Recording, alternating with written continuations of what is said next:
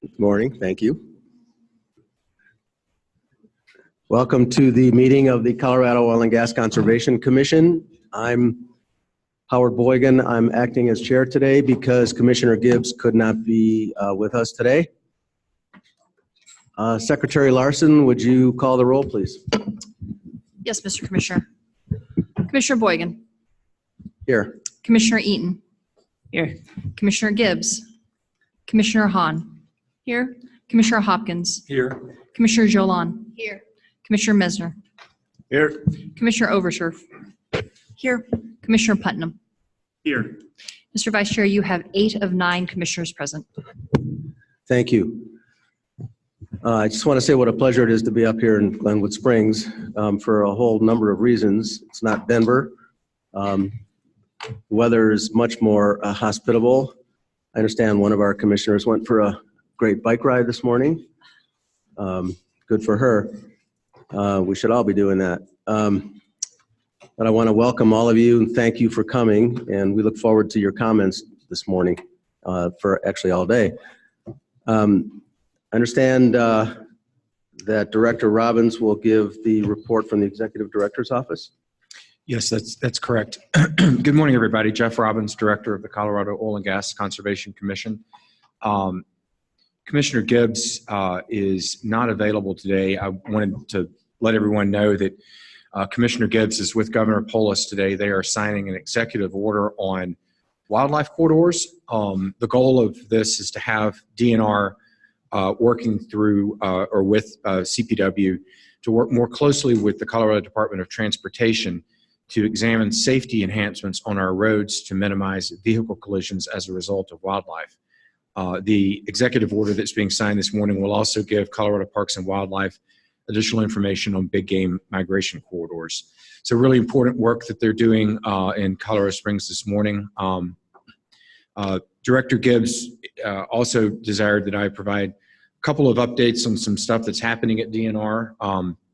One, Colorado Parks and Wildlife has pledged $7 million for the purchase of the Crazy French Ranch by the Trust for Public Land and Nature Conservancy. This project will provide public access to 30 Squirrel Mile Ranch outside of Trinidad. So that's fairly exciting. Also, DNR has launched the, it's called COTREX, so COTREX. And this is a free trails application that includes all trail users and every official trail in the state, which is over 39,000 miles. Evidently, 65,000 Coloradans have already downloaded the app.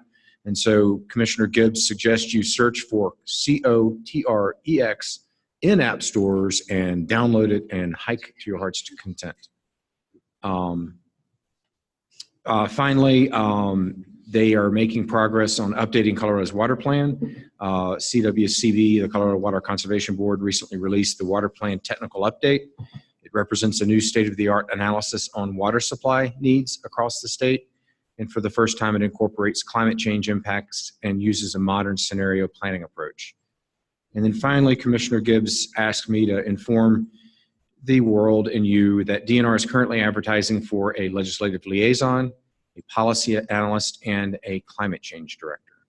So that is the executive director's report, Mr. Chairman. Thank you, Director. And now we will quickly transition to the Director's report. Once again, Jeff Robbins, Director.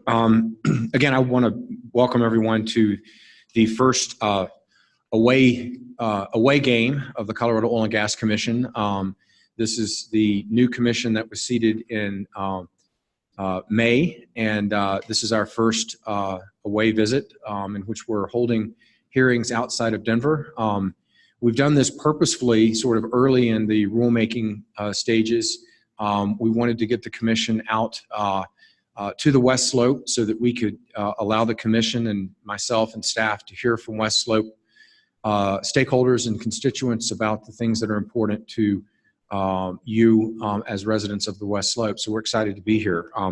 We're also going to be holding our next hearing in Boulder County, and then we're going to hold a hearing in Greeley County to try to allow for all voices to be heard as a part of the rulemaking process. The next point I wanted to make. I wanted to recognize Stuart Ellsworth. Stuart, you in the room? Oh, Mr. Ellsworth is our manager of the engineering department. Stuart has been with the COGCC for 11 years. And as of the end of this month, Stuart will be retiring, and we will miss him dearly. No. So we are really saddened, but happy for Stuart as he moves into his, whatever it is his next life. But Stuart has been an amazing contributor to the commission and all things engineering. So everyone, a little round of applause for Stuart.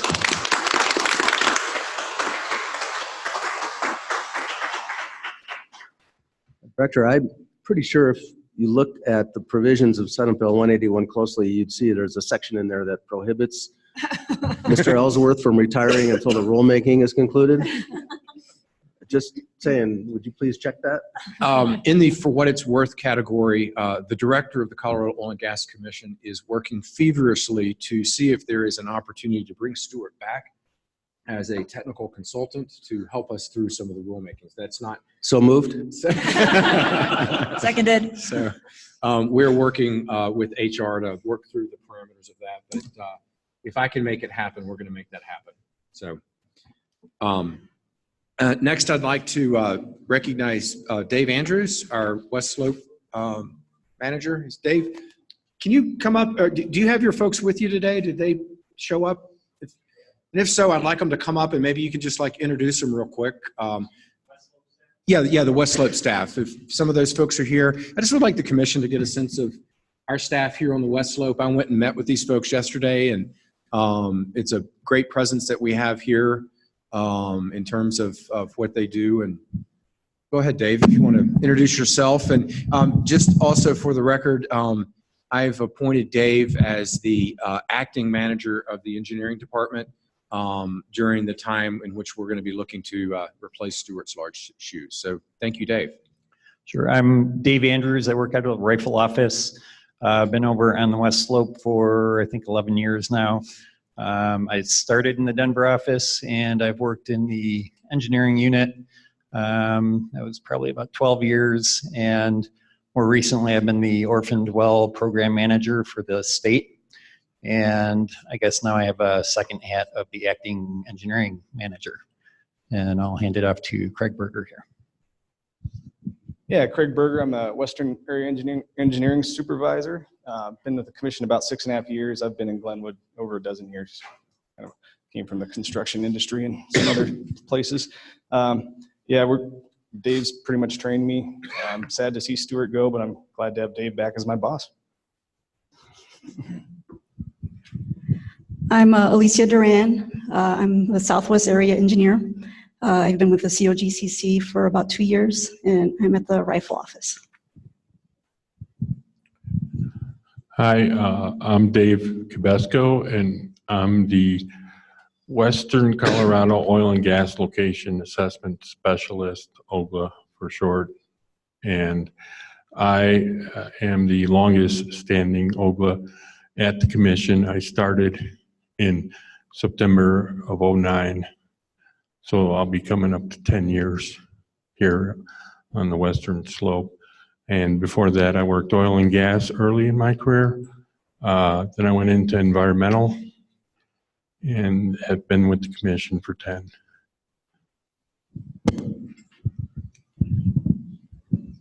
Great, thank you all. We appreciate the good work that you do.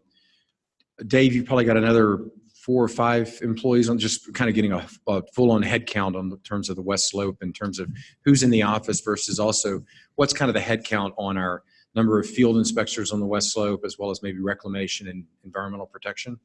Sure. We have a total of 10 employees in the rifle office right now. And for field inspectors, there's about 4 or 5 in the immediate area. Then we've also got a few that are further out up near Steamboat, and down in the Southwest, we've got quite a few as well. And we have a reclamation inspector or specialist that's centered in this area. I know we've got at least one more planned, so that's probably still a few more months out. But fairly large component of the staff overall over in the Northwest area here. And can you give us just a bit of an update? Part of the long bill provided us that we would have 3 FTEs over here on the West Slope. And can you give an update on kind of where you're at in terms of filling those slots? Sure. One of those FTEs was the Orphan Dwell Program Engineer. His name's Shannon Gillette. I believe he's here right now. He was working for Craig as our area engineer for the Northwest. So he transferred over as part of that, filling that position. And his vacancy is currently advertised. That'll be closing on the 26th of this month. So we hope to have that vacancy filled pretty soon. And the permitting specialist for the Northwest that was part of those, that set of 3 employees has been hired. And the reclamation specialist, again, that one's on hold, but we're hoping in a few months that one will be filled. Excellent. Thank you very much for that update. Thank you. Oh, I see 2 more staff just showed up. Maybe we can introduce those guys. Stephen, come on up. John, too. John, you're next. Morning, everybody. My name's Stephen Arauza. I'm an environmental protection specialist in Garfield County and Mesa County. I walked in with my colleague John. He's also the environmental protection specialist. We handle spill responses and cleanup, things like that. Excellent. Good. Thank you. Yep. You're up, John.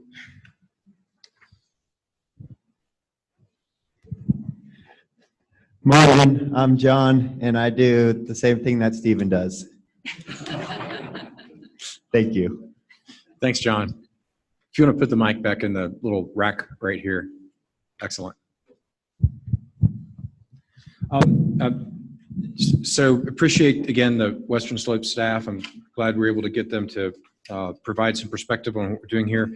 The next thing that I wanted to report on as part of the director's report is the public meeting policy guidance document that we provided the commissioners this morning. I'm sorry that you only got it today. It is a one-pager. We're obviously have a great deal of stakeholder engagement in what we're doing here at the commission on a monthly basis at our commission meetings. And we think that from staff's perspective that it made sense to create a public meeting policy guidance document that would guide our proceedings. I'd like to sort of read that into the record, and then I would ask commissioners if this sort of meets the mark or if you have questions about it. I think it's helpful to sort of do this probably before each of our meetings. This also is kind of a living, breathing document, and if we have commissioner input to want to see it something different, we can certainly make changes. And it's posted up here on the site, but it basically, Colorado Oil and Gas Conservation Commission has in place a policy to ensure that people of all opinions are comfortable attending public meetings and hearings and are able to express their opinions without fear or intimidation. As public hearings and meetings are official civil proceedings, it is the policy of the Commission that the following rules of conduct be observed for all hearings in order to facilitate an orderly, respectful, and fair discussion where all points of view may be heard and the Commission may conduct its business. Then we enumerate rules of conduct. 1, it is inappropriate to cheer, boo, hiss, talk, cry out, applaud, or interrupt a speaker or the proceedings in some other manner. Members of the public are not expected to agree on all issues, but shall respect the process so that all viewpoints are heard. 2, the waving or posting of signs, banners, or other materials in the hearing room is not allowed. 3, so that everyone can hear the proceedings, side conversations must be taken outside of the hearing room. 4, the use of profanity, threatening, or abusive language is not allowed. 5, the placement of electronic recording devices and cameras, including audio recorders, video cameras, still cameras, motion picture cameras, smartphones, or microphones, may be regulated by the chair so as to avoid interference with the orderly conduct of the hearing. In accordance with COGCC policy and Colorado state law, disruption of the public hearing or meeting by audience members will not be tolerated. Disruption is defined as significantly obstructing or interfering with the meeting by physical action, verbal utterance, or other means. Individuals and/or groups who attempt to disrupt a commission meeting or who attempt to thwart the ability of specific speakers to address the commission will be asked to stop their disruption. If further disruption continues and at the discretion of the chair, those individuals may be subject to removal by law enforcement from the public hearing, and depending on the seriousness of the violation, may be prosecuted under state law. The chair also has discretion, if necessary, to ensure an orderly and safe meeting to clear the hearing room. The state of Colorado has a long and storied tradition of protecting First Amendment rights and taking extensive public comment on policy and legislative matters. However, the commission must be able to be able to both hear from the public and conduct the commission's business efficiently. So, commissioners, that's sort of staff's take on trying to create a document to ensure that you can have orderly hearings. We know that you will be hearing from the public a lot over the course of the next 10 months that you're seated, and we feel this is a document that will help make sure that your meetings are conducted in a manner that allows for good work product. So, it's kind of an atypical, but open up the director report to the commission to see if there are thoughts or questions, or if this sort of hits the mark. Commissioners, any comments? Yes. Commissioner Hahn.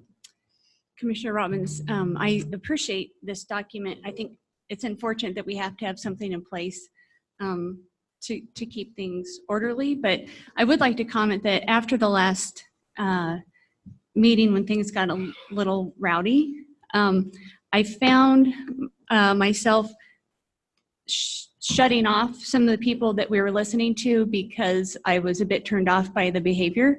And I regretted that later, because there were some people I would have liked to have spoken with during our breaks to just talk them through some of their opinions and thoughts.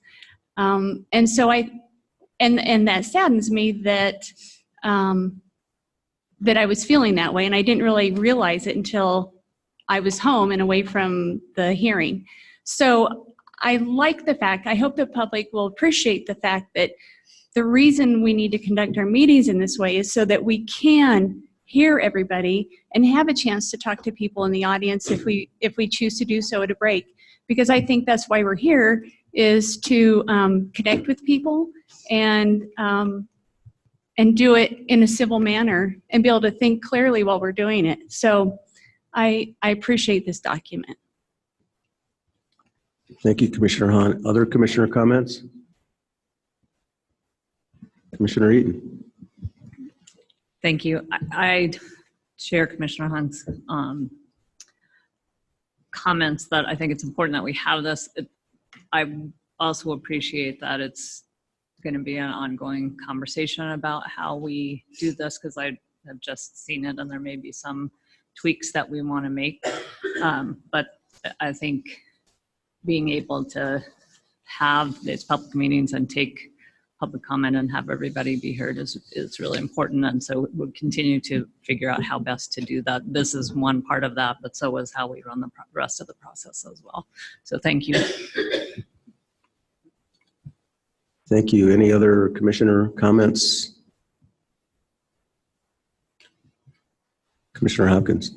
Not much to add, other than I just simply endorse what Commissioner Eaton and Commissioner Hahn have said. I think it's highly appropriate. In some ways unfortunate, but I also think necessary, because we have to respect the audience and everybody who's there to participate constructively. That's it for me. Thanks. Okay, I guess that's the extent of our comments. So you want to proceed? Yeah, so I think what we can do is we'll just allow this document to be sort of our operating protocol for today's meeting. And Commissioners, Commissioner Eaton, if you have feedback and want to see adjustments to the document, we can certainly do that. And we can, it might be a good idea to start each meeting with some form of recognition that this document or a document like this sort of governs our proceedings. And I'd say that this document, but also the other things that we're doing to make sure that we do allow people time to talk, and that it's clear about how what their opportunities are. So combining those things, I think, is going to be really important. And I appreciate the opportunity to provide additional feedback as we go forward. Commissioner Putnam. Thank you, Chairman Boygan. To that end, I know some of the cities I've worked with and some of the other state boards actually have the kind of approach to how you're going to conduct hearings, that sort of thing, actually attached to the agenda so that it's there when people are looking at it. And if we can keep it to one page, it won't unduly burden that. But I think it helps set the tone. And, this is a critical part of the governance of our state, and everybody has a right to petition the government and speak to the government. And it is not effective if we can't hear everybody or if people feel intimidated from speaking. We're all Coloradans. I value everybody's opinions. I think we share far more than we differ on. And when we differ, let's do it in a respectful way so we can get those issues out and have it addressed on the merits. Commissioner Hahn? I'd like to go ahead and make a motion. Are we ready for that? To accept this? I think, don't we have to accept this into I'm the not record? sure we need a motion, but You don't absolutely need a motion, but if you'd Okay. like to be clear that the commission is adopting this policy as its code of conduct, then that's fine as well. Okay, well, I move that we accept the public meeting policy into the record. Second.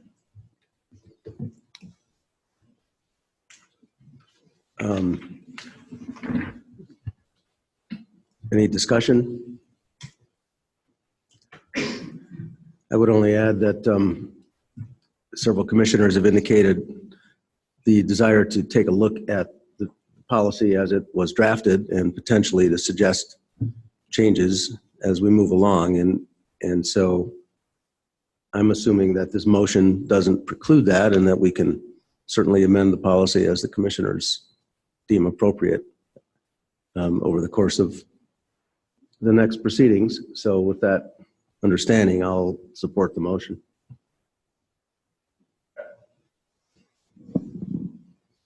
Any other Thank you. comment? That's helpful. Yep.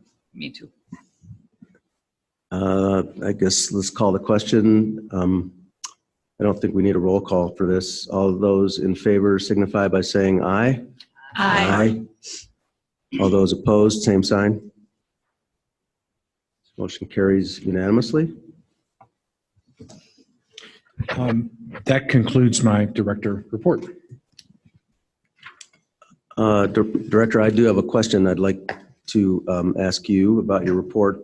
I haven't had time to study it, but I'd like you to comment on the current status of permitting and backlogs and how you're applying the objective criteria and what impact the objective criteria process has had on the permitting process. Thank you, Commissioner. The staff report has numbers relative to the last few months in terms of permits and how we're working through those documents. We created the objective criteria in May as a result of creation of objective criteria, which is the guidance documents that allow us to determine whether a permit can be issued under the 181 mission. There was a slowdown in terms of permitting in the month of May. We were permitting in the high, relative to OGLAs or Form 2As, in the high mid-30s to high 20s. And then in May, it dropped down to 5 new 2As. However, since that time, we're starting to ramp back up and getting back to a point where we're permitting 15 in June, 20 in July. We're on course for probably close to 30 in August. Again, those aren't permits that are issued just for permit's sake. Those are permits that are reviewed against the objective criteria, and staff and I make the determination of whether the permits can issue because they are sufficiently protective under our new framework.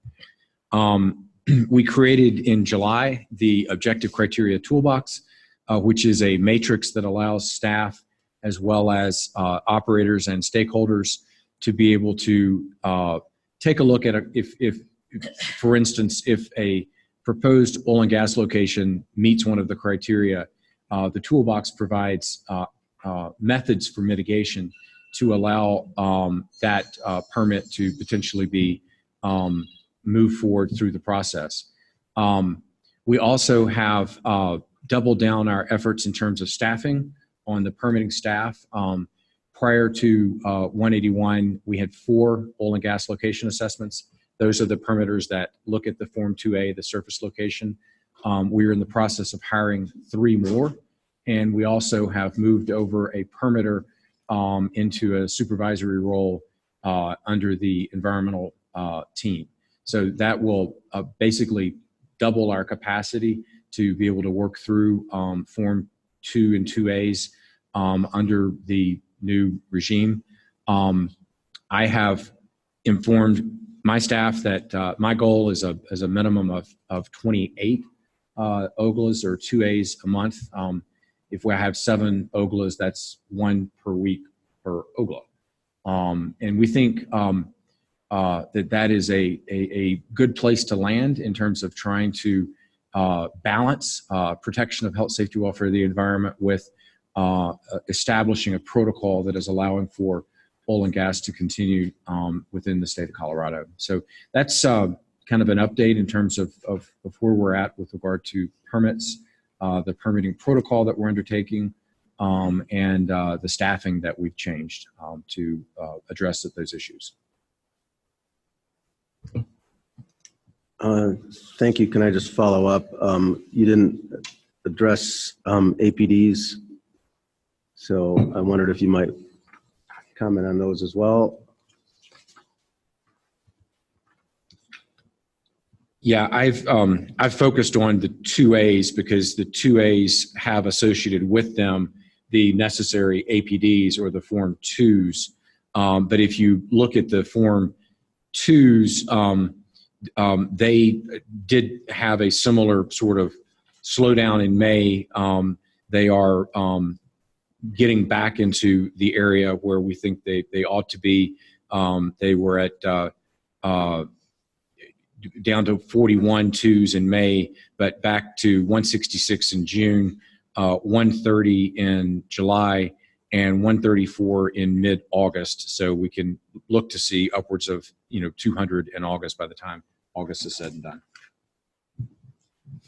Thank you. Any other commissioner comments or questions on the director report? Commissioner Hopkins. Just a question clarification. The statistics you provided, the monthly statistics on the 2As, was that on the 2As that were subject to the objective criteria and went through additional screening, or was that all the 2As that were processed by the? I missed it when you said that. No, I don't think I actually clarified. So that's all of the 2As. So that includes a scattering of 2As that did not meet objective criteria. I will say that probably 60-70% of the 2As that come before us meet one or more of the objective criteria. So they are receiving that additional analysis. Okay, thank you. Commissioner Hahn. Director Robbins, on the Form 2s, if you look at the numbers received, were those numbers so much greater at the end of 2018 and I guess mostly the end of 2018 because of the rush to permit before 181 started making changes? Is that why we see such a difference there in the numbers? Well, I think what you see is the difference starts to take effect in January of 2019. The numbers, 715 in November, 687 in December, and then in January, February, March, it's in the 200s and 300s, and now we're getting back up to the 200s, and I think that that's probably reflective of when I took over this job. It's no secret that when I took the job, I created my own objective criteria, irrespective of the legislature, so that I could make sure that permits were being issued in alignment with the current administration's approach, which is we want to see oil and gas development occur, but we want to see it done in a manner that's protective. So I did that, on my own and with staff. And so I think that's what the charts sort of show is that's me and this administration coming into the COGCC. Thank you. Any other commissioner comments or questions? Thank you, Director. Mr. Putnam, sorry. Chairman Boyer, just to make clear, I do have some just general commissioner comments, or are you just calling for comments on the executive director's report? Just on the Director's report, we're getting to Commissioner comments in a minute. Great. So, Thank you. Secretary Larson, do you have anything you want to add? No updates from me today. Thank you. Okay, that was a very good report. Commissioner comments. Commissioner Putnam, I guess you're up. Thank you, Chairman Boygan. I just wanted to provide a quick update on the activities happening at the Colorado Department of Public Health and Environment. And for those of you in the audience who don't know, I'm the Director of Environmental Programs for CDPHE, which is responsible for the air quality, water quality, land, waste, other sort of issues. And I'm here as the department's representative on this commission. As most of you, or maybe all of you know, Senate Bill 181, in addition to directing this commission to undertake rulemakings to change the rules pertaining to oil and gas operations, also directed the Air Quality Control Commission to undertake rulemaking to minimize emissions from the oil and gas sector. And so wanted to provide a quick update on the status of that rulemaking.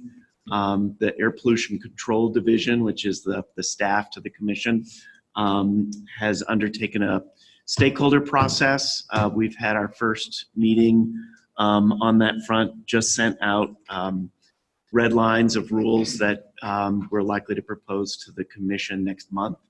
I will send copies of those out to all of you. Happy to provide copies to anybody in the audience if you want to give me your email address, or can direct you the way to get there. Our next stakeholder meeting will be tomorrow at our offices in Cherry Creek, where we'll have a fairly detailed review and question and answer about those red lines. That'll be followed up with a stakeholder engagement meeting in Grand Junction on the 10th of next month. I believe it's late afternoon, early evening, 4 to 7, if I recall correctly. And that's an opportunity to make sure, like this meeting, that we're getting out and getting a diversity of views from around the state. And we'll continue that process forward.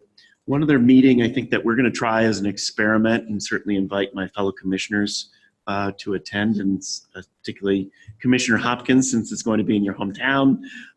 We're going to have a special workshop on the 4th of September in Broomfield, just to walk through the kind of technical process that the Air Quality Control Commission has to go through, and parties to those proceedings have to go through, just to help level the playing field for people who haven't engaged in front of the commission. There are technical procedural things that are happening. It's important to understand the rules that the commissioners operate under. They're not elected officials, they're appointed officials, so they have to follow the laws of the state. So we wanted to make sure everybody was on the same playing field and provide some tips on how to be effective in that process, the sort of things that will help change rules, as opposed to saying, that's interesting, but I can't do anything with that information. So would really like to encourage everybody to attend. It's an experiment for us. We haven't done that. I've seen it done in some other local jurisdictions, but would like to see it. That will then lead to... Excuse me, could I just ask? You bet. Commissioner, time and place? I will send that information around. It's, I believe, at the Broomfield Public Library, and I think it starts at 6 in Broomfield. 6 to 8. So, thank you, Commissioner Eaton. Commissioner Putnam? Yes. Might there be a remote attendance possibility for that? I know AQCC has had some success with remote in the past. We have, and we've been actually using remote participation in all the meetings so far. It works better in our own house just because of IT-related issues. I think we're working on it. The intent is to do that. And through this process, we're going to try to have more remote engagement. So our first stakeholder meeting, we actually designated time for people to have telephonic comments, as well as to be able to kind of watch online, so that people, could engage from all throughout the state without having to travel. So our next critical meeting, the Air Quality Control Commission, where this will be formally proposed and the commission will decide whether to put this on agenda for hearing, will be September 19th. And there'll be an opportunity for public comment there. And then the hearing is currently scheduled for the December 17th through 19th. And important to note, this is probably the first of 4 rulemakings that the Air Quality Control Commission will have that will relate to the oil and gas industry and implement Senate Bill 181 over roughly the next 18 months. So this would be a critical first step, but it's not the only piece. And we're going to keep moving on that. We're still working out details. I think our hope is that we'll be able to have some additional public meetings for comment in the November, December timeframe, and hopefully not just in Denver, but hopefully back out on the Western Slope, up on the North Front Range, some of the other places where folks are, and try to do that in a meeting, because we know some people have day jobs and they have kids and other sort of things, and so it's hard to get to our offices during daytime meetings. So we're going to try to broaden that, and would love to hear everybody's voice as part of that really important conversation. Thank you, Commissioner Putnam. Any commissioner comments? Commissioner Hahn. I just would like to say I'm really glad to be here on the Western Slope, and look forward to hearing from you Western Slope folks. Certainly Weld County is different than urban areas, and the Western Slope is just as different, I'm sure. And so I think we look forward to hearing your input and your take on the matters at hand. I also want to comment that I read in one of the local papers this morning that just again reiterating the uncertainty of what's going to happen with the commission and Senate Bill 181. And I really look forward to a few months from now when we can look back and some of that uncertainty will be resolved, and we'll be making some progress, and people will see that things are happening. So I just look forward to that time when you can say that we are getting some work done. But I appreciate being here and look forward to hearing from you all. Commissioner Messner.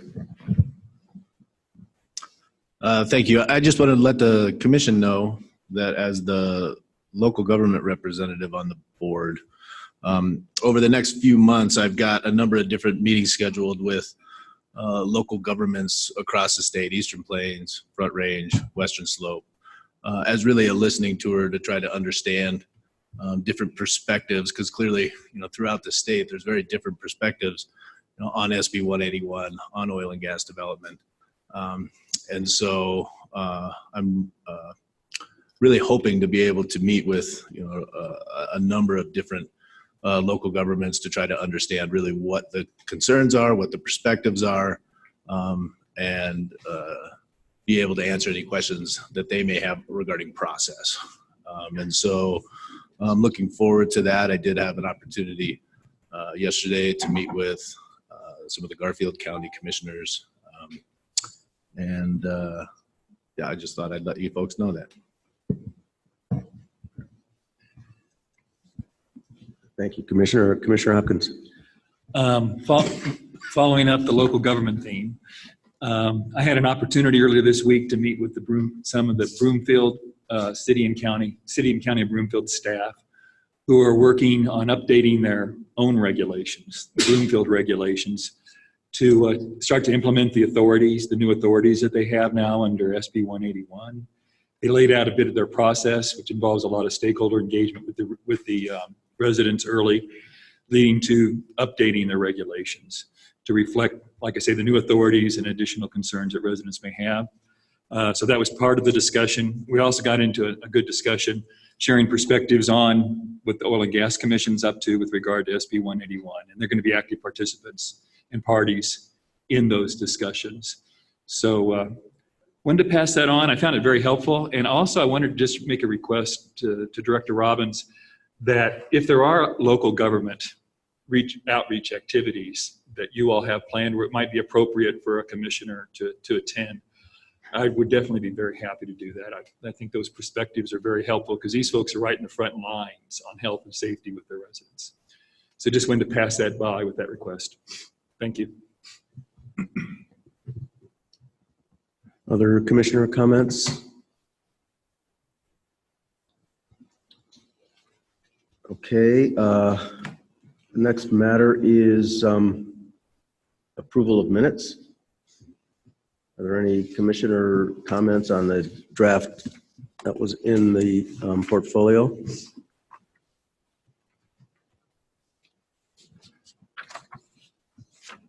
Secretary Larson will be disappointed that I don't have any. I am. We'll try to do better for the next hearing. Hearing none, does anyone care to make a motion to approve the minutes from the last hearing? So moved. I move that we approve the minutes from the last meeting. Second. Moved and seconded. Any discussion? Let's call the question. All those in favor signify by saying aye. Aye. All those opposed, same sign. Motion carries.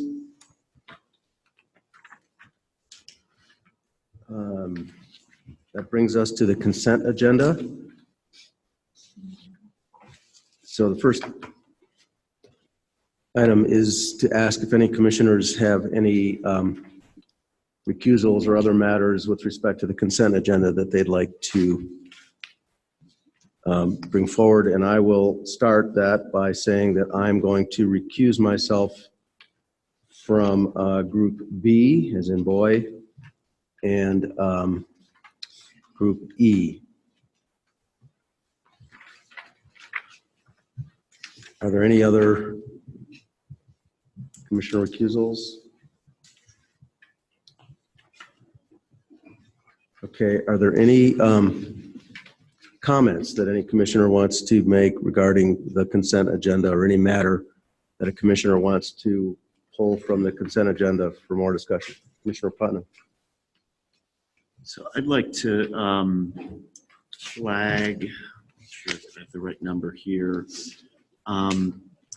This is under the enforcement group A.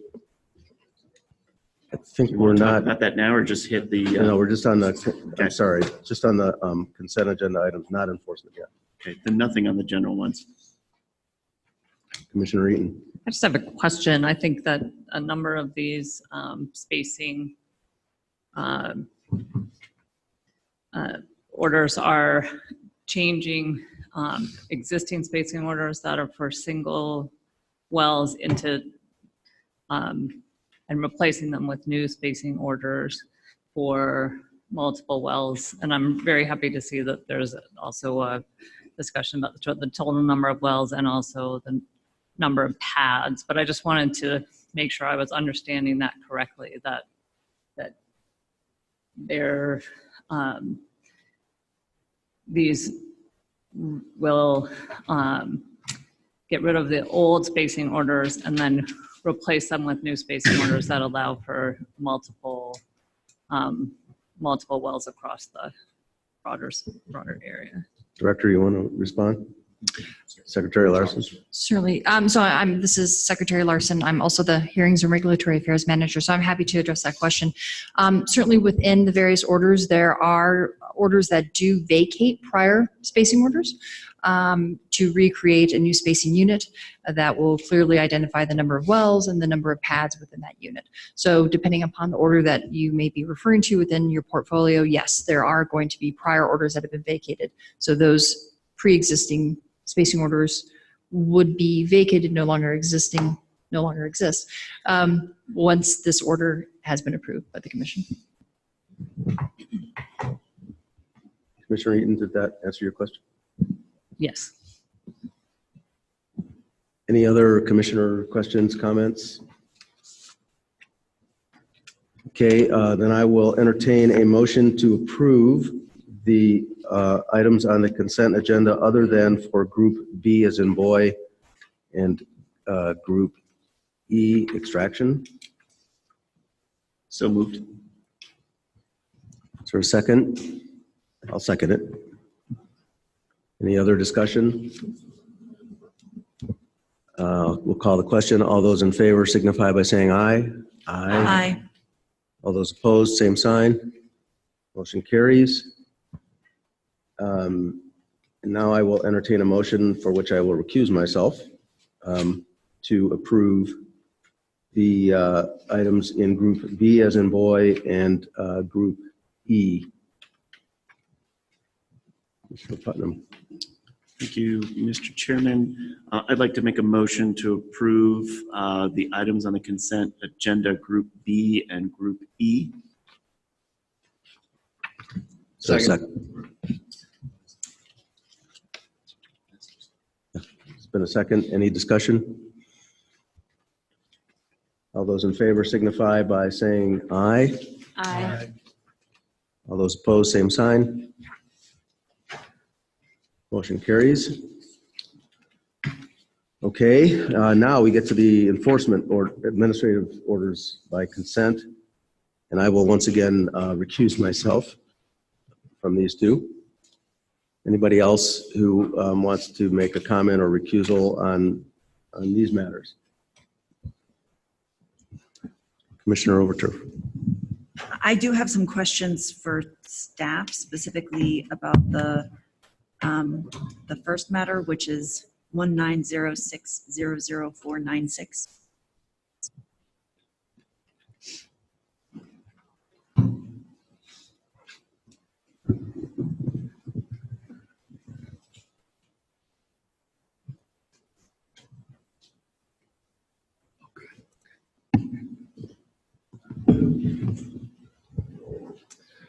Good morning, Commissioners. Stephen Moss, COGCC Enforcement Officer, assigned to both of the matters actually that are on your enforcement agenda this morning. I would like to point out there are representatives from Extraction here as well.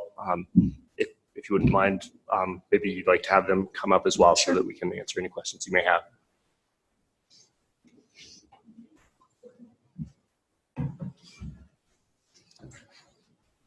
Hi, good morning, Commissioners. Good morning. Julia Ryan from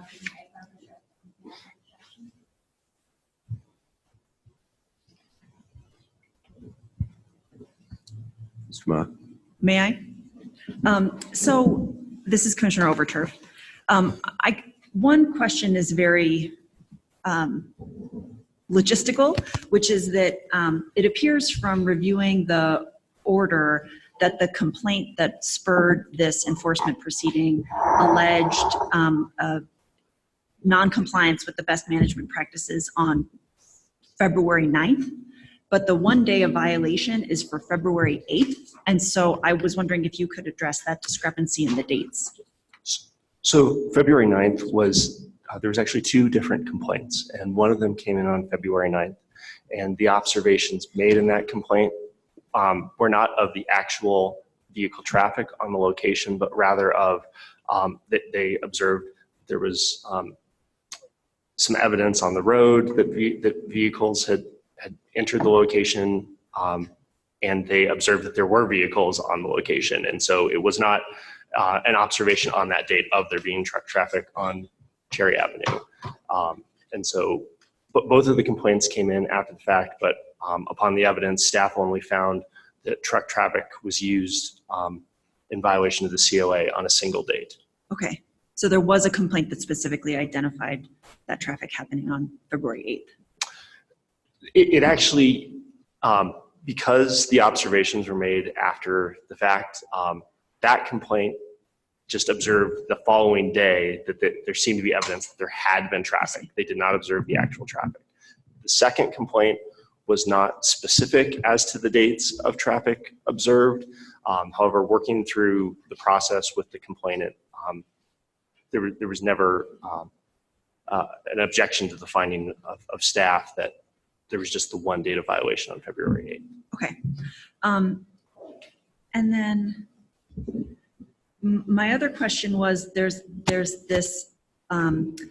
language on page 3 of the document that's in our portfolio under a heading entitled agreement. And there it says that extraction reserves the right to contest the findings of this AOC in any proceeding before any agency, and then it goes on.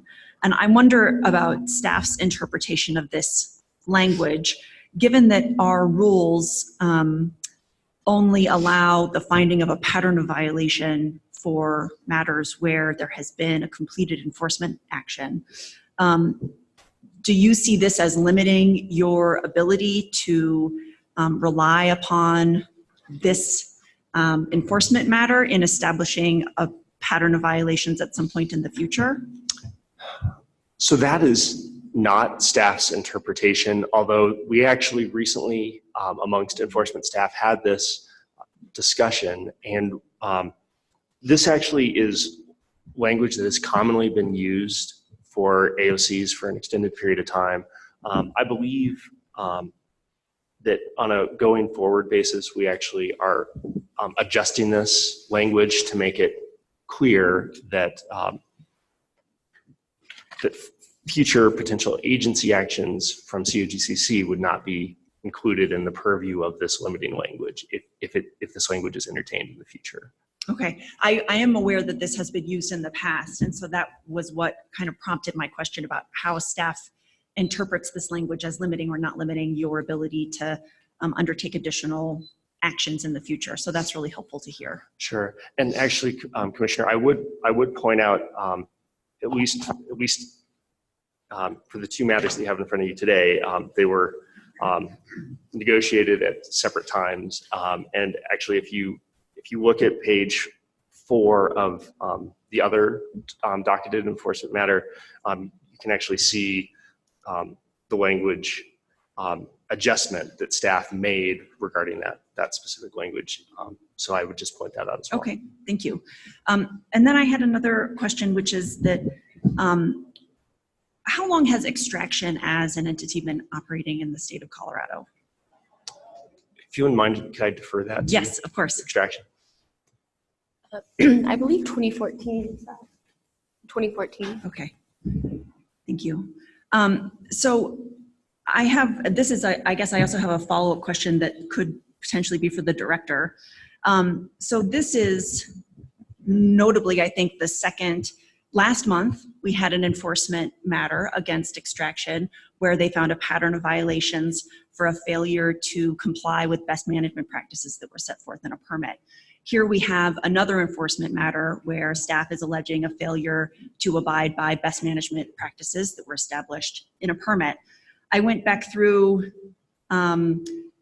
the last few months of documents that I just had on my computer and found that we also had another, in addition to the additional extraction enforcement matter that we have in front of us today, we also just in the last few months had another enforcement matter with extraction before us in March of this year. So that's 4 negotiated enforcement matters that have been concluded with extraction just in this year alone. It's only August. And this is the second where we see that they're failing to abide by the best management practices that they've agreed to include in their permits as a condition for allowing them to conduct their operations in the state. And so I wonder if there's a threshold at which staff or the director would consider evaluating whether extraction is engaged in a full-fledged pattern of violations that would warrant an evaluation of its ability to continue operating in the state under our existing rules. And I probably need to defer a little bit to enforcement because they, take a look at these things both individually and then collectively. I know that, I can inform the board that some of the work that I've done with extraction here recently where there were I'll just give kind of as an example, but non-technical non-compliance with permits, but there were issues associated with drilling that were creating concerns for neighbors. This had to do with odors and the use of specific mud types. And I reached out to extraction and they were very responsive despite the fact that they were in compliance with their permit. And the responsiveness included bringing in a different mud that was more costly that address the odor concern that we were seeing. So yes, I'm seeing, I do get and understand the for enforcement matters. I also just inform the commission that, we work with this operator, and they have taken some actions that are sort of above and beyond what they were required to under our commission orders in order to alleviate concerns. So it kind of can be looked at from both perspectives. Stephen, I don't know, do you have further perspective on like that threshold, or our hearings officer Larson, who's in charge of the hearings group? Sure. I'll defer to hearing enforcement officer Ma, and then I can certainly add to that. Please go ahead. Thank you, Ms. Larson. So Commissioner, in the history of the commission, there is not a lot of background to rely on regarding pattern of violation. And I would say in enforcement staff's work in this area to date, we have looked, we've been more focused on kind of matching violations. So I understand the concept of there's a BMP that requires stormwater control. There's a BMP that required there to be limitations on truck traffic. I think to date, enforcement staff has viewed those as kind of different issues. We haven't viewed those kind of under one category of these are all BMP violations. So I would say that's the way that enforcement staff has handled that to date. And if there is a direction from the commission for us to be looking at that under a different kind of conceptual scheme, then I think that's something that, of course, enforcement staff would take to heart and apply in our work. Director Larson, Secretary Larson. Sorry. Thank you. And just to add on to Mr. Ma's comments, our experience to date with working with extraction, when we are notified of a violation, they have been always willing to come and work with us and get this addressed. Doesn't excuse the fact that there was a violation to begin with. One other matter or item I would just note, generally my interpretation of our pattern violation rule is that we would need direction from the commission itself to suspend an operator's certificate of clearance or to take any additional actions if the commission were to find a pattern of violation to have existed and want to instruct staff to take further actions as a result. So may I, Mr. Chair? Commissioner, of course. The way that I read the rule was that the director would need to apply for an order finding violation, though, that it's a process that's initiated by the director. That is correct. And we, as you noted, there was a pattern of violation hearing at our last hearing. Yeah. So the reason why I raise it is because in reviewing the rule, while I'm aware of, in the time that I've been here, the only time that I've seen a pattern of violation occur was in the context of our last hearing, where it was the same type of violation, and that was the first time that it had kind of come before us to find that a pattern had occurred. But in reviewing the rule, it does not appear that there's a limitation, that it's only you're doing, bad thing A, and then you're doing bad thing A again and again, that if there's a pattern of non-compliance with the rules or with permit conditions, that although they may be different topics, that can still constitute a pattern of violation. So I don't see it as excluding action here, and I was curious about whether or when the director would kind of make that evaluation. I guess just as a comment, just as one individual commissioner, I would say that I'm very troubled to see two enforcement matters in two back-to-back hearings where we have the same operator failing to comply with best management practices that are established in a permit. And I think it undermines the public's ability to rely upon those best management practices and to ensure that they're going to keep them safe and healthy. So I think there's probably a conversation that needs to occur between the enforcement staff and the permitting staff about how do we move forward in a situation like this, and how do we ensure that we're, are there things that can be done up front to make compliance more likely? And if not, do we need to look at whether there's a pattern of violations here that warrants additional consideration by this commission. Certainly not, I would not at this point direct the director to do anything. That's within the director's discretion under the existing rules, but just something I wanted to raise for discussion.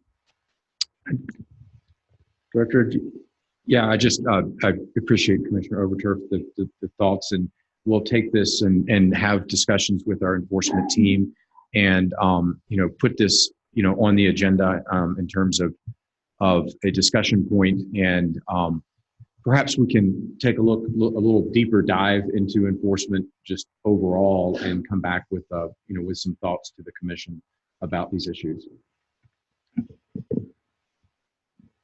Commissioner Hopkins. Yes. I have a couple factual questions about this NOV that I would like to get some feedback from Extraction on. But I'm going to reserve some comments responding to your concerns when we get to the next NOV. So I've got some things that I'd like to talk about as far as observations. But I'm not going to do it now. I'm going to reserve that till later. Just two questions. For this particular incident, can you clarify where contractors were the ones for Extraction who were doing the work for Extraction? Are you still talking about the access road? Yes, I'm talking about, the current one we were talking about, but a broader discussion. But yes, on that access road, the violation, was that just were the contractors the one for Extraction doing that? And my second question is, was there an Extraction employee supervising those contractors on this particular incident? The Extraction employee at the time of the incident is actually no longer with Extraction. I know that this was the construction crew that I believe was contracted out. Mm-hmm. I don't know if an Extraction employee was there. I know, as indicated in the AOC, it was just 3 trucks on Cherry Avenue, only about 250 feet. One trip did not pass by the nearby school, access the site only for the purpose of building the access road. And so if you actually look at the COA on the permit, it's reproduced in paragraph 3 of the AOC. It says that the haul route is, so not the construction route, so Extraction is not aware that the COGCC was going to be interpreting haul route as also including the route to construct the site. But it says it will use the access on Business Highway 34 turning onto the vetting location. But the access didn't even exist. So Extraction did use Cherry Avenue for a brief period of time, one trip, just to bring the earth moving equipment onto the location so they could construct the access. They wouldn't have been able to have the construction equipment go directly from Business Highway 34 because there's a stormwater ditch and steep grade, so there's actually no other way except for that. And that's that wasn't really my question, except for the first part of your answer, but I appreciate the additional clarification. I did read it that way when it was in there. But my main question was, and I think you answered it, but I'll repeat back what I think I heard, was that an Extraction employee was there supervising those contractors during that period of time. So there was one employee from Extraction who was involved at the time in that particular incident supervising those folks, or did I misunderstand? I do not know if that was the case. I'm sorry? I do not know. Oh, you do not know if the Extraction employee was present at the time? Correct. You do not know. Okay. Well, okay. That's an open question then. But that's really what I wanted to know. Thank you. We don't know. Thank you. Any other commissioner comments, questions? Mr. Metzger. So, Commissioner, you let me know. I've got some comments regarding Commissioner Overturf's kind of analysis of patterns of violations, which I'd love to share, but you tell me when the appropriate time for that is, if you'd like me to do it now or you'd like me to do it as it's not specific to these particular violations. Subject to comments from the other commissioners, my reaction is that we defer that discussion until the end of these two AOC matters, and that we consider the AOC matters first and individually.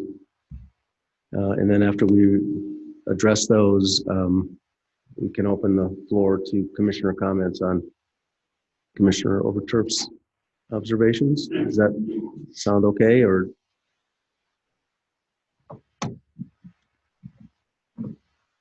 Okay, I'm hearing no opposition. So I think we're still on the first matter that Commissioner Overturf had questions on. Are there any other questions or comments on that matter? Commissioner Overturf, I think then I would suggest the floor is yours to determine whether to make a motion. Yes, Mr. Chair, would you like to vote on them each individually? Well, you had questions on that one. I guess I can ask the commissioners if there are questions on the second one as well.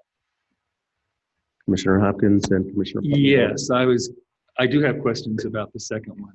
So a number of questions about the second one, and I'd like to discuss that when it's appropriate. If we finish this one off, whatever the right procedure is fine. But I do have questions about the second one that we need to discuss, as well as some observations. So then my suggestion would be that we consider them individually. Sure. Commissioner Overturf.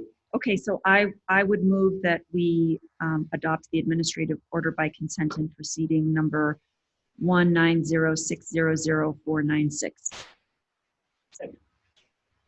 Matter's been moved and seconded. Any further discussion? Of course, I'm going to recuse myself from the vote on this. Hearing none, I'll call the question. All those in favor signify by saying aye. Aye. All those opposed, same sign. Motion carries. So now we're considering the second matter, the second AOC on the administrative, on the enforcement, on the consent enforcement docket. And both Commissioners Hopkins and Putnam have comments. I guess the first. Commissioner Hopkins. Excuse me. Thank you. I would like to hear. Excuse me, if there Folks. are factual questions, I've also invited up here Josh Carlisle, who is the director of VHS for extraction. Yes, I do have some factual questions, but first I'd like to at least have enforcement present the overview of that particular NOV and how it works. Yes, Commissioner. Stephen Mulligan, I would be glad to talk about any specifics you'd like. The general overview of this matter is that there was a flowback operation that was being conducted up near Windsor. And on the evening of December 22nd, there was a fire that occurred at that location. Upon investigation, it appeared that the fire had resulted from moving a generator, which was an ignition source, into the area of the flowback tanks. The fire was put out that evening. There was an injury to a contract employee who went to the hospital for treatment and was released. And as I had said, they extraction responded. Local response teams, also Windsor Fire and some others, responded to the location as well that evening. And after that time, there was a calculation of the costs for the response and the use of suppressant and all those things that was reimbursed to those agencies by extraction. And that would be the general overview that I have. And I'd be glad to answer any specific questions you have as well. I have some follow-up factual Commissioner Hopkins. questions. They talk about the corrective. Let's see. I'm sorry. Let me make sure I'm in the right place first. They talk on page 2. They start about talking about extraction's response to the incident, and I see a number of activities that are now being undertaken in response to that, which obviously I think is good, late but good. I think that question is first. Let me just finish up on this, and then I'll go to the next one. They created, as part of this corrective response, in addition to training, they talk about creation of a new flowback foreman position. And the question is, could you describe a little bit about what that foreman's position would be, and also whether or not it would be by an extraction employee? I guess the factual question is, was there an extraction employee on site during that flowback, supervising the contractor's activities? Let me start with that first. So, Commissioner, at that time, in December of 2017, an employee at that time was not on site. Was not on site. Correct. We did have contract production foreman on site at that time, as well as that site was manned 24 hours for that specific flowback operation by that flowback contractor. Okay. And the new position of foreman, what's the responsibilities of that foreman? And would that be an extraction employee or somebody with the contractor in the foreman's role? Yes, sir. So the process for what drove that change is the production supervisor, production foreman, had also had supervision of the flowback activities and the production activities. With making that change, we added that flowback foreman position, which is an employee, to supervise that activity exclusively.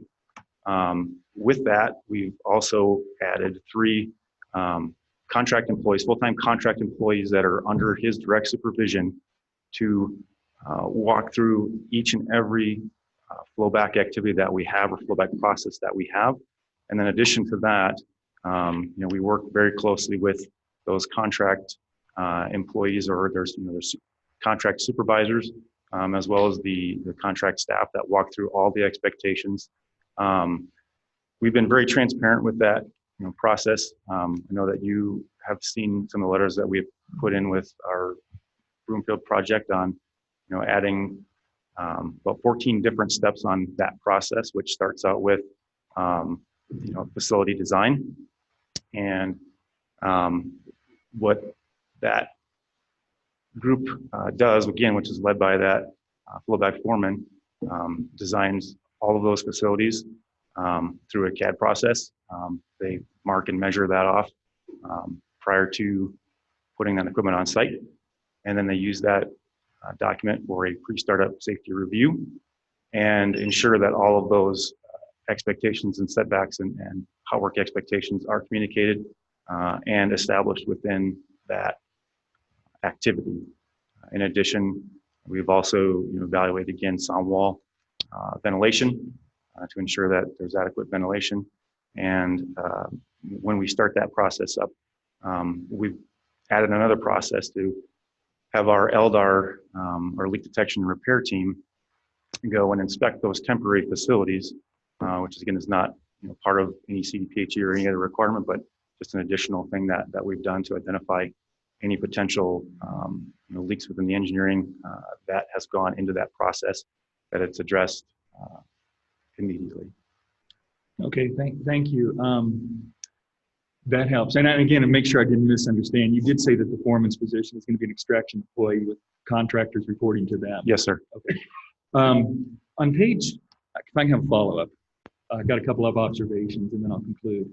On page 3 of 6, item number 14, the last sentence says, staff asserts that extraction is responsible for the actions of its contractors. I just want to make an observation that I definitely support that statement. I think that extraction is responsible for the actions of its contractors in this particular incident and any other particular incident that may occur as the operator of the system. So I want to make that clear. The observation, and actually a request to extraction. The observation is that I'm pleased to hear that extraction is responsive and doing actual things to respond to the incidents that have occurred and address them constructively. I think that's to be admired. In my opinion, that's not enough. I think, and this will get to my request eventually, but I think that I'm concerned with the type of violations we've seen in these last 3 incidences, that these aren't paperwork violations. These are incidents that potentially could hurt the environment, hurt an individual, and was, in my assessment, somewhat of a near miss in this particular incident. And it could have been much worse. And in my experience, near misses happen, and sometimes they lead to behaviors that lead to not near misses, but real, much more extensive damage. So I think it was fortunate that it didn't occur as bad as it did, but still, the person was seriously injured. So what my concern is I see tendencies not to supervise contractors or not. I don't see that commitment at this particular point. I'm concerned. Let's put it this way. I'm concerned about the way the contractors are working on their own sometimes without extraction employees observing that and providing direction for it. And that concerns me because culture, safety culture and compliance culture, in my experience, starts at the top of the organization. And this gets to my request to you, is I would appreciate if you take back this suggestion, is that the top management of extraction do some introspection about all these types, what's been going on with regard to these NOVs that have been coming up, and think about anything that the top management could do to try to improve a culture towards safety and compliance, as opposed to fixing it after the fact, trying to think about getting employees committed to that fully. And I'm not saying that you don't, and I don't want to take this as directly as a criticism, but I think some introspection from top management might be helpful to see what they could do to perhaps increase the culture and get into a preventive mindset rather than a very constructive response mindset. So if you could take that back, I'd appreciate that. That's all. Thank you. Excuse me, Commissioner Hahn. Commissioner Putnam was up next. Thank you, Chairman Boygan, and appreciate having extraction, having the factual backup here. So I had some questions primarily about the suppression of the fire and cleanup associated with that. So maybe just as a kind of factual background, if you could give us some information on the actual suppressants used, the AFFF or other substance that was used, and then how that was cleaned up and managed. I think there's a reference in paragraph 10 that there were no fluid leaks that left the facility, but interested in what was done to make sure all that material was captured and disposed of properly. Absolutely. Thanks for the question, Commissioner. First and foremost, the incident, everything was contained to that site, and we worked very diligently to manage that throughout that operations. As first responders were applying firefighting foam and water, we were actively managing any runoff by putting up berms and dikes, and had back trucks and of the sort to manage any of that runoff so that everything was contained to the site. As far as the products used, and that was supplied to us via the first responding agencies and not supplied by us directly. So the primary firefighting foam that was used was a thunderstorm. And so what we did with that, again, we've been very transparent with this incident with COGCC and others that we filed our remediation project report with the environmental staff at COGCC and worked through the parameters of their expectations to ensure that any of the cleanup standards for Table 910-1, and then we've also provided any of the SDSs for the foam or any firefighting suppressant that was used at that time to the environmental staff.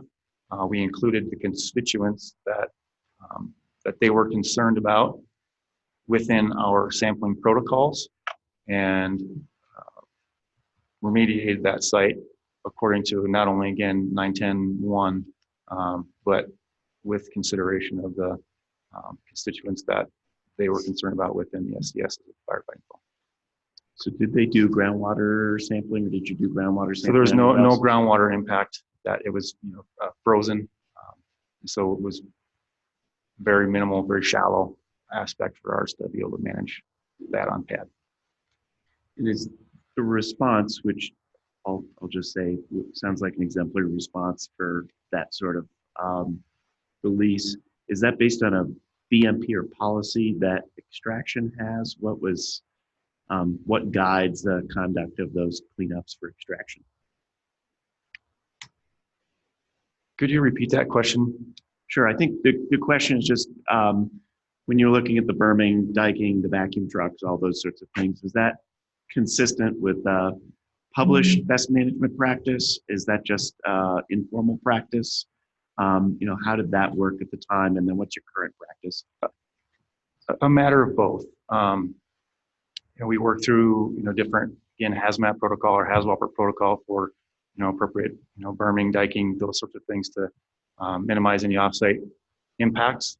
So making sure that that was a foremost priority in addition to suppression was a very big conversation and management topic within incident command.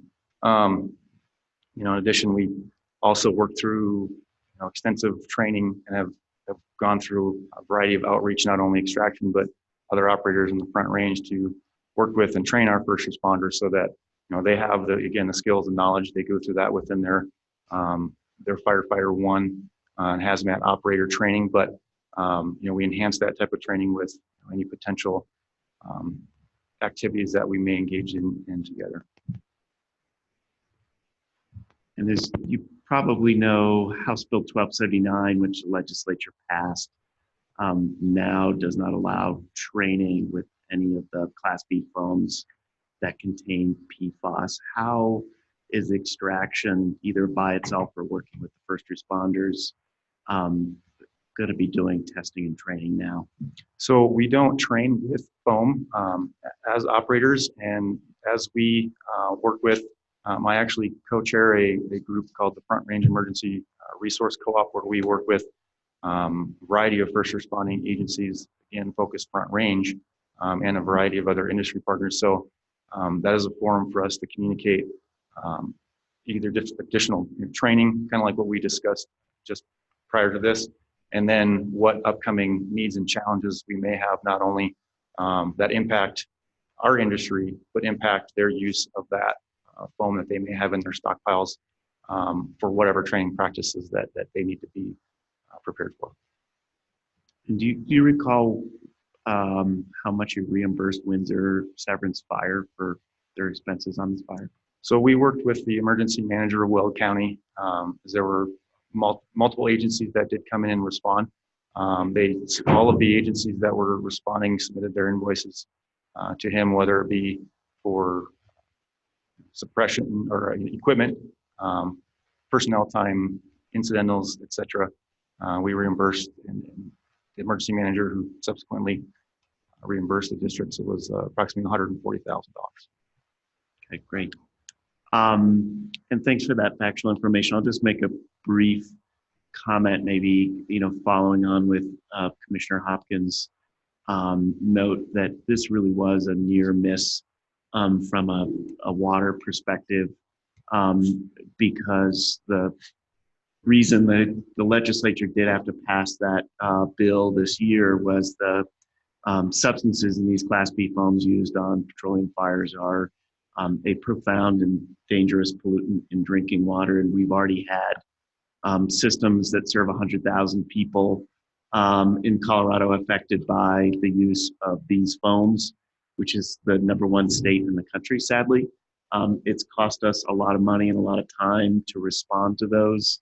It's in the millions of dollars just responding to Peterson Air Force Base's use. And each time there is a fire that requires the use of Class B foam, it creates the opportunity. I think the approach that extraction took was thorough and appropriate here in terms of quickly containing and using the vacuum trucks. That being said, if the ground wasn't frozen, who knows, whether there might be some pieces. So a few observations. One, we're certainly interested in working with the first responders and the industry to make sure everybody's got really solid BMPs. We also need to probably look at site design and make sure we have the tools in place to make sure we're capturing and minimizing the chance of infiltration.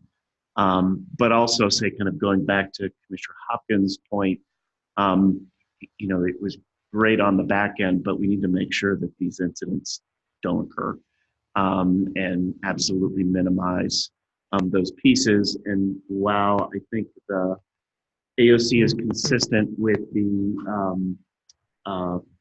policy for penalties, and I do truly appreciate that requirement of the $15,000 donation, in the context of a potential, certainly $140,000 is just the tip of the iceberg, but potential multi-million-dollar exposure to drinking water as well as people's health, not to mention the effects of the fire itself.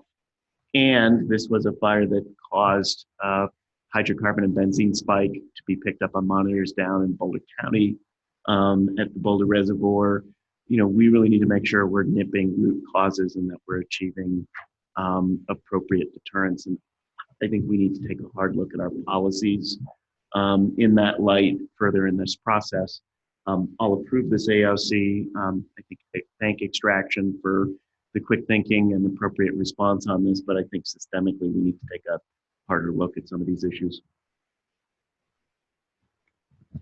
Commissioner Hahn, did you have any comments? I just want to thank Commissioner Hopkins for succinctly reading my mind, and I support everything that he said, and I really feel like this comes down to management decisions at Extraction, and so I won't go over it again. I just appreciate what Commissioner Hopkins said, and I think choosing contractors carefully is important, and sort of lends itself to the thought that we've had some discussions of having some sort of a rating system for contractors that makes any violations that contractors have had very transparent, so operators can make the best decisions in choosing their contractors. So thank you all for your comments.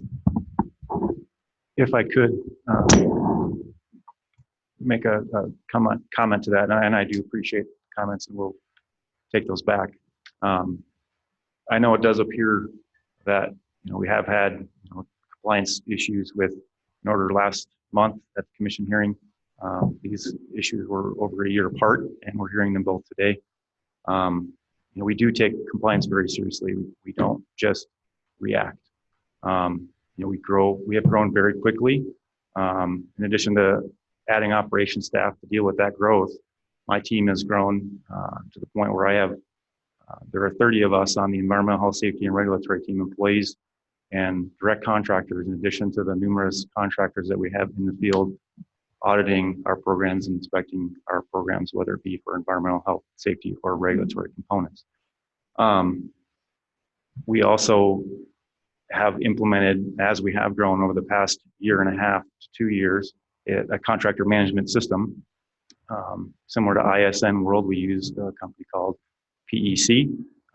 Either are used commonly within our industry to vet our contractors for their health and safety programs, their performance, their safety records, and then whether they have certain aspects of work plans that we expect of them, in addition to managing contractual requirements such as MSAs and insurance and workers' compensation. We have also implemented, this has been in the past year and a half that we kicked this off, a more formal contractor engagement program, so that Commissioner Hopkins, we can address the concerns that you have indicated about contractors may not have the understanding of what our expectations are so they can deliver for us. So that program has allowed us to engage and review not only work performance, and if we find violations or that our expectations are not met, we no longer do business with that contractor. And that is a very quick and swift process. We also ensure through those conversations that we have not only with the on-field foreman, but with owners of the company, executives of those companies that we work for.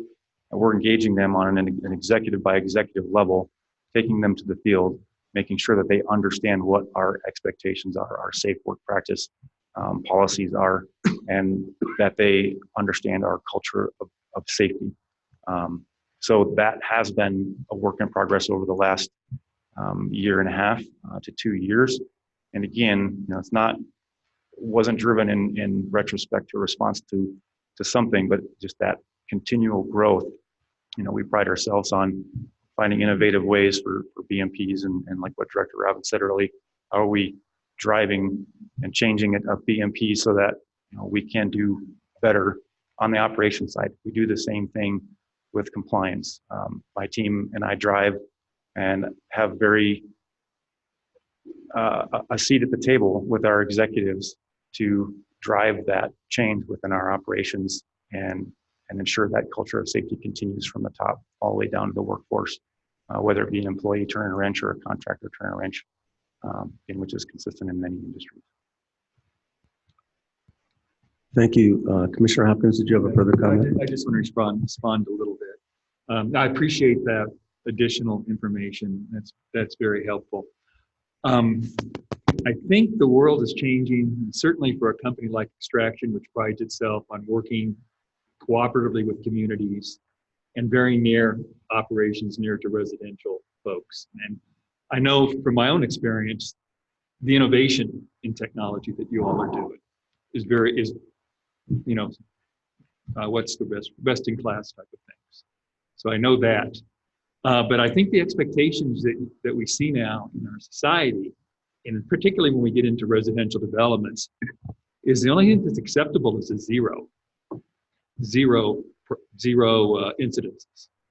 And that is just the type of culture that I think is something that might be at least discussed with that, rather than, okay, we saw the problem, we've diagnosed the problems, we're very thorough about it, etc. And I don't want to overdo it, but it's just, I think our expectations now are zero. And at least that's where I think the community's expectations are. And so just wanted to add that, but I certainly appreciate what your response was. Thank you. Any other commissioner comments on this matter? Commissioner Jolan. Yeah, I have a question for Commissioner Putnam around the spikes that you said were picked up in hydrocarbons and benzenes in the Boulder air quality monitoring. Do you know that because there's an enforcement action in air quality, or is that just knowledge that you're bringing to the table? And I just have curiosity as to how our processes intersect with other state agencies. Commissioner Putnam. Thank you, Mr. Chairman.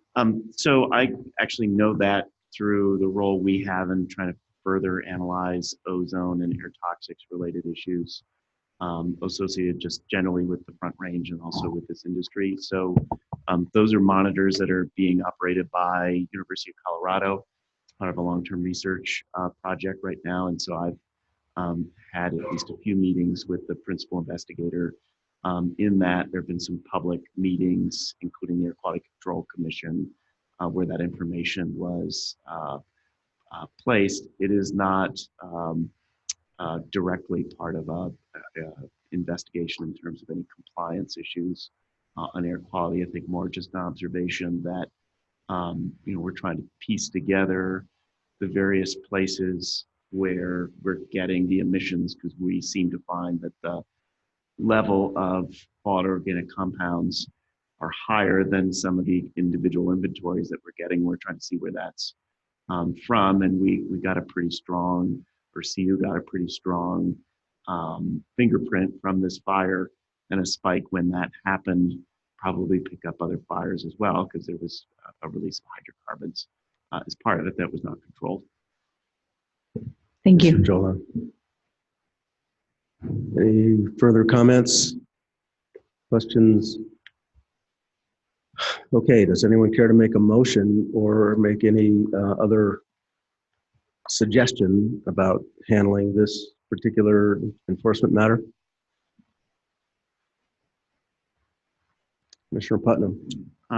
Chairman Boyd, thank you. I'd like to make a motion that the commission approve the AOC with extraction in docket number 190700503. Second. Thank you. Is there a second? Yes. Commissioner Overturf seconded. Any further discussion? I'm recusing myself. All those in favor of the motion signify by saying aye. Aye. Aye. All those opposed, same sign. Motion carries. Commissioners, there was an indication of interest. Thank you, that's fine. There was an indication of interest in further commenting on Commissioner Overturf's comments. We can have that discussion now, and then I suggest we take a break and launch into the rulemaking proceedings, the comments.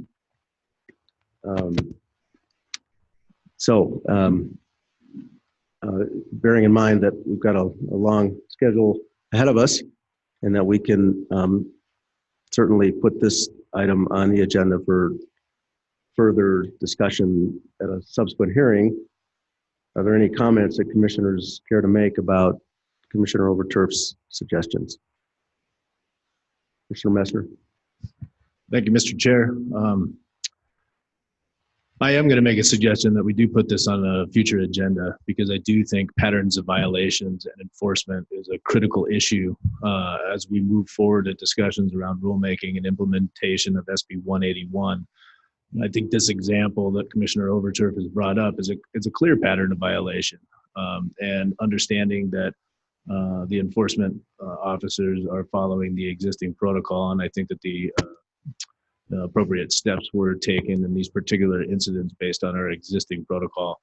I do think that there is an expectation from the citizens of the state of Colorado that violations be taken very seriously, and that we only allow contractors to work within the state of Colorado that are willing to vivaciously comply with our regulatory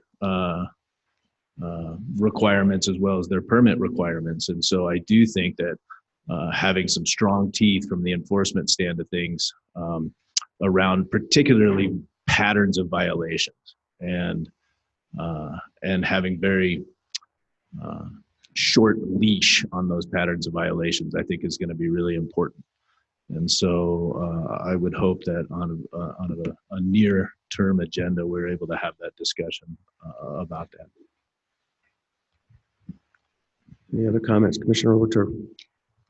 Thank you, Commissioner Messner, and I appreciate that. I think that it's a good suggestion. I would ask that as part of that discussion, it would be, as I stated, I did a quick review of the prior hearing files that I had readily available to me, but that's certainly not an exhaustive list, and it certainly doesn't go back to 2014, which is before I was on the commission. And so having some information from staff about the history here, about what violations have occurred, the severity of those violations, and what the outcome was of the negotiated resolution of those violations, I think would be really valuable information for us to consider as part of that discussion at a future proceeding.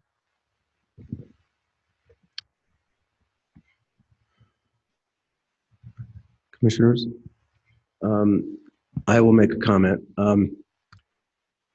I appreciate the concern here about patterns of violation, and I agree that it's an appropriate subject for discussion at a future session, but I want us to keep this in perspective. The language, the pattern of violation language was put into the statute in 1994. Those of us who were involved in the stakeholder process at the time colloquially referred to it as the bad actor provision.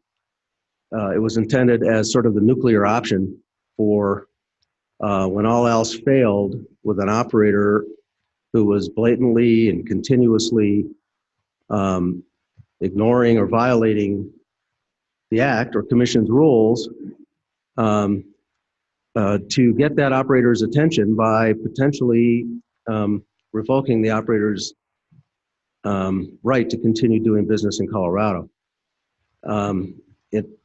Other than the proceeding we had last month with regard to some orphan wells, I'm not aware that that provision has ever been invoked. I'm probably overlooking some instances where it may have been or potentially was threatened in the past 25 years since the provision was adopted. In 2014, the Commission's fines and enforcement proceedings were considerably strengthened by the legislature. And we have a vigorous and I would say aggressive fine structure in the rules in response to that legislative action. And among the remedies available to enforcement is the consideration of aggravating factors, aggravating circumstances that can result in the increase of a proposed fine.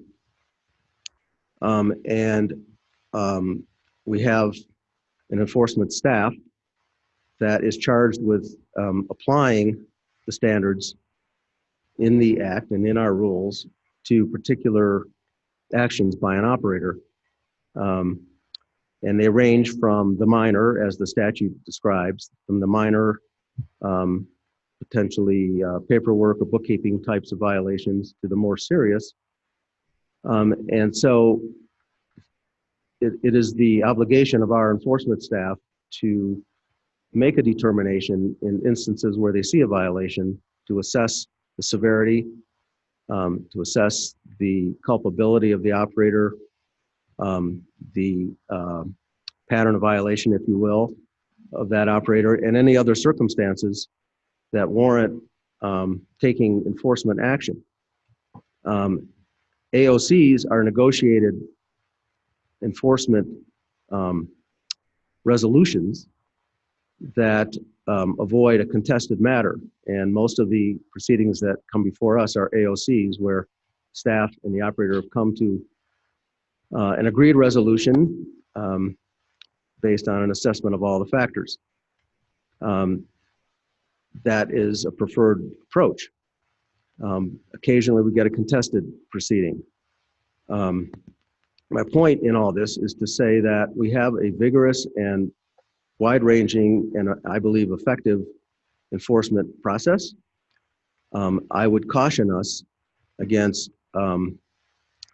invoking something as drastic as what I would call the nuclear option for application to any operator without a very serious and continuous and long-standing pattern of willful noncompliance with our rules and the Act.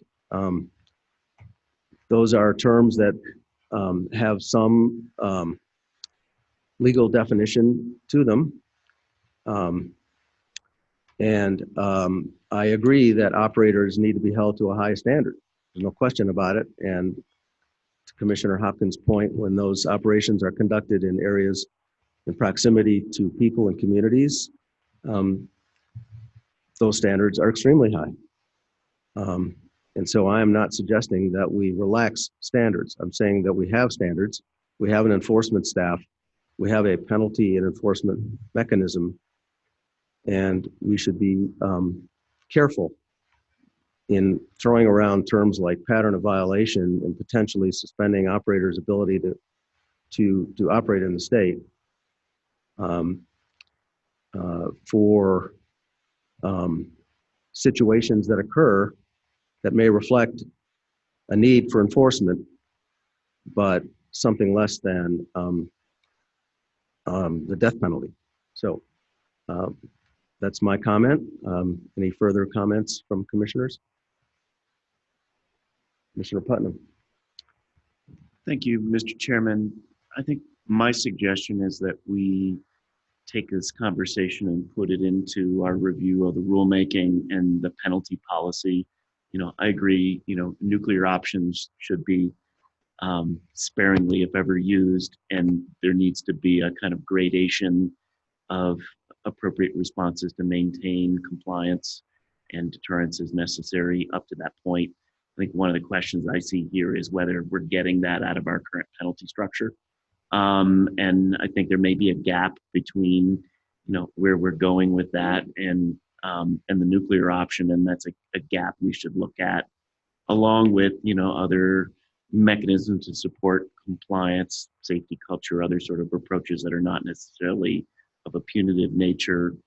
We have a mixture of those in our department, and I think COGCC has used those, and we're doing a refresh. I think COGCC needs to do a refresh as well, and we should have an intentional conversation about that holistically. Commissioner Overture. And just one other thing to respond to Commissioner Boygan's very eloquent statements is that I'm certainly not intending, and I haven't heard anyone else saying that they're advocating for the deployment of this rule in that particular way that you're cautioning against, Commissioner Boygan. I do just want to note that the current rule does provide multiple remedies, one of which is the suspension of the operator's ability to continue conducting business in the state, but the other, which is withholding new drilling or location permits for a particular set of time. So I want to just point out that nuance in the rule, that it's not that there's a single outcome from having a discussion around a pattern of violations. If we did at some point in the future, or if the director did at some point in the future find that such a pattern of violations existed, which we have not determined here today. Thank you. Thank you, Commissioner Overture, if that's helpful. I would also add to that, and I agree with that statement, that the Act does also allow for the suspension of a particular permit if corrective action has not been taken with respect to that permit. So there are, again, gradations of action that can be taken. Any other comments on this subject that anyone wants to make? Commissioner Eaton. I just want to clarify, we're going to move forward with a structured discussion about this within the context of rulemaking or in addition to? Because I think it's having a sort of stronger basis for the conversation, from getting some feedback from staff on the current practice would be helpful to inform our conversation going forward. Director. Yeah, this is Director Robbins. On top of the rulemakings that you're charged with doing, which I'm hopeful we'll get to in a bit, we have, internally, I've charged my Chief of Staff, Julie Murphy, with updating all of our guidance documents. And we have a guidance document that involves enforcement that is, several years old and certainly predates 181. And so I'm going to take this discussion into that administrative process. And we planned on reporting back to you on all of the guidance document updates. But we're going to start there. And then if that informs itself into mission change rulemaking, et cetera, we can take it to that level. But that would be my plan, to start to work on this project. I mean, we're also going to be working on guidance documents on field inspection and on reclamation and on surface owner variances, and a whole host of updates that we'll be bringing to you. Your plate's full with rulemaking, and this will probably get to you at some point, but we'll bring this back, and I appreciate the discussion. Any other comments? Okay, hearing none. We are 40 minutes behind schedule. Motion? No, we already did. Yeah, okay. Yeah, so I'm going to propose that we take a break for 10 minutes, and that we resume with the director's presentation on the impact pathway for Senate Bill 19-181.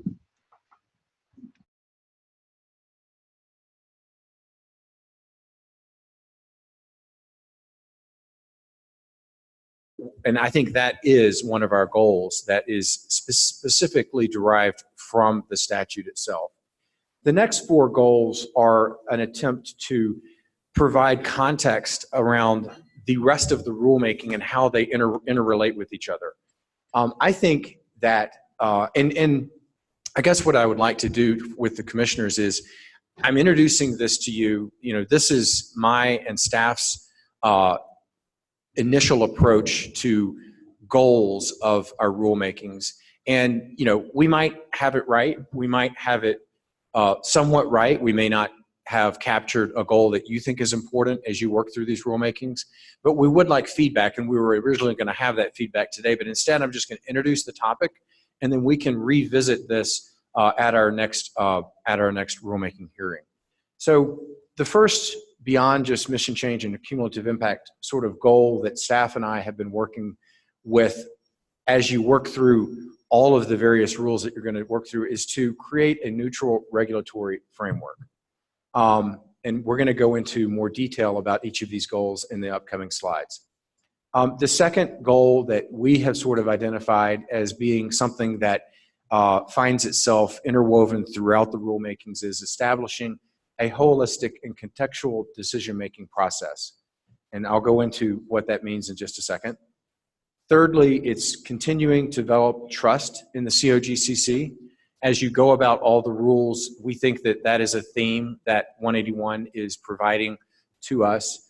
And then finally, given the development of local government authority, the development of additional state authority, the change in the previous local-state relationship, which was echoed with preemption and how that works, we think there is a restructuring of the state-local government relationship.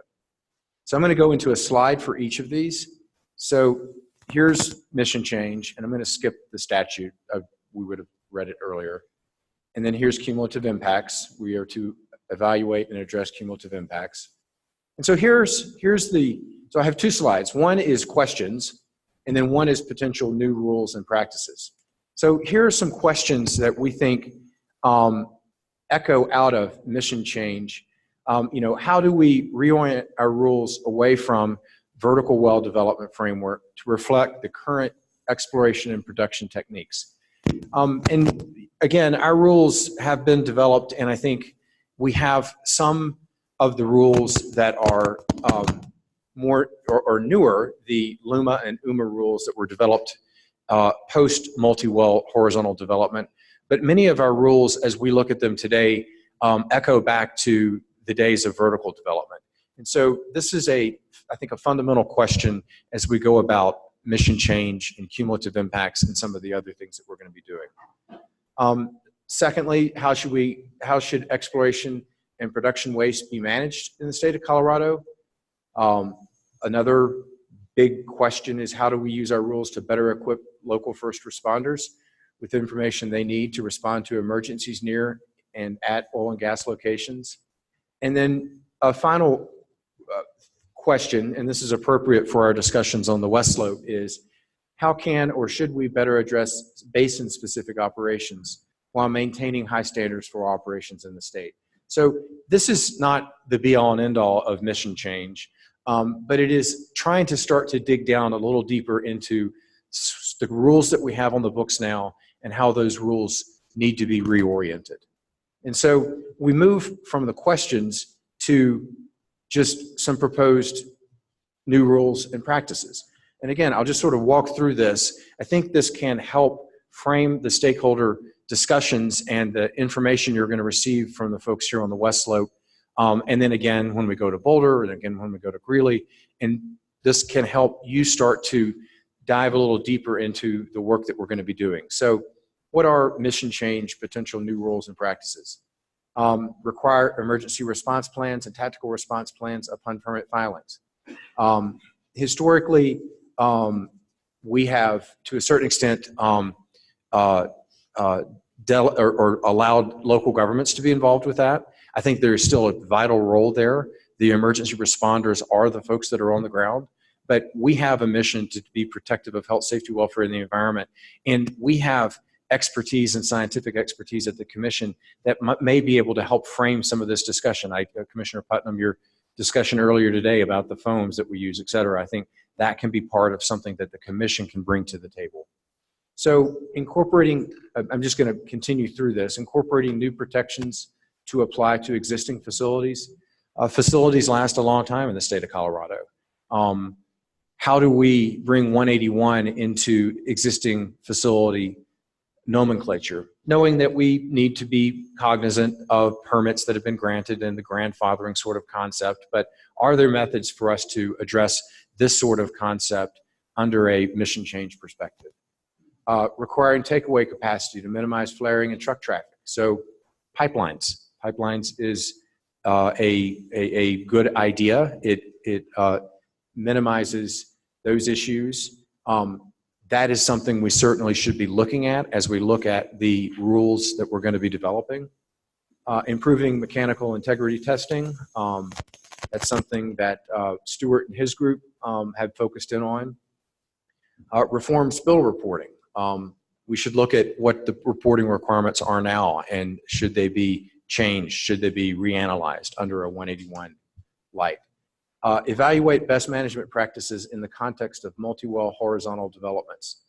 What we're getting at here is currently we receive a multi-well permit and the operator provides best management practices, and we make a determination as to whether that's sufficient enough in the 181 world. Is there a need to pivot and take what we know are our best management practices, a lot of which are in the objective criteria toolbox, and make those requirements at all times with a waiver provision? So sort of flip the permitting protocol from what we receive now to what we're going to require. Again, I'm not setting anything in stone. I'm not trying to say that, yes, that's a good idea, or no, that's not a good idea. I'm just trying to frame the discussion for the commissioners and for the stakeholders. Alternative site analysis in conjunction with local governments. Obviously, we've been told that this is something we need to do. It's something that some local governments are embracing. How we work with that and through that is an important topic. Basin-wide spacing. So right now, spacing occurs as an operator desires spacing. Is that the appropriate framework for us as we move into looking at our rules? Again, I'm not suggesting this is the right idea or the wrong idea. I'm putting topics of discussion out there. So those are some of the mission. Oh, I have a few more. Use cumulative impacts to inform and develop permit review and best management practices. Revisit CDPs, that's comprehensive drilling plans. We think that if you look at mission change, if you look at cumulative impacts, comprehensive drilling plans are a very productive method and way to achieve the goals of protecting in a manner environment and humans, as well as wildlife resources. And comprehensive drilling plans certainly bring into account the cumulative impact thought process that we're supposed to be looking into. Right sizing or right location of well pads, that gets back into the alternate site analysis sort of thought, and how are we looking at that under the new prism. Cumulative impact on noise, odor, and another nuisance. Evaluate and incorporate management of change and process safety management protocols. Ooh, I'd have to look at Alice or Mimi because I'm not sure that what was meant by that one. And then I can just address liability for historic spills. Do you want to address that real quick? Yeah, no, I'd be happy to. So as it relates to the management change process, safety management protocols, this gets back to how do we ensure that there is a chain of operations for activities that are conducted on an oil and gas location to ensure the highest degree of safety. These concepts are currently within OSHA. There are aspects of these plans that could be considered and incorporated into our rules that would ensure when maintenance activities are done, when other activities on a oil and gas location are conducted, that there is a protocol that's followed that ensures things are done according to manufacturer specifications and to current safety regs. So while Mimi was explaining that, I've flipped back to the main slide that talks about the overarching goals and the themes that we see arising out of 181. So the next one is creating a neutral regulatory framework. And I'm going to flip to that slide. So these are the parts of the statute that speak to that: foster to regulate, removing the consideration of cost effectiveness and technical feasibility, bringing in the concepts of necessary and reasonable, and minimizing adverse impacts. Those are our new sidebars. So creating a neutral and regulatory framework. What are questions that help us get into a discussion around this theme as we look at mission change, cumulative impacts, alternate site analysis, technical review board, flow lines, et cetera? So question, how best to recalibrate rules from the historic foster to 181 regulate?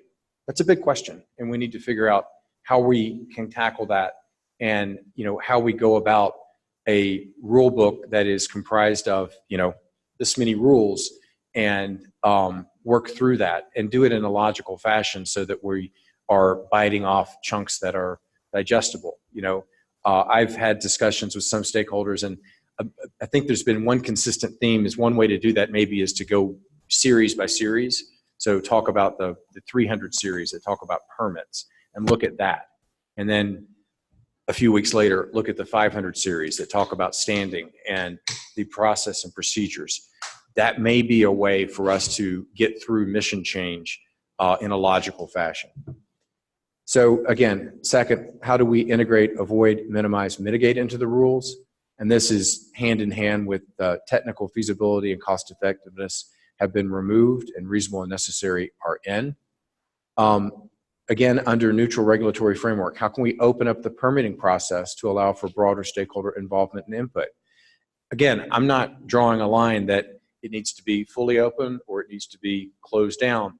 The concept and the discussion point of standing and where we land the ship of who's involved in permitting, who's involved in rulemaking, that's a really important question. I mean, we saw it in June at the ALJ rulemaking, and we made sure that we told the stakeholders that we were going to re-engage on that topic.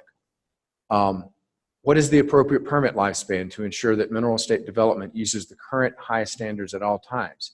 How do we ensure highest BMPs later on in the life of a well? The operators in the state of Colorado are consistently getting better and creating best management practices that elevate year after year after year. How do we create a regulatory protocol that ensures that for a 20-year lifespan of a well, we have those best management practices that are indeed at the highest level involved? Again, recognizing that when we issue a permit, an entitlement right exists. So how do we balance that? I think we need to have the discussion. I think it would not be appropriate to not have that discussion. And I'm not suggesting I have the answer, but these are the questions. What does the burden of proof look like post 19181? This is a question because our rules right now, in many instances, create difficulties for staff or difficulties with stakeholders when they are trying to address an issue. And many times you'll see that the burden of proof is favorable to the operator. And we were trying to create a neutral regulatory framework. I think that's one of the things that 181 did. Again, how do we integrate cumulative impacts into our rulemaking? So these are questions. If we had all day, we would be having a dialogue with you. We would be going back and forth and thinking about it. But we need to hear from the people behind us. So instead, I'm just going to leave the questions here. I'm going to go to the next slide, which has some proposed answers, not all, so that it can help frame the discussion.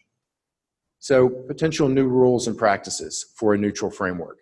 Remove shall approve from decision making. Some of our rules and regulations now say that if a box is checked, there is an approval that generates. Is that appropriate under the new regime? It's a question that we should look into.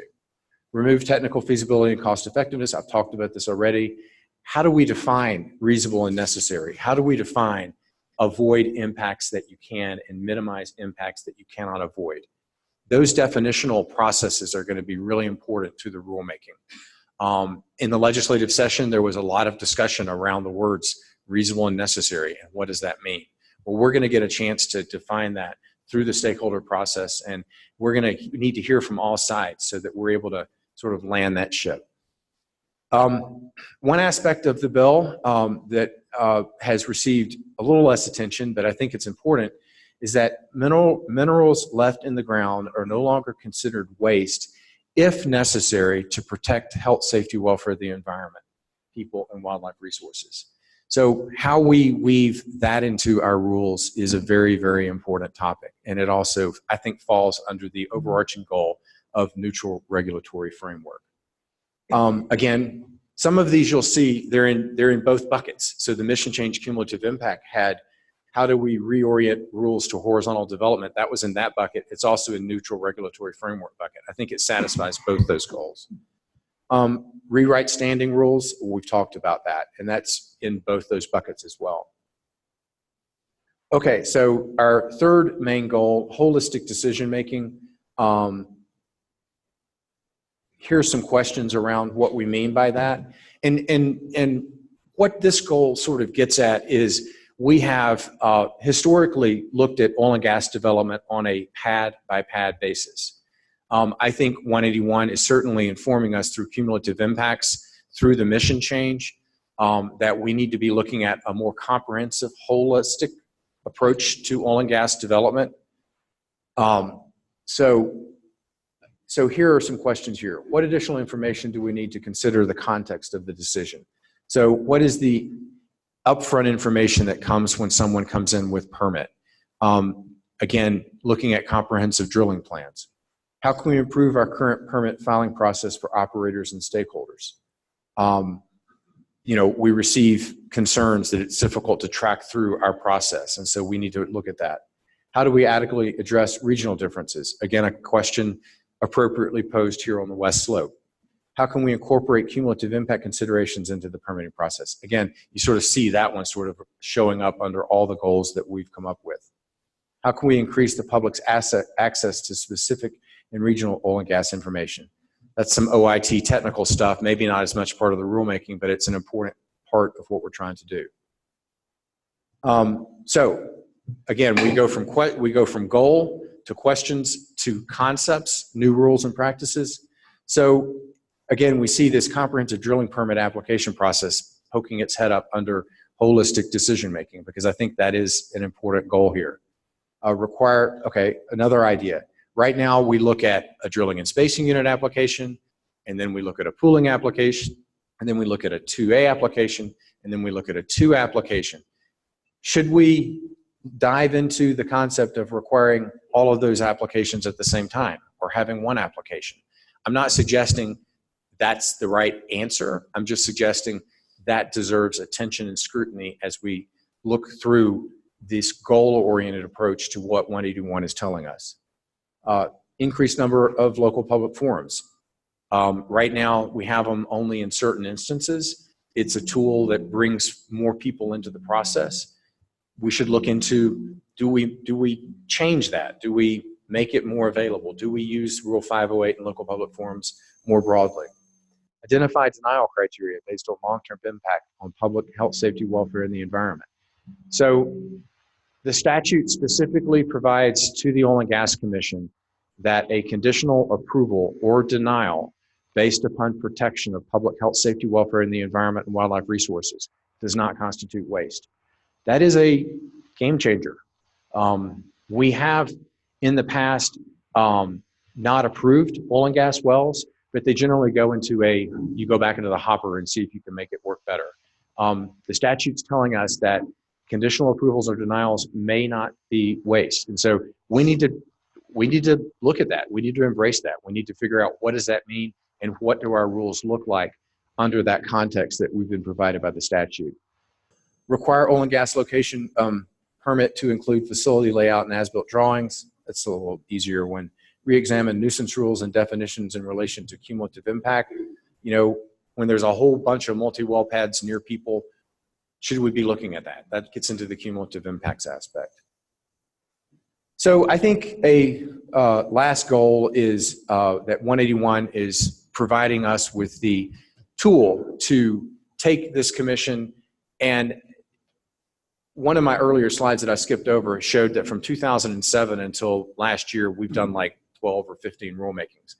I've practiced before this commission in my private life, previous life as a private practicing lawyer, and I've told you before that in the late 90s and the early 2000s, it was no fun coming here and being a private lawyer or being a citizen. I think things have gotten much better over the course of the last decade, and over the course of the last 4 or 5 years, I think they've gotten even better.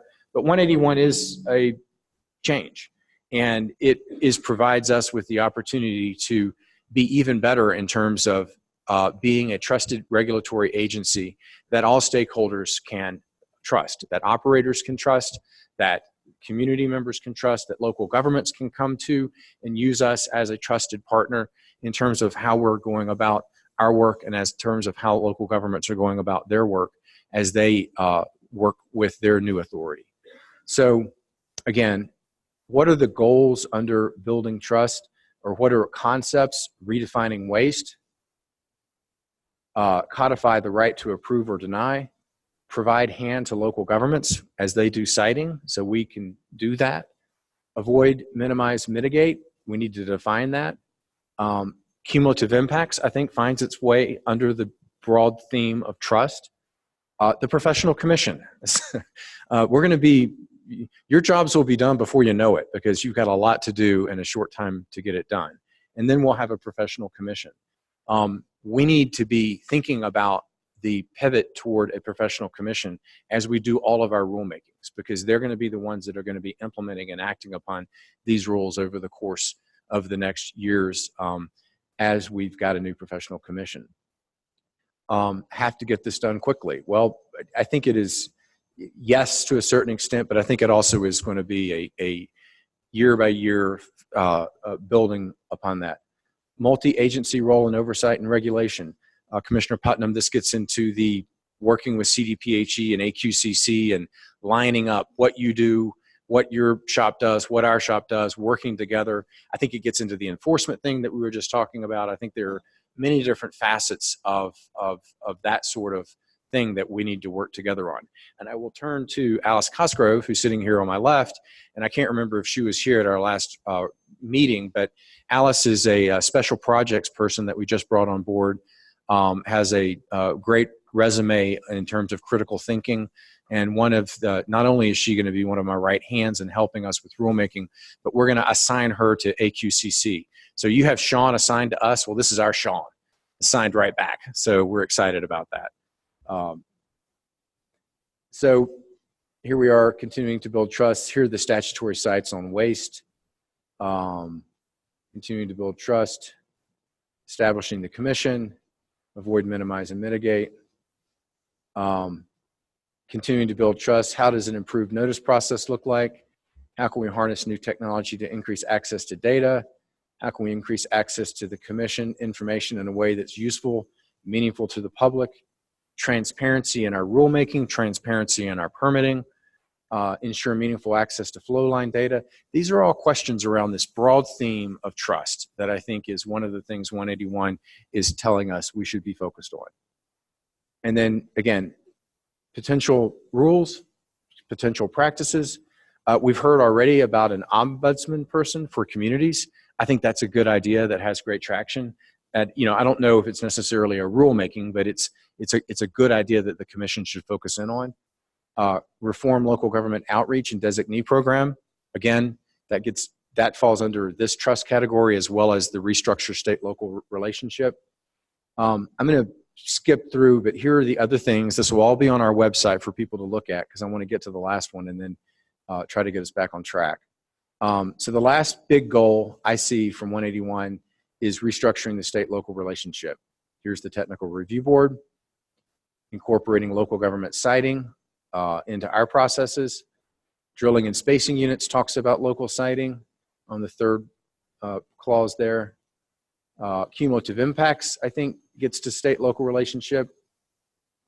Alternate site analysis is state-local relationship. So I think I got this goal right. I definitely think there is a goal of restructuring the state-local relationship on what we're doing. So a couple of questions. Again, questions and then answers. Questions. How can we best share the expertise of the commission to empower local governments to make decisions? How does the state local government work together through joint regulatory initiatives? How do our sister state agencies like CDPHE and CPW work with our communities? So lining that out as a goal, because it is a goal for both of us. So what are potential answers? We'll create the technical review board, provide the hand to local governments in siting, do the alternate site analysis rulemaking, establish the ombuds person for local communities, ensure that my agency's expertise is available to local governments, provide hand to regional local governments who are addressing siting practices for oil and gas near each other's borders. We've seen this time and time again over the course of the last year, where local governments are addressing an oil and gas location and finding that the preferable site is on their border next to another local government. Well, I would hope that our agency can be a facilitator to work through the issues that arise from border approach to siting. Coordination with local governments, CDPHE, CPW, and COGCC on siting. Again, increased number of public forums. That's an idea. So I'm going to stop there. I will inform the public that the rest of this has our rulemaking calendar. It's got the calendar here, and then it has, we've gone down, we've dove so deep as to have specifics for the calendar. None of these are hard dates, but we wanted to show that this is a doable do, that we can get this done. So here's flow line, here's mission change, October 23rd to February 26th. Cumulative impacts, January to March. Alternate site, January to April. Again, I'm going to post all that. I encourage members of the public to provide perspective on that. I apologize that that was a quick run through, but I wanted to make a 20-minute use of time to help frame what we're doing. And I encourage commissioners to, get back to me individually. We can't have a public, if it's a public meeting, we don't have to be together, but you can provide me and staff perspective on, are we starting to land the big ticket goals in the right space? Are the questions appropriate? Are we missing questions? And are the answers starting to become appropriate? Or are we missing answers? So with that, our next question for you is, I have Stuart Ellsworth lined up to do a 10-minute current status of flow lines. That we could deliver that at the next meeting since we have a lot of folks behind us, or you could hear that now. So that's really a question for the commission.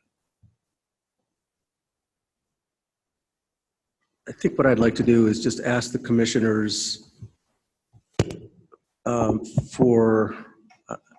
hesitant, I don't want to say for reactions to what the director just presented. I guess my question is broader than that. It's preliminary to that is, do you want the opportunity to react and sort of provide your own observations or suggestions to the director in light of what you just heard, which of course will prolong this process, or do you want to defer that and sort of dive into public comments and get everybody's reactions from the public?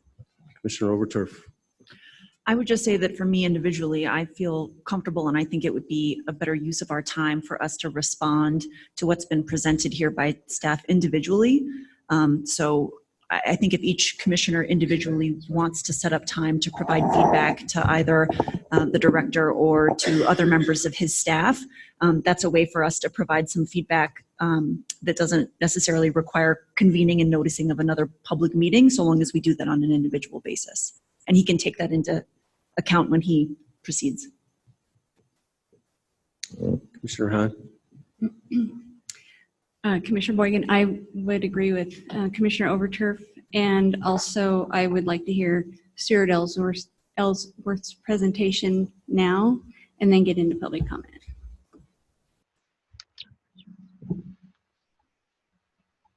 Any other, Mr. Putnam?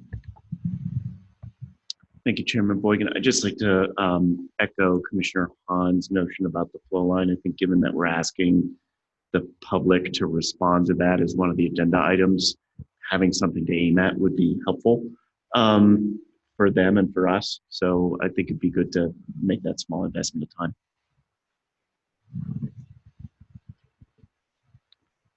Okay, well, I think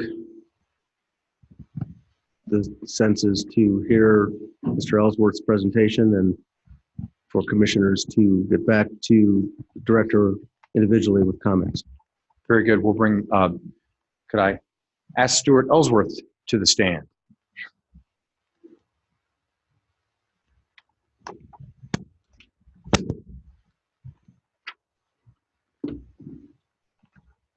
It sounds pretty legalistic, Director Robbins. He's not being cross-examined yet.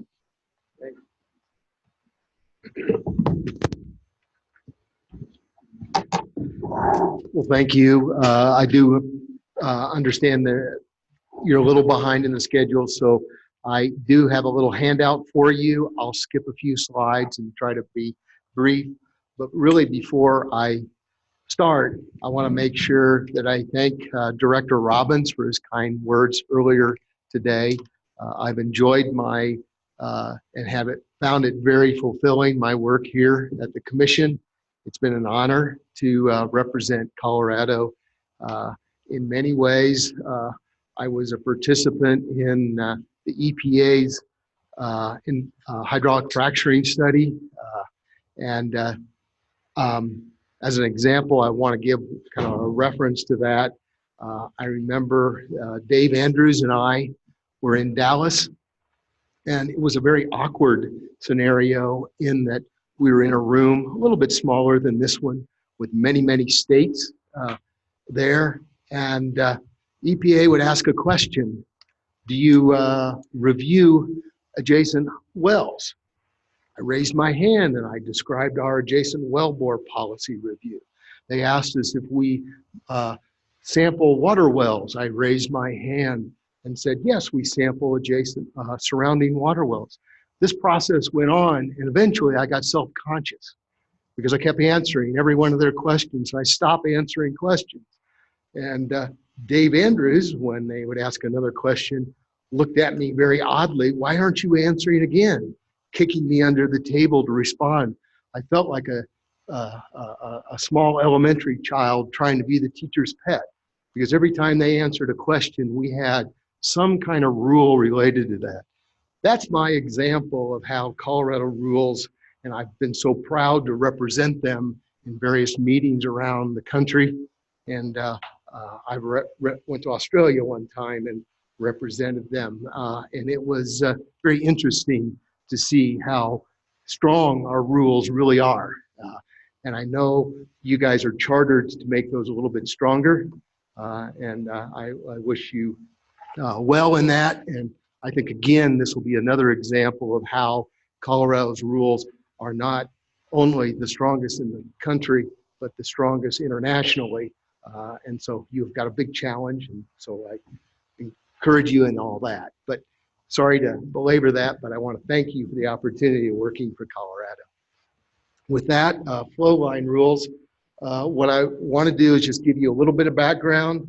A lot of that's in the papers that I handed out to you as far as pipeline background, what we did in 2007 and 2017 and 2018 as far as creating our flow line rules. We went from a few pages to more like 20 pages of rules in the flow line. And then what is it in SB 19-181 that we need to take a look at flow line rules.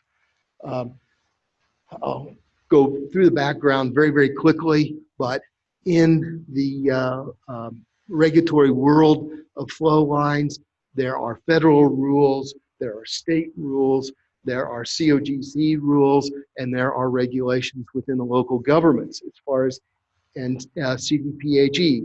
Each one of these regulatory agencies has a role in the regulations of pipelines. And in that role, the type of fluid that's running through that line, oil, gas, or water, are slightly different as far as PHMSA covering those lines that are in what are called unusually sensitive areas, USAs. That would be a population, a water body, crossing a roadway, and of course their regulations are geared towards those large interstate lines, the lines transmitting fluids from, let's say, Denver to Chicago. Those are the large lines. And then our Public Utilities Commission regulates gas lines. These are the gathering lines, the general term. It's only for gas lines. And then we regulate what are called upstream lines. Those are more raw product, oil and gas lines, generally thought of as on the location, but there are lines. I'll have a couple little pictures for you, but we do, and this is what the new rules really tried to define, is those lines that are off the oil and gas pad, and we created a term called off-location lines. And then CDPHE, in the emissions perspective, they regulate the emissions. And they have the Reg 7 that really covers those kinds of things. And then the local governments, this is the registration of lines in easements that are recorded, and that would be scenarios in which a line is crossing a right-of-way or in a subdivision type scenario. And so this is my little schematic. You can look at that. I'll skip that. What we did in 2018 is we established several rules. One is the registration of those off-location lines, and those transfer lines of produced water and crude oil lines. We created our Form 44 to capture that. We also established some rules on integrity of the lines, the 1104 rules, and then the abandonment. And these rules became effective in 2018, and by end of October 2019, all operators are to have their lines registered with us on the off-location lines. And we have a monthly meeting with operators, and we have reminded them, and we have a staff of four folks that are processing those lines. We created some definitions. This example, this off-location lines, and several others definitions. What we're talking about is, and this is a schematic, you produce your fluids out of the well, you then run it through the surface equipment, and you break that fluid out into 3 basic products of oil, gas, and water, and they're each transported in somewhat of a different way, and that's what that regulation was chart was trying to show. This is a location. This is a multi-well pad on the east side. The key point here I'm trying to drive home is, yeah, there's a lot of pipelines above ground, below ground, and they need to maintain integrity, but this is within the universe of the operator's control. Big walkaway is you're not going to build a house in the middle of this thing. So the point is this is the operator's universe of control. The 2A really registers these lines and covers them. So the Form 44 is really trying to deal with more of those various types of off-location lines where it's now not within the, per se, control of the operators, meaning we have a distance between the well and the facility. So this is an example of what we would call an off-location line. There are 4 wells, and that fluid is being transported, the raw fluid, in this case, it'd be the water, the oil, and the gas, all combined in one pipeline and going to a production facility we would call a remote facility where it'd be separated apart. This is a multi-well pad scenario, yellow lines representing that raw crude water, oil, and gas all together going to a centralized facility, which is the boxes in the green. It then is broken out. In this example, what we're trying to show is the green lines represent a crude oil transfer line. It's still a field-based oil line, not regulated by PUC, because it's in a more of a rural sense. They have it's not in a unusually sensitive area. So this would be regulated by us as what we define as a crude oil transfer line, which would then go to a more larger polishing facility or production facility.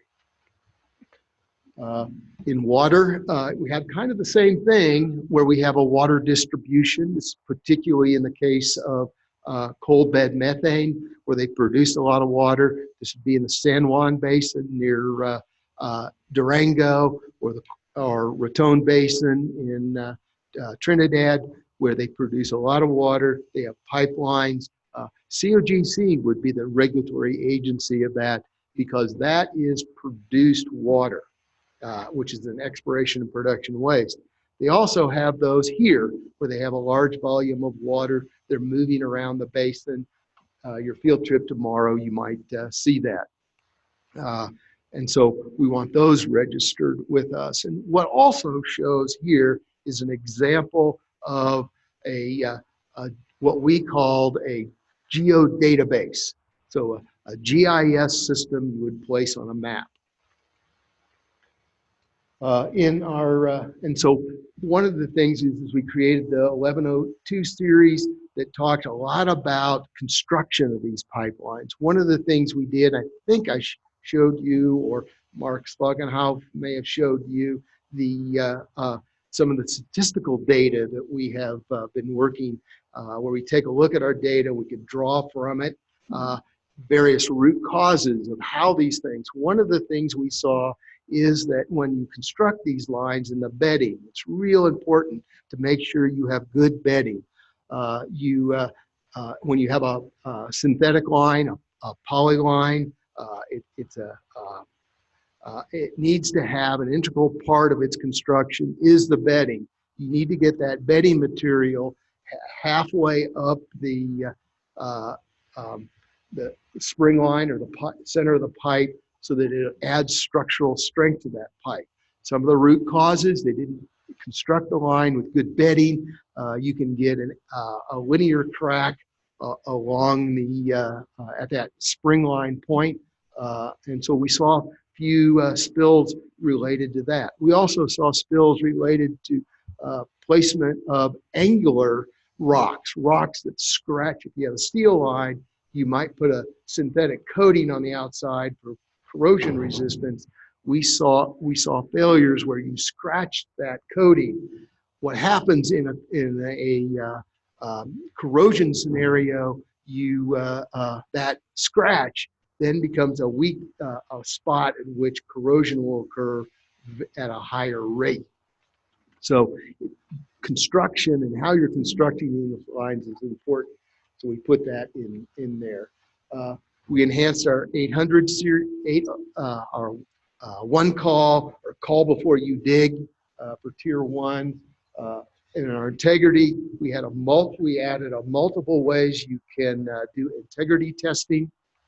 Here's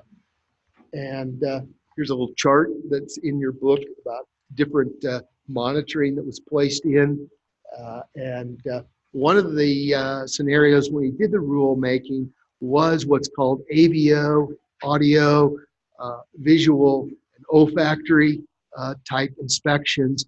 One of the questions was, how can we use instrument monitoring? And the commission directed us to do a report. We gave that report back, I believe it was in December of last year. That's on our website to take a look at. The comparable scenario, we engaged with CDPHE on this, the FLIR camera, a camera that you could see it.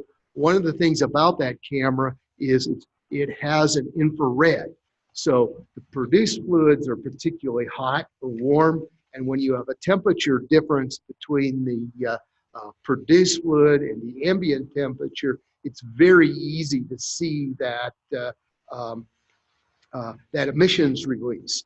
But unfortunately, with a buried pipeline, it's more of a neutral temperature in that it gets the temperature of the ground as it kind of percolates through the ground. So the infrared doesn't work as well, or the FLIR camera doesn't work as well on buried pipelines.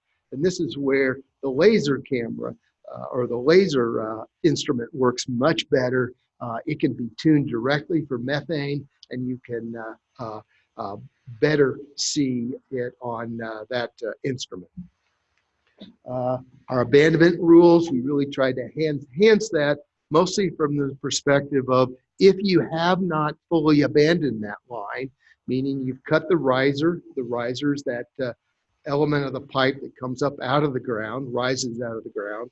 If that has not been cut off and you have not sealed that end, we consider it a live line. So it's an active line until it is truly fully abandoned. And of course, we created our Form 44. We have lots of instructions on that. And how does all this intertwine with 181? There are several items in 181. One is the release of the data.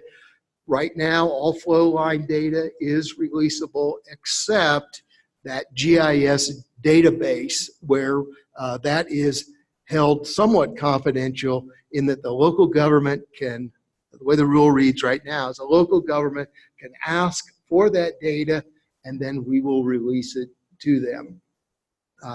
and they can use that for their emergency management planning. So our interpretation of 181 is we need to release that. So that would be a rule change to remove that sort of confidentiality perspective of that geodatabase. So that's the disclosure part. We also, of course, need to do the globalized view of public health, safety, welfare, look at that. And then there are some rules about deactivation. If somebody wanted to reactivate that line, they would need to retest that line, basically, before they would reuse it. And then there were some references to welding. I think the way the legislation was kind of written, there was a little bit of a disconnect in that it kind of said,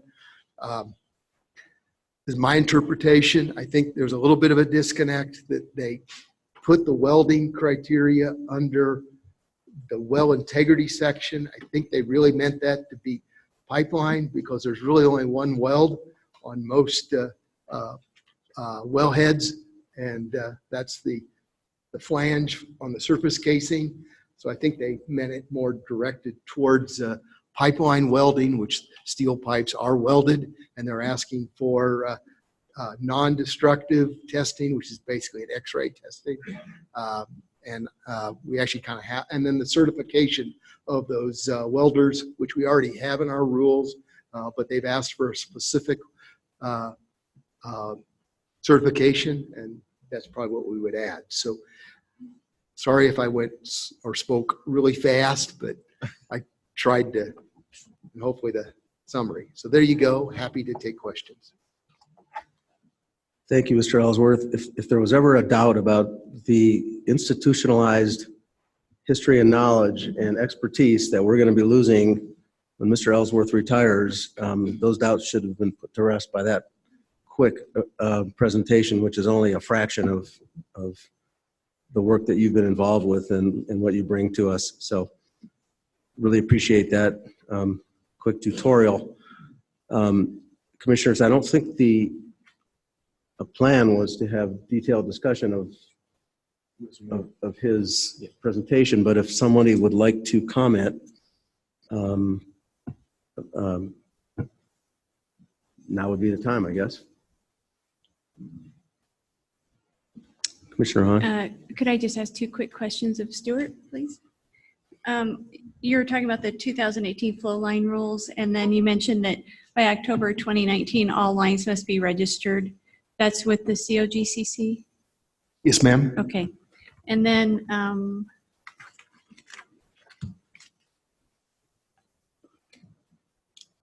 the 181 flow line required rules on your last page, requires certification for workers, including welders working on oil and gas process lines. What are the requirements now for welders working on those lines? Currently, the rule reads they need to be certified. It's just very general. It doesn't define a specific type of certification. So that would change. It would be more specific? Yes, the legislation specifically requires, and I'm sorry I didn't write it down, it has a specific certification. Plumbers, it has a specific certification.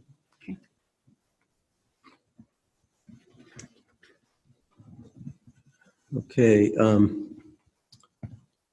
Mr. Ellsworth, thank you. Did you have a further? Well, I forgot in my little intro to thank my supervisory staff, which is excellent. Diana Byrne, Craig Berger, Mark Sloganoff, and Diane McCoy.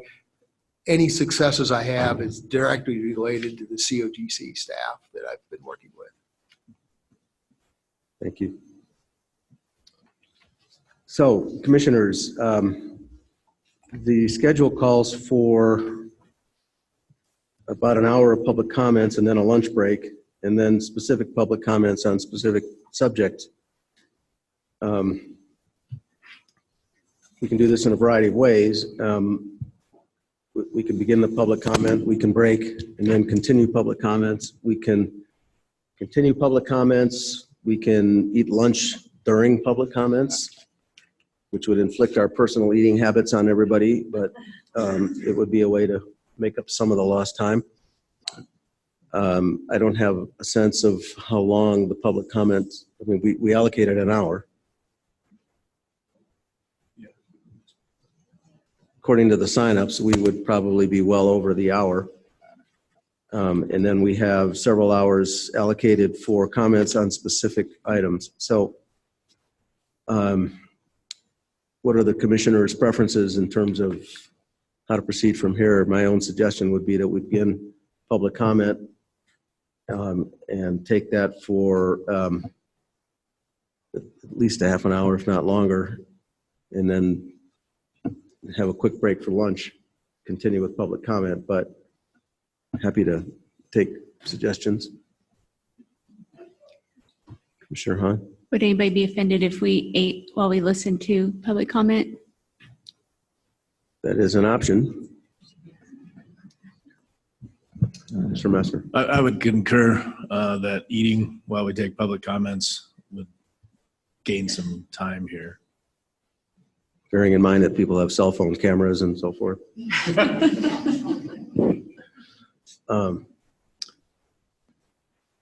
fine with me. So the idea is we would launch into public comment and eat during that presentation. My only hesitation in providing for that is that there are members of the audience who might want the opportunity to eat, to take a break to eat, but you know, we're all here, and so might as well power through it. Okay. Yeah, okay, good idea. Let's take a quick break to get our lunches ready here, and for any other business anyone wants to take care of, and then we'll begin public comments and just continue with the process.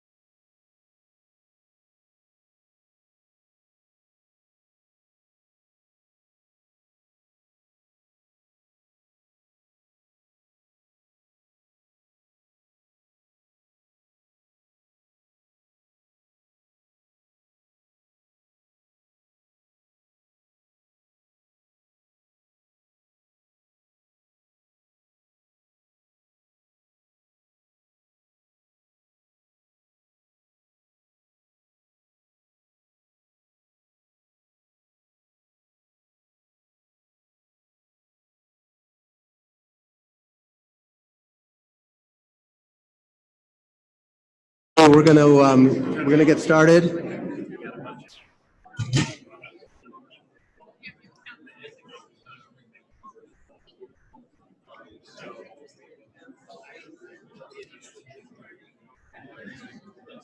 If everyone could take their seats.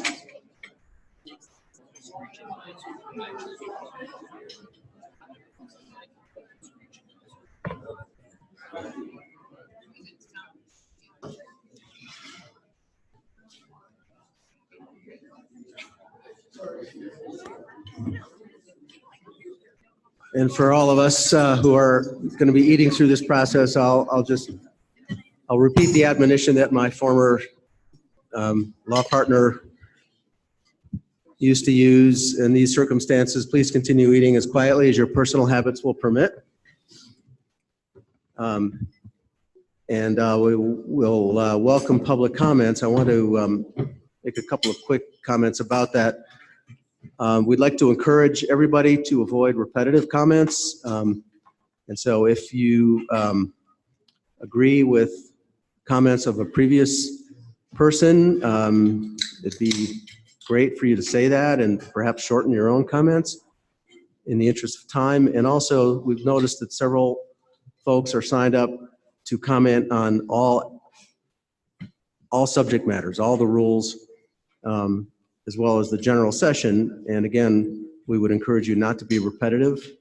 The purpose of this first general comment session is just that, general comments, not specifically with respect to the rules that we're going to be getting into. So again, the purpose is to try to give time for everybody to be heard. And with that, I'll turn this over to the Assistant Attorney General. Thank you, Mr. Chair. I'm going to be timekeeper and name caller today. Just a couple of procedural matters. Pursuant to the Commission's practice, we're going to call elected officials first and provide them with some additional time, 5 minutes for each of the elected officials. All other commoners will receive 2 minutes. I'll call 3 or 4 names in advance so that you can be prepared to come up. We'll start with our elected officials, and I'll call them in order. Garfield County Commissioner John Martin, Mesa County Commissioner Rose Pugliese, Rio Blanco County Commissioner Jeff Rector, Shelley Kemp from the Glenwood City Council, and then Tracy Hope, please.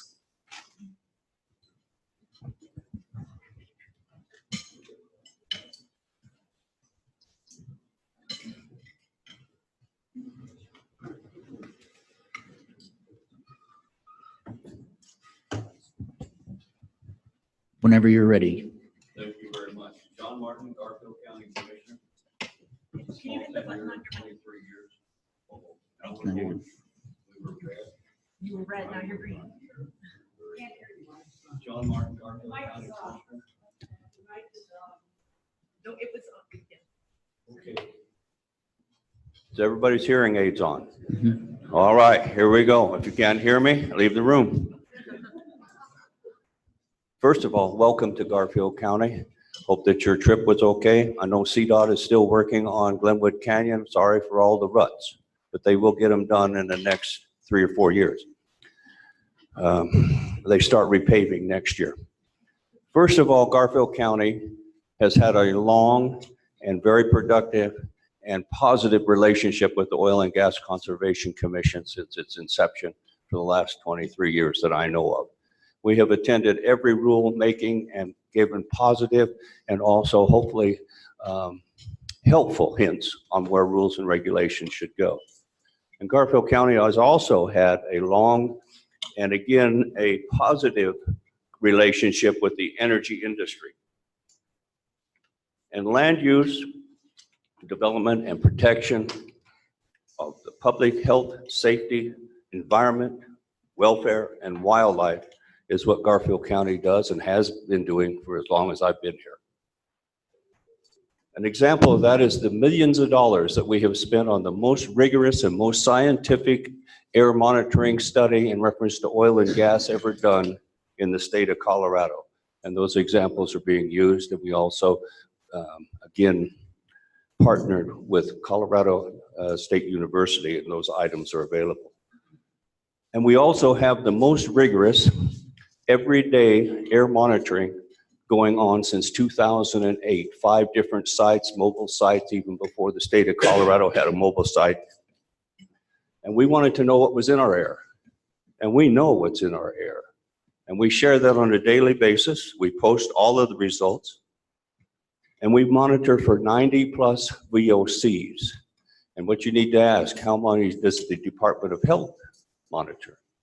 We're at 90 plus. We know what's in our air because we want to know it's safe for our people.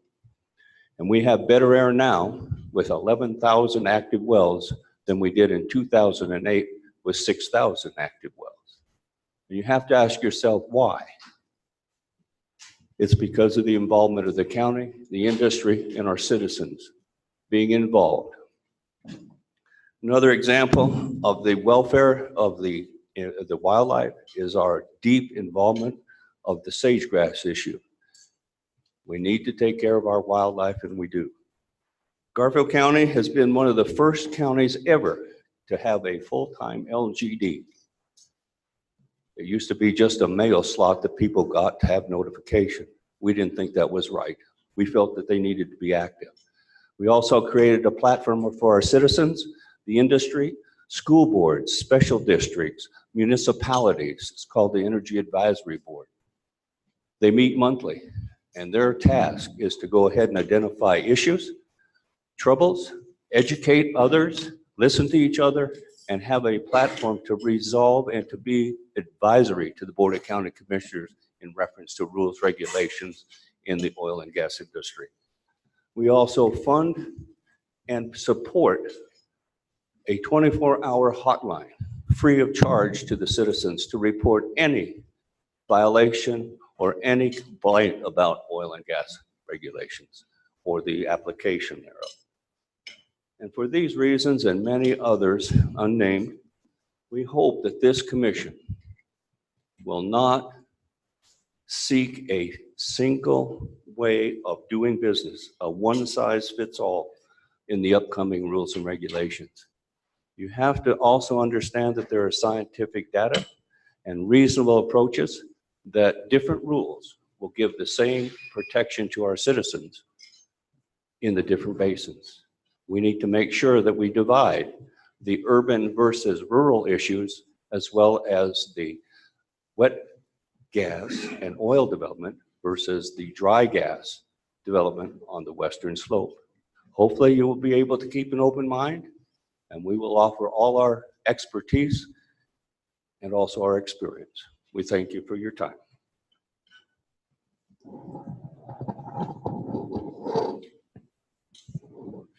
Thank you. I apologize. I was remiss in not mentioning that we have Senator Ray Scott here as well, and he'll be giving people a comment with the rest of the officials. Go ahead, please. Thank you. Good afternoon, Mr. Chair and Commission members. I'm Rose Puglisi. I'm a Mesa County Commissioner and Chair of the Board of County Commissioners.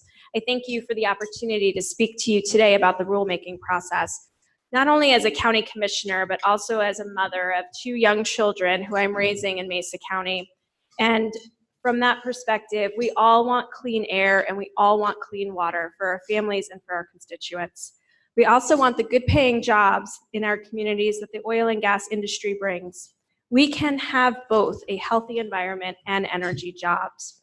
In Mesa County, we have learned how to navigate conflicts through our energy master plan, which allows land use authority, but also alleviates the issues with our constituents and the energy industry. And so that is on our website.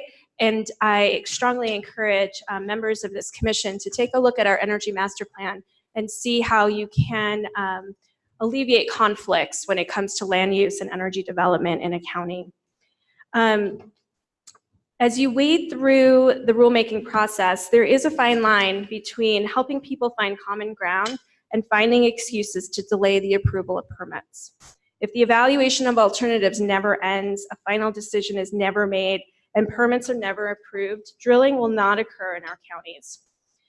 Please don't forget the people who work in the oil and gas industry. They are our friends and our neighbors. They contribute to our communities, our local and state economies, and their children go to our schools. Remember these energy workers and their families as you go through this rulemaking process. Local governments want to be empowered.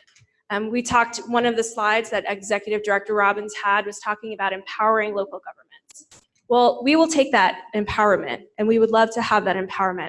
And we'd love to have the ability to work and partner with you on solutions that work for our communities, especially in Northwest Colorado. I know that we will be having additional public comment on an alternative location analysis rulemaking later, but I did want to give a local government perspective to that process. Please don't ignore how site analysis has taken place before a permit is even filed. Energy firms spend many months, if not years, determining the best location for drilling operations. They consider the interests of local governments. They also consider the interests of mineral owners, surface owners, state and federal regulations, and especially in a county like Mesa, where we are 72% federal land, there's not a lot of private land to drill on. And so the interaction between federal and state regulations will be very important as you go through this rulemaking process. They also consider the surrounding environment, location of pipelines and infrastructure, and limitations of what's possible from a geological and engineering standpoint, especially in Western Colorado, where our topography is very different. Our access to the resources is very different than it is on the Front Range. And so we ask that you take all of these different considerations about our different environmental concerns and issues in Western Colorado into account as you're considering your rulemaking process.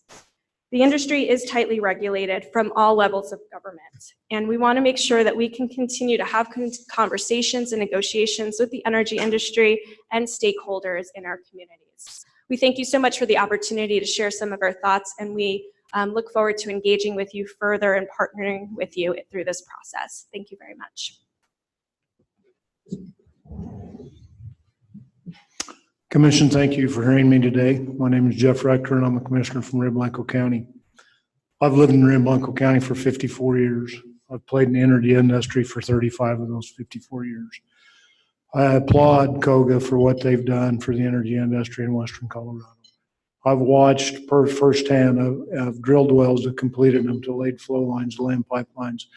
I've seen what happens to our animals, the environment. And if you look, as Commissioner Martin said, in Garfield County, Mesa County, and Rio Blanco County, we've all been very cognizant of making sure that that happens.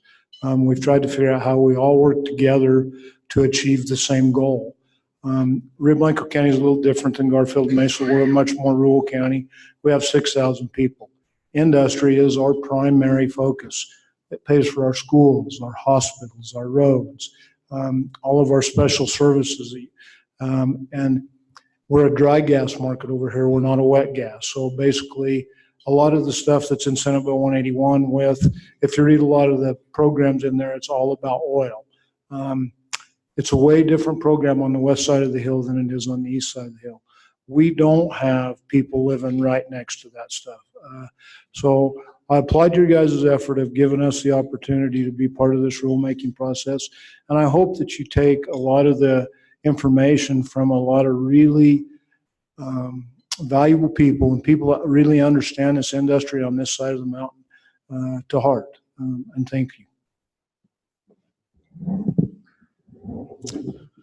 Good afternoon and welcome to my part of the state, Western Colorado, also known as the attainment area for carbon emissions. So I just want you to make sure you remember that. We're in a different place, and you're very welcome that you guys came here, and please come back. There's a lot of discussion that needs to take place west of the Continental Divide. I was going to give you just a little different perspective, and maybe some folks in the room. I was one of the guys in the trenches fighting when 181 came through the state legislature. I was the tip of the spear for the Senate Republicans. We had probably 12 or 14 amendments to put on the bill. Those didn't happen. That's just the way the process works. And because of this process, that's why you're here.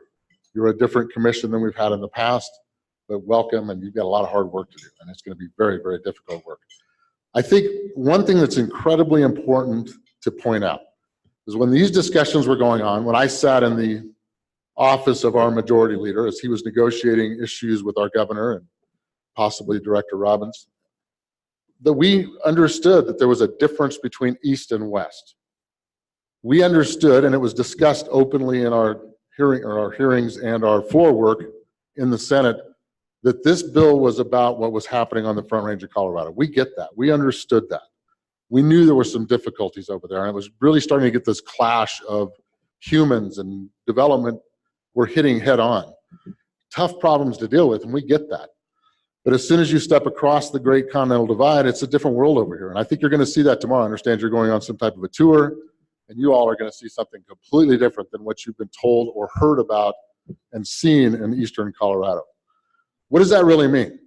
Well, I think somebody just mentioned we have a lot of federal land here.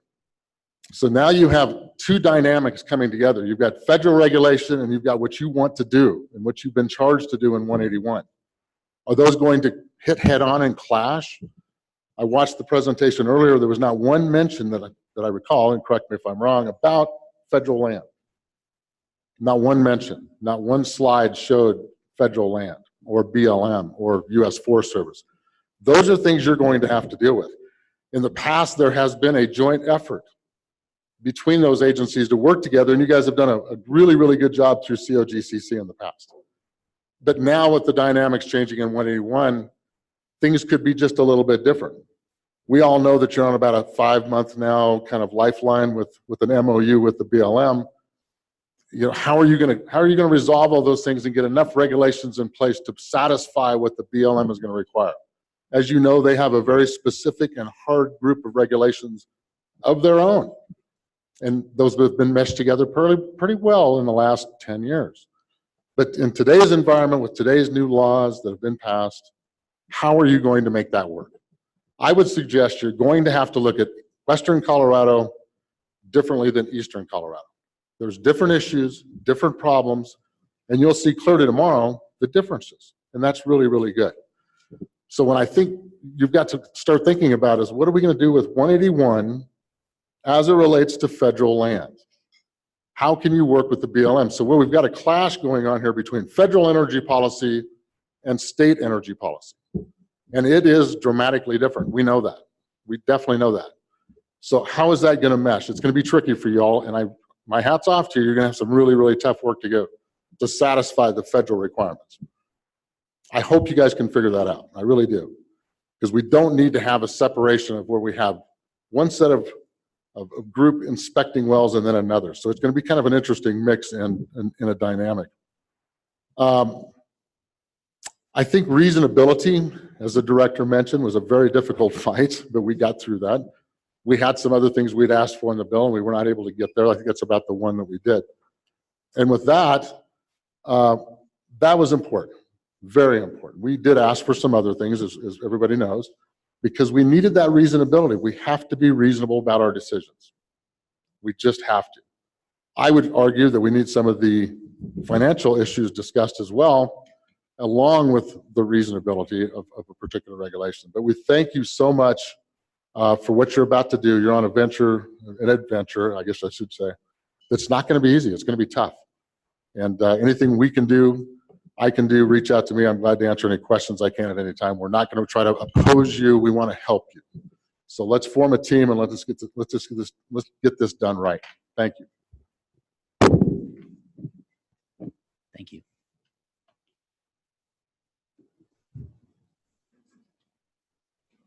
Shelley Camp, Tracy Hope, and John Benton. I'll just briefly welcome Tracy Haupt, who, for those of you who are not familiar with her, served on this commission during the rulemaking we went through 10, 11 years ago as a then member of the Garfield County Board of Commissioners. So she has the perspective of both being on this commission and being on local government. So welcome, nice to see you again.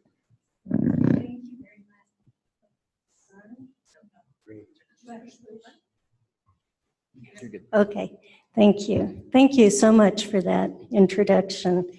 I won't repeat my introduction, But I am here today to speak from the perspective of being a Garfield County Commissioner and a Commissioner on the COGCC at a time when Garfield County was seeing an unprecedented amount of development. And you're going to hear an opinion that is contrary to the opinions that you heard today. Although I know that Rio Blanco and Moffett County don't have the populations that Garfield and Mesa County have, I would argue that we do have the same issues that the Front Range has. So I don't think there's a clear distinction between impacts on the Front Range versus impacts on the West Slope. First of all, I want to say this is an amazing opportunity, and I applaud everyone who wrote and worked really diligently in getting Senate Bill 181 passed. This is the type of bill that many of us have been working toward for a number of years. And I think that it clearly will lead the way in being able to find good and healthy common ground between the industry and people who live in the gas patches or close to, whether it's on the Front Range or some other rural basin around the state.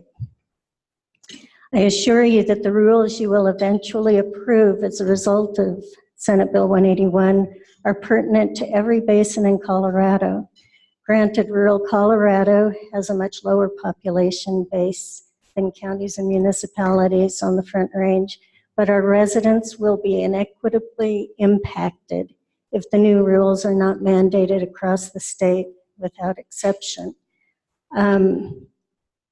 When I talk about without exception, I'm really referring to health, safety, welfare of people and the protection of the environment and wildlife. I have to disagree with very specific things that were said up here. People do live very close to energy development in Garfield County. And perhaps when you go on your tour tomorrow, you will also have the opportunity to look at communities that have wells that aren't in active production, just to see how close wells used to be. They were 100 to 150 feet from homes. And the reasoning back then, Howard knows this, is that if the rig fell, it wouldn't hit the house. We know that no longer is the standard, but the standard should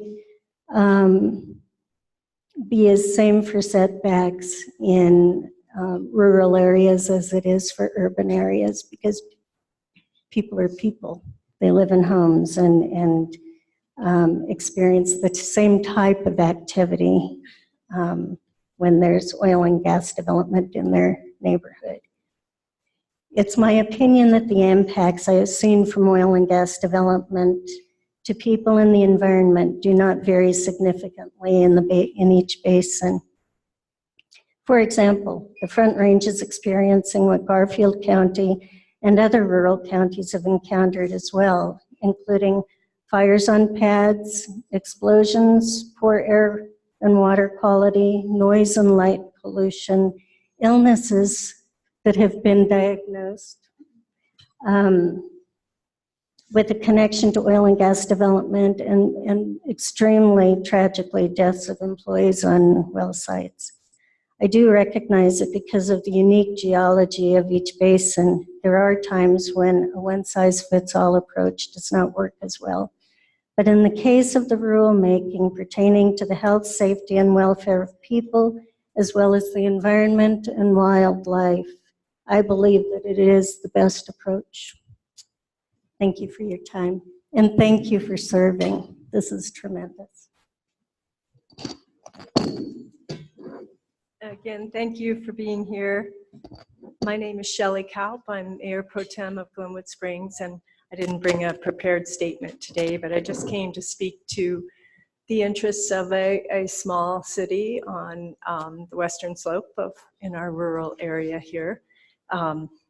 We are most interested in very excited about Senate Bill 181, and thank you for the rulemaking that will be here that will help protect and put to the forefront the health, safety of the people of our area and also the wildlife and the natural environments. A lot of the economies on the western slope depend on those clean and healthy environments, whether it's wildlife or the large swaths of federal land that are managed to protect that wildlife and the ecosystems that supply clean water, fresh air, and particularly clean water to our western slope communities. Those help drive our economies, and they also help the agricultural communities, and they bring our strong tourism economy, which flourishes on the western slope, to this area, which is known for its natural resources and strong, healthy natural environment. So that's important to our area economically, not just visually. But it's important that there are areas on the western slope that are appropriate for resource development. What we look for most strongly for our communities, because we are clustered and sometimes bounded by federal lands and other state public lands, it's important that the considerations of the local communities have a strong voice in any issues that will affect their health and welfare, and possibly their water supplies and their air supplies, and also traffic impacts on their roads to the local areas. So I applaud you in looking at that in this rulemaking, and I'm excited about the commission going forward, and thank you for your work.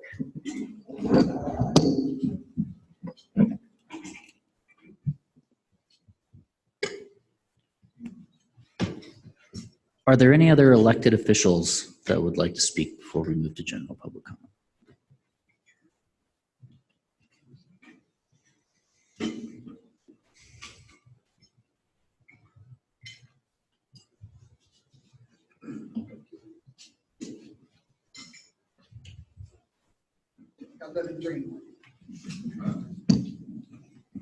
My name is Mary Backern, and I'm a town board of trustee member of the town of Paonia, Colorado. So we're a very small town. We're 1,500 people kind of out in the middle of the mountains. And we rely very heavily on our organic agriculture and our tourism and our wildlands that surround us, as well as recreational opportunities. So I absolutely echo the words of Tracy Haupt about looking at local communities in the West and the impacts on it. I speak from somebody who has oil and gas constantly proposed around our area, where one spill could destroy our organic agriculture. So our water and our air is incredibly important to us. The other thing that I would like to urge you to look at are small communities like ours, whose county really does not want to protect us. They have a proposal on the table that they will be discussing at their next meeting to repeal their specific development regulations on oil and gas, which means they're not going to look out for our interests. Most of the development that has been proposed is over the county line in Gunnison County, but the air does not stop at the county border. The water does not stop at the county border. They will get the revenues from that production. We will get the impacts. So please look across county lines and our issues as well. And the other thing I would like to echo is the truck traffic issues. And we have a very small highway with no shoulders. If we have hundreds of trucks traveling, carrying sand and fracking fluids to the sites, as well as produced water coming off the sites, we have no money to maintain the infrastructure of those roads. One spill, again, could contaminate our ditches. So broader view on that stuff too. Thank you so much for coming to the West. Thank you for looking at our specific issues and taking time to meet with us. Thank you.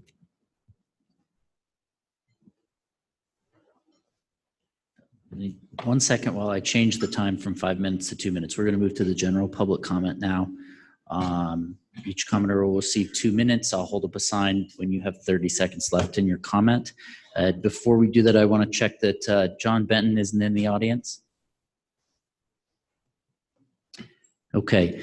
Ben Tipton, Emily Hornback, and Betsy Leonard.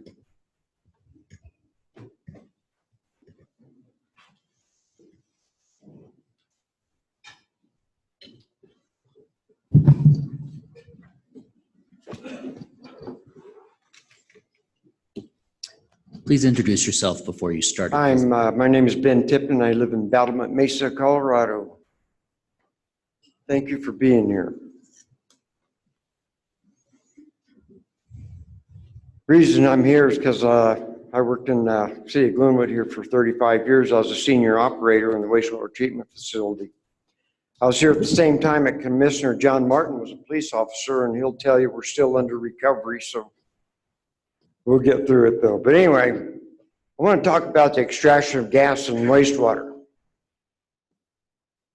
When I was the operator in charge, the responsibility for the effluent going that we discharge into the Roaring Fork River was directly on me.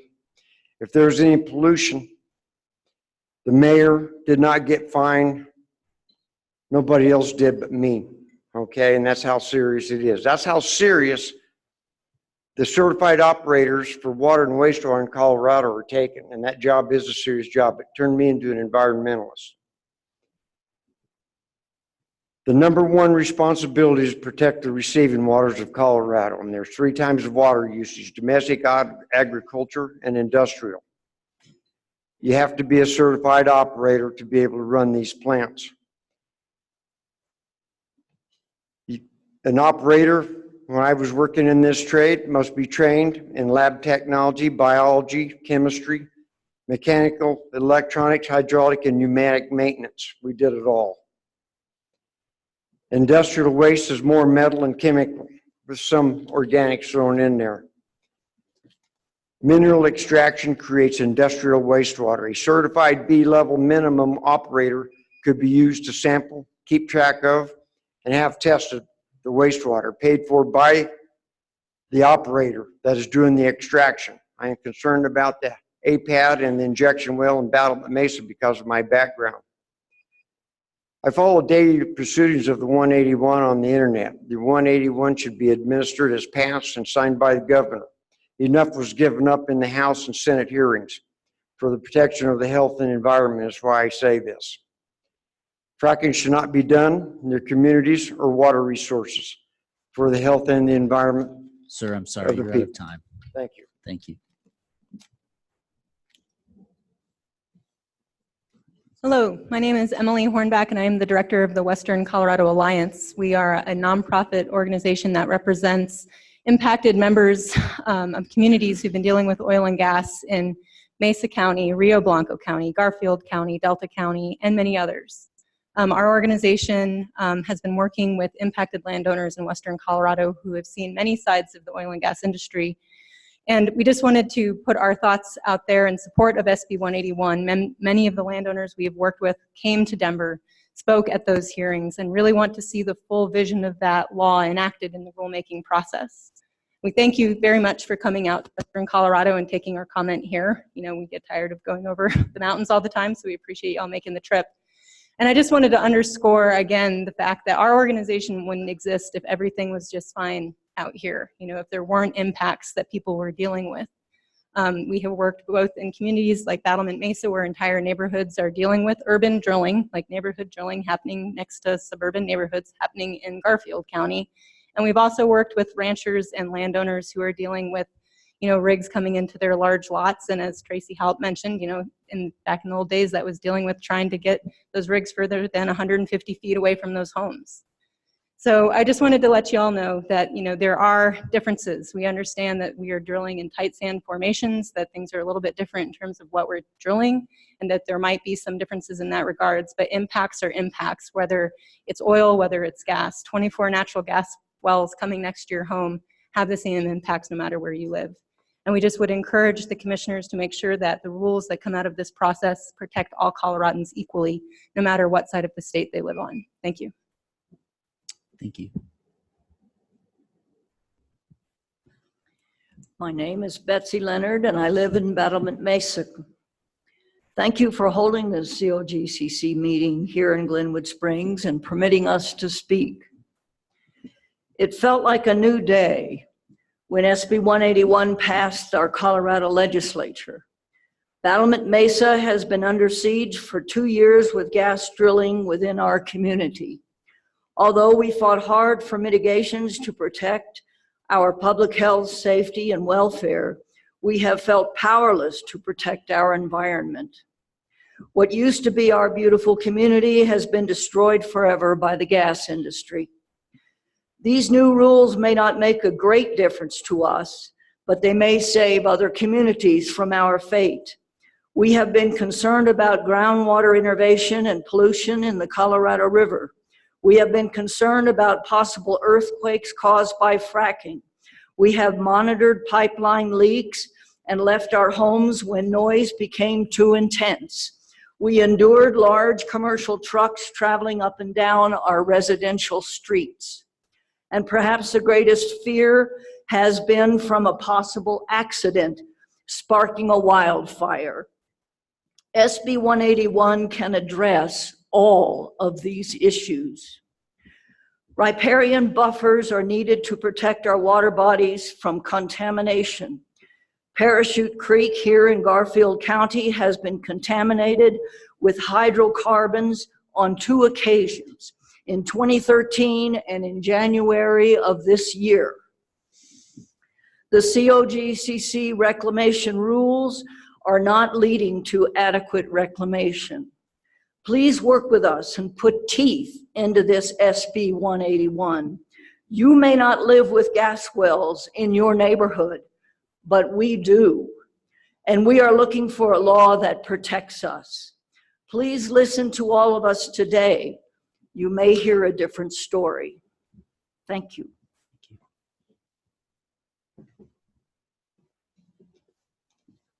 Sean Brennan, Dean Moffitt, and Chris Clark.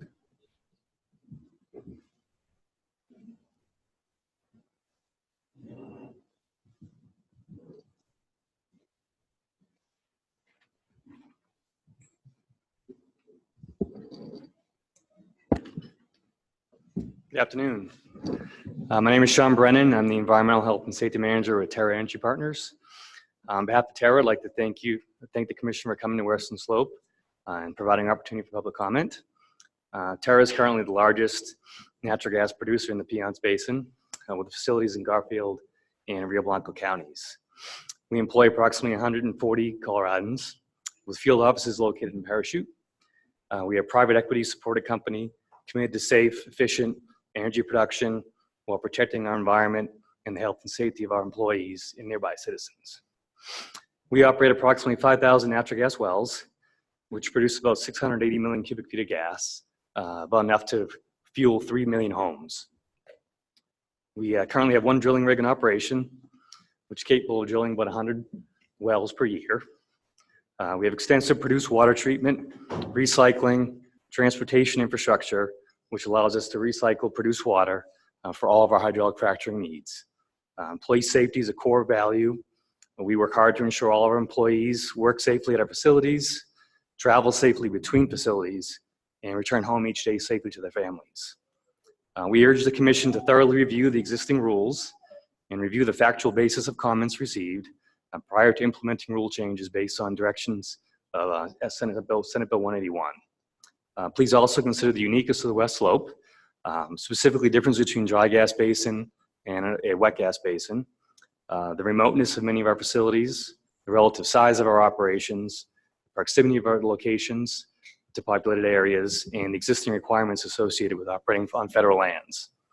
Concerning federal lands, the BLM currently performs a rigorous analysis of every proposed facility according to EPA's National Environmental Protection Act to ensure all potential impacts are considered and appropriate mitigation is in place prior to commencing construction activities. Similarly, due to our proximity to sensitive wildlife areas, we work very closely with CPW to ensure all our operations minimally impact wildlife and their habitat. These are important considerations in order to avoid duplicative regulations. Thanks again for coming to the West Slope, and we look forward to working with you to appropriately update the regulations to ensure the health and safety of Colorado citizens and our environment without imposing unnecessary burdens and restrictions on the oil and gas industry. Thank you. Dean Moffett, Glenwood Springs. Thank you for coming. I support Senate Bill 181. I came here in 1964 for a thesis on oil shale before it existed. I have watched the wild, wild west since then. I've watched mistake after mistake. I've watched good efforts. We need uniform statewide rules. You need to resist any attempts of the counties of the Piceance Basin from splitting off or making their own rules. That will just continue what we have had to live with all these decades. We have enjoyed the mineral extractions here, but they have constantly been in conflict with the other activities of our side of the mountain. Please resist any breakaways. I was surprised by the 5 people who first talked to you, the 5 elected county commissioners. They were very negative. They were very defensive. And they are saying, leave us alone. We know best. Don't apply Eastern Slope rules on us. Please hold the high ground. Thank you. Thank you.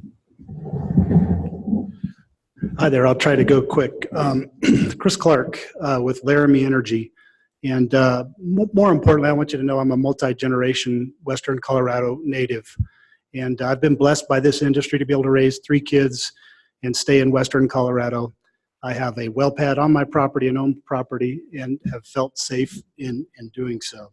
A little bit about Laramie Energy, just real quick. We're actually the 3rd largest operator in the basin. Our primary mission is to prudently invest our capital in a high potential resource play that's strategically located. We're 100% Piceance Basin focused. Many of our core values are being the safest, low cost, and most efficient and environmentally responsible operator in the basin that we work, and to provide a work environment that incentivizes our employees to achieve their highest professional and personal goals through collaboration and teamwork. Laramie is one of the oldest and continuous operators in the basin. We moved into the basin in 2004 with an initial investment of about $390 million. With that, we drilled about 200 wells, ramping up with a 5-rig program, and eventually sold that asset to Plains Exploration and Production in 2007. Also in 2007, we restarted back up, started drilling again with 4 rigs, made multiple acquisitions, including Delta Petroleum.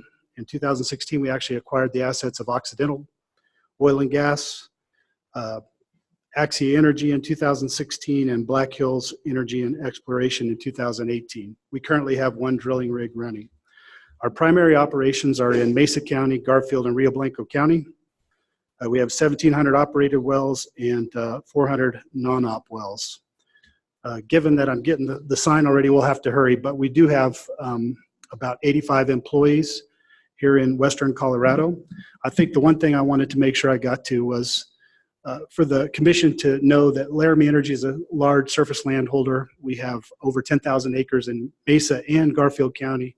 A lot of that is managed through conservation easements with CPW for the management of elk production in wintering areas. We have the CNAP area, which is a production or a protection area for the Colorado Natural Areas for parachute penstemon, for two of the only 4 known populations in the world. Sir. And we also manage a lot of open area space for in Mesa County with Mesa Land Trust. Again, thank you for taking the time to come visit with us today. I'll be on the field trip tomorrow and look forward to having time to visit with you more one-on-one. Thanks. Thank you. Cheryl Brandon, Michael Hindis, and Carrie Hackenberger.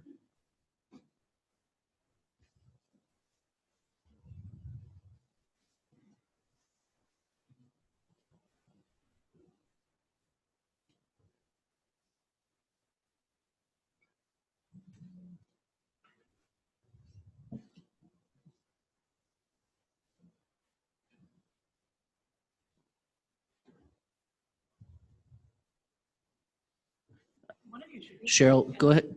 Ms. Brandon, go ahead, please. Would you please grab that microphone and speak into that form? Thank you.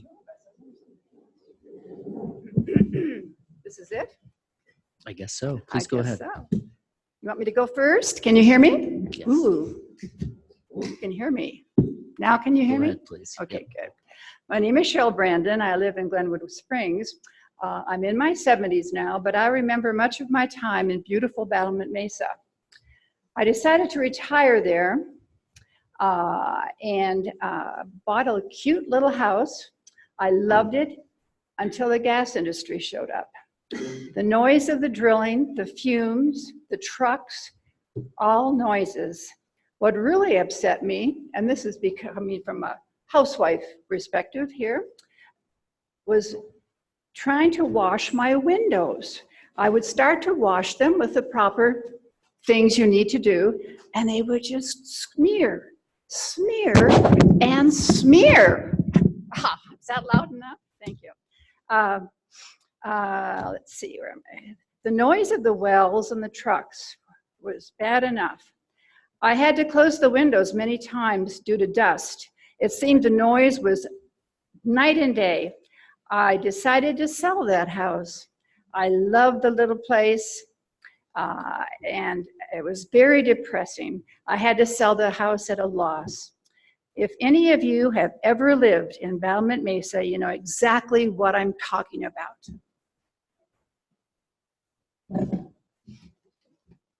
Thank you. Good afternoon. Can you hear me? Good afternoon. My name is Carrie Hackenberger, and I'm the Associate Director of the American Petroleum Institute, Colorado. API represents all facets of the natural gas and oil industry in Colorado. API has developed more than 700 standards to enhance operational and environmental safety, reliability, community engagement, and sustainability since the organization's inception in 1919. Following the enactment of Senate Bill 181, the industry knows there is significant work to be done. We commend the Commission for their work during the 500 series rulemaking, especially in maintaining the scope and focus of the rulemaking appropriately. This disciplined focus will be critical to the success of future rulemakings. The industry is continuously evolving and innovating to ensure we are protecting public health and safety and mitigating environmental impacts. It will be important to develop performance-based rules that can evolve with the industry, rather than prescriptive language that could inhibit innovation. Please consider API as a resource on current industry standards, programs, and practices which continue to advance through technological innovation, scientific studies, and sound policy. API strongly encourages the Commission and staff to foster a collaborative rulemaking process that is informed by upfront stakeholder engagement. API intends to fully participate during this process in representing our members in thoughtful and meaningful discussions. Thank you for the opportunity to provide comment today, and we look forward to continuing the dialogue. Thank you. Mr. Hindis, Bonnie Smeltzer, Barbara Vasquez, and John Deuce.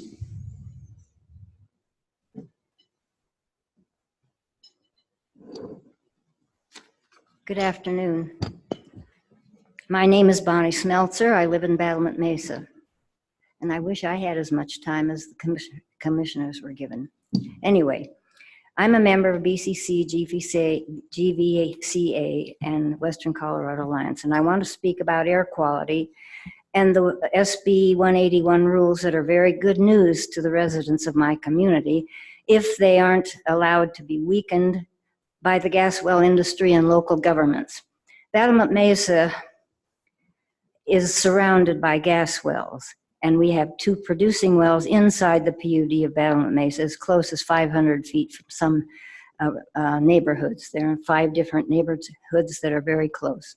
Some homes and apartments are, I already said that. My personal impact from gas well industry was in the spring and summer of 2009 when Antero's gas well pad really produced a lot of toxic odors that came right through my neighborhood. This well pad was a half a mile away from where I lived. The strong odors caused headaches, lightheadedness, eye irritation, and nosebleeds, the first I've ever had in my entire life. During the past 10 years, from 2009 to 2019, I have made phone calls, written letters. Jeff Robbins got a letter from me. And I have filed complaints, filled out complaint forms, attended COGC hearings in Denver, and voicing my complaints and concerns about how this industry affects the health and safety of my neighborhood, and it impacts our health. Finally, I thought that that the health and safety of people finally counted a little bit more than the industry that is a very noisy and polluting one and can cause long and lasting health impacts. The Western Slope deserves the full protection of SB 181 that it says it will provide. I wish I could finish. You know what? I'm going to be 92 in October. I'm going to have cataract surgery. I should get a hearing aid. And I just feel like I should have a chance to finish my please statement. finish. Go ahead and finish. Okay. Because I'm wondering how much longer I can do this. Anyway, I want to hope that you will not come up with a weakened version of the Western Slope, which is already beginning to happen. Please don't let that happen to us. It's very important. And incidentally, yesterday I drove past the Tompkins well pad, and I could smell odors. So now I have to fill out another complaint form. Thank you for listening. I'm so glad you came to this area. Thank you, ma'am. And I'm sorry, Barbara Vasquez couldn't make it, but she did ask that I read a statement from her. I'm Troy Redding with Western Colorado Alliance, reading this for Barbara Vasquez. I strongly believe public participation helps Colorado decision makers arrive at much better informed decisions and appreciate the opportunity to provide my perspective and priorities. With SB 181 guiding this rulemaking, the COGCC is charged with prioritizing human health and safety, which includes protecting air and water quality. To meet the charge of protecting human health and safety and our air and water quality, there are a number of issues which must be addressed in a holistic manner. There must be a statewide floor or minimum to each of the rules. No entity or person should be allowed to limit protections of our health, water, or air. Individuals should have standing before the COGCC, regardless of whether or not they own mineral rights. A property owner adjacent to or in the airshed of a planned oil and gas well should have standing regarding COGCC decisions about permit authorization. To ensure water quality is not degraded by the oil and gas development, quarterly sampling and analysis should be established for both adjacent surface waters and groundwater. This monitoring should be conducted by an independent third party. Establishing a strong state floor, granting individuals standing, and creating an efficient water sampling protocol would go a long ways towards addressing cumulative impacts of oil and gas. Thank you. Thank you. Go ahead, sir. I think it's my turn, John Dose. Thank you. I'm a multi-generational Western Slope guy, born and raised in Glenwood. I live in Rifle now for the last 13 years. Worked oil and gas and real estate for about the last 15 years. I highly recommend you guys take a look at that CSU air study. URSA was a big part of that. It's a huge, I think it's the biggest air study that's been done. I urge you to look at Garfield County's air studies. There was a lot of money and time put into those, a lot of thought put into those. Genuinely appreciate that. Something the director said yesterday, and we heard it again today, cumulative impacts. I get those. I work on those all the time. Being a surface landman, I listen to people's complaints and I try to track that stuff down. I take a lot of pride in that. But let's talk about cumulative benefits a little bit. We have unbelievable hospitals. They're brand new. There's a brand new medical center right there in Battlement. We have a brand new hospital that's fantastic in, well, there's the hospital's always new in Glenwood. They're constantly building, but we have a new one in Rifle. The firehouses are amazing. The schoolhouses are amazing. Our roads, with as much road as we have around here, I mean, it's huge. We have great roads. It's due to oil and gas and some of those benefits. The scholarships that multiple companies give. We just got to, you know, cumulative impacts, cumulative benefits. It all matters. It's there's a lot going on here. Please look, go to Garfield County website, go to the assessor page, go to the reports, and go to top taxpayers. So again, Garfield County website, assessor, reports, top taxpayers. It has 2015, 2016, 2017, 2018, who's paid what in Garfield County. It's all oil and gas. So definitely look at that because that is different than other counties. So I appreciate you guys coming out. I genuinely do. Hope we can have great communication as we always have. And just a shout out to Mr. Kohler. Done a lot of work with him. He's been to presentations with me and helped add his expertise and genuinely calm people with complicated issues. Thank you very much. Thank you. Roger Steen, Dave Devaney, and Matt Honeycutt.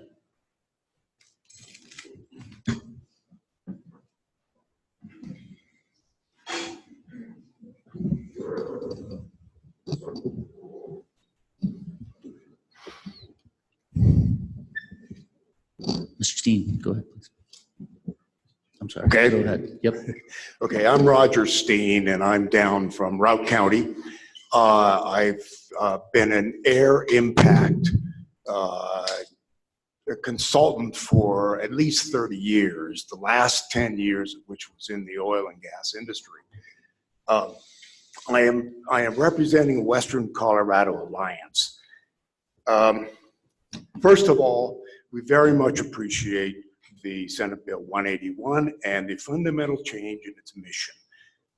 You know what it is. It's been mentioned several times already. We believe that there is no justifiable reason to have different standards for different areas of the state, except for the ozone non-attainment area on the Front Range. The equipment used on the Front Range is the same as the equipment used out here to extract the minerals. You have pump jacks, you have ambient air storage tanks, you have dehydrators, they're all the same. And the air rules currently address them all, allowing for the flexibility of the actual emissions from those types of sources. The difference in product, you have every oil and gas well produces some oil and some liquid. It's all the difference in the ratio of the two. So, and the rules allow for that difference. It's already built into the rules. Rio Blanco County has a separate set of ratio emissions for those two kinds of, for its own kind of oil and gas product. So it's already recognized in the rules. There's no need for us to adjust. The rules make them specific to the west slope. We also feel that it's time to consider larger setbacks for the safety and health of the population. It's high time that we look at that. Also for surface water body protection. Thank you. Thank you. Mr. Devaney. My name is Dave Devaney. I am chairman of the Citizens Community Group Battlement Concerned Citizens. We've been battling to protect the residents of Battlement Mesa for about the last 10 years. My community is a planned unit development, PUD, about 5,000 people, and it has been the epicenter of the struggle against residential drilling in Colorado.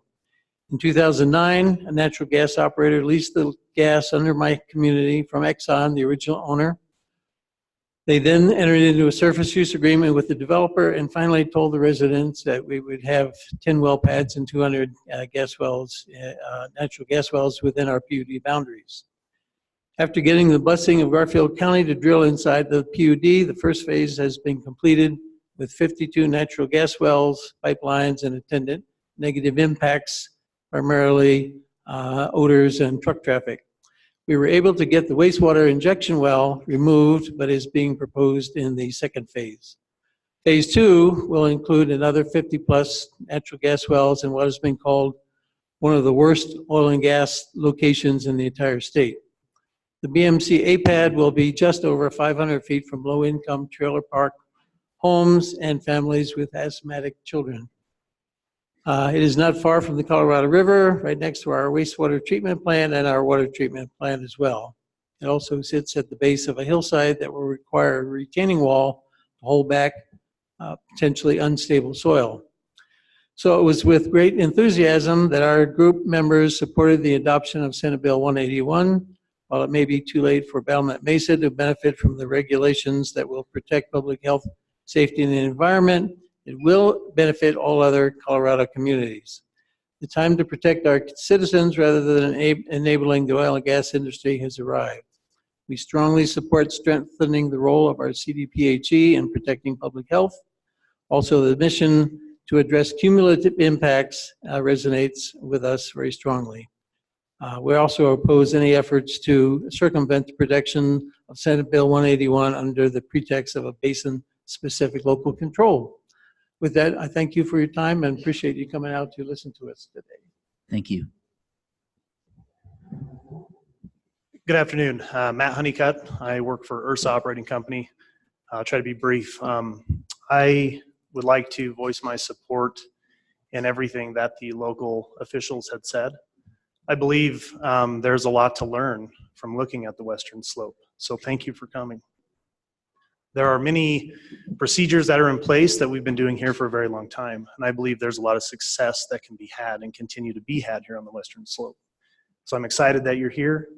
I hope that you take a really hard look and try to soak in as much as you can on the differences between the Western Slope and the front slope. Those differences are very real, and we are all real people here on the Western Slope, so thank you very much for your time. Thank you. Lawrence Foreman, Leslie A. Robinson, and Dave Kite.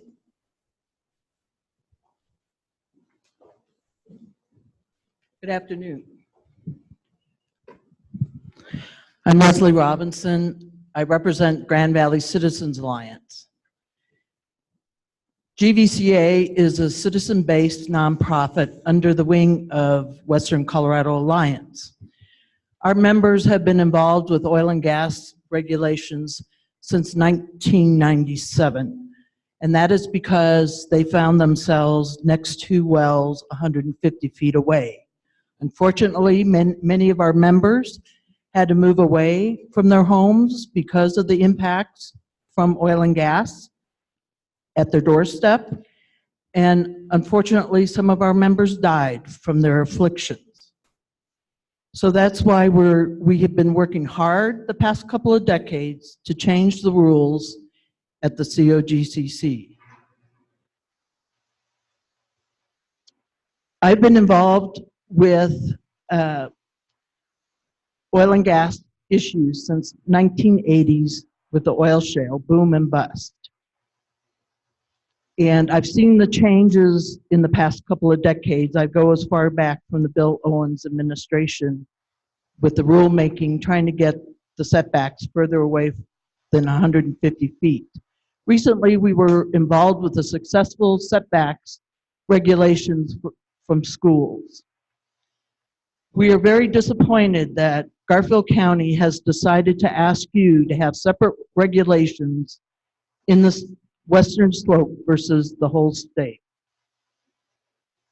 Piance Basin should not be separated out from the state because we are just as well impacted as the Front Range people.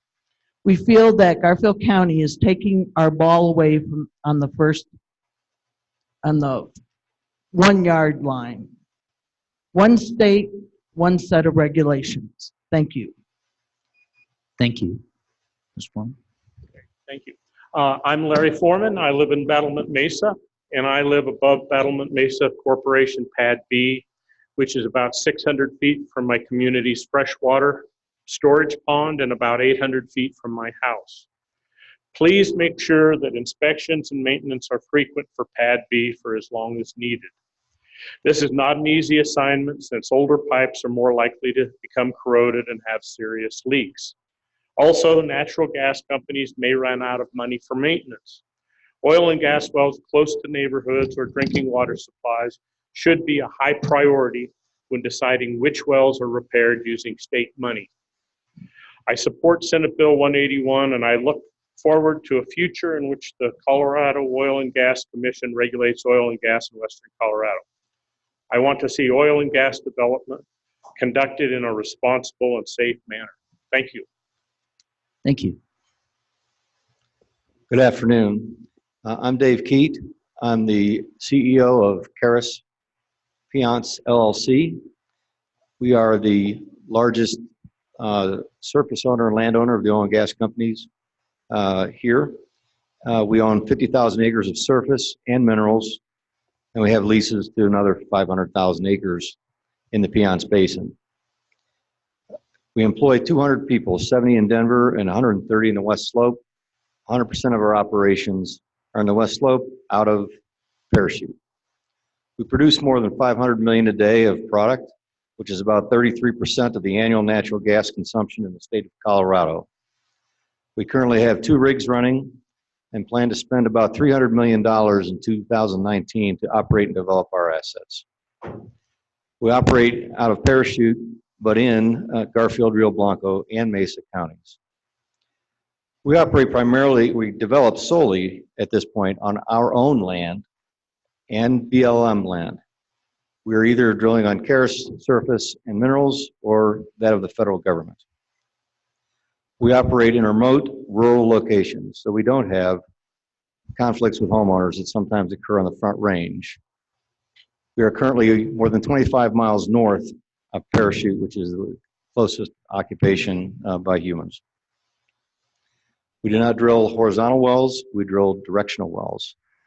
We can put 16 well bores when that surface can fit in this room, and we'll develop 250 acres. That is very efficient operations and surface occupation.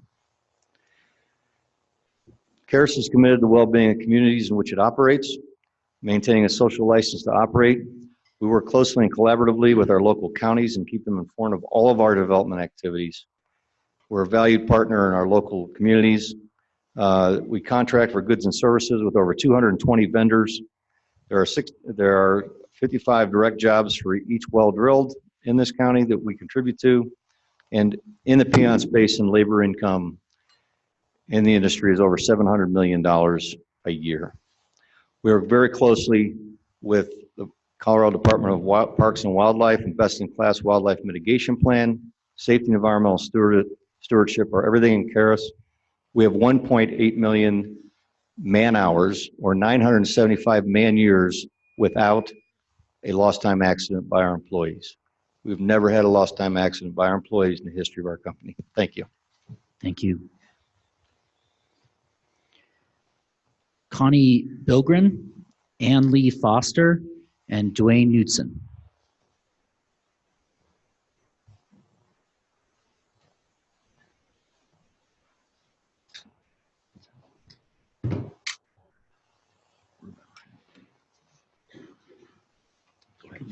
Maybe a little bit. Okay. You go first. Okay, Commissioners, I'm Dwayne Knudsen. Thank you for coming over here to the West Slope, like has been mentioned. That's much appreciated. There is a difference here. I live in Battlement Mesa, and I can say that I'm not concerned for my 3 kids or my stay-at-home wife, because I'm the environmental manager. I know what the rules are that we have to comply with, and they're extensive, they're exhaustive. There's a lot there. I don't worry about the water because I know what protection is put in place to guarantee that it doesn't get messed up. And I know how we sample it. I'm not so worried about the air because I know what air monitoring we've done. Actually, at URSA as a company, we've done. And I've known that the Garfield County has done a lot too. I know CSU Air Study, the CDPHE, the health impact is on the tail end of that. So far, the data is looking really good. There's nothing to be too freaked out about regarding that. If it were, I wouldn't feel comfortable having my family in the Battle of Mesa. You've heard lots of antis on the Battle of Mesa side, but there is a lot of people there that just aren't concerned with it. And again, if people had a good understanding of the rules and understood the well bore, how is it drilled, how is it put together, they really had a good comprehension. I guess I encourage you guys too, if you really had a good understanding of the rules, the full swing of rules, not just the COGCC, but the CDPHE, I know that's a big part of it, but the BLM, as mentioned before, that's a big part of the rules that has not been given a lot of attention. There's layers and layers and layers and layers of protection out there. And all of that gives me a comfort level that we are protected, we can exist. I live in Battlement. I want to, be friendly with the environment. I do things in the environment as well, and I want to have that stewardship, which I feel we do. In fact, we go above and beyond. So I just want to give that other perspective. And again, thank you guys for coming here. That's much appreciated. Thank you. And hi, thank y'all for coming. I'm Connie Bilgren. I am from Rio Blanco County, Rangeley, and I invite y'all to come out to see how we coexist with wells, with wildlife, and how we manage our lands. And I want to state that I agree with the first group of commissioners that sat here. I ask that when y'all are looking at the rules and applying those, that you use common sense and not false reporting or reports that have been debunked when you're making those decisions. There's a lot of good things that come from oil and gas. And I think learning and teaching the public how it's done and how it's done safely and how it's been done safely for the last 20 years. And in my experience, every year gets better and better as far as safety goes for employees. I'm originally from South Louisiana, born and raised in the oil and gas industry. And I've watched it grow, and it continues to grow, and it continues to become safer and much more environmentally friendly. So I applaud y'all for taking on this task. Good luck, and I invite y'all to Rangeley to come and see what it's actually about. Thank you. Jennifer Moore, Fred Mallow, and Chris McRickard.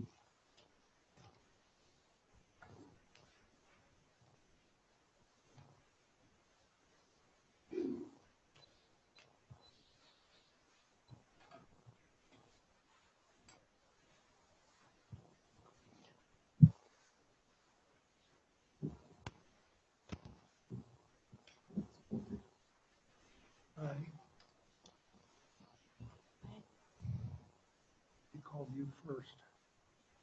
He called your name first. Hi there. Hello. I'm Jennifer Moore from Glenwood Springs. Thank you for the opportunity to speak to the GOCC. I'm here to state very strongly how important the issues and regulations of SB 181 are to the health and safety of our communities, our families, our schools, and our children. We're not here today to shut down this important industry, but I do demand accountability, responsibility, and action from the GOCC. 181 is a health and safety issue, but it's also a moral issue. Does the oil and gas industry have the right to poison our communities and our families who are unfortunate enough to end up living near these drilling sites? I say no. Having a lease doesn't automatically make it morally right to drill specifically there. You've got directional drilling.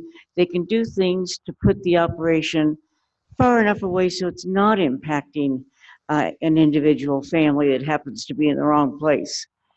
These concerns are why SB 181 was written by our state legislature, passed and signed into law. These concerns are also why Prop 112 came into being last year. The proponents spent $1 million printing petitions, getting it all done. The oil and gas industry spent $40 million to defeat the bill. In June 2019, Glenwood Springs became the 7th municipality in the United States to be certified 100% renewable electrical energy. Your oil and gas jobs don't have to go away. They can be morphed into clean energy jobs. Wind, solar, hydropower jobs are outpacing the fading oil and gas industry. At some point, these precious jobs are going to go away.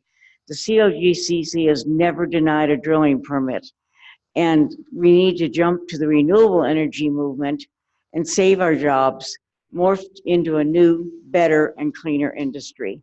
Don't go away mad, just change the focus. Thank you. And I'm Thank going to put these in. I have several from other people. I want to put them into the record, please. Please give your handouts to Ms. Larson. Thank you.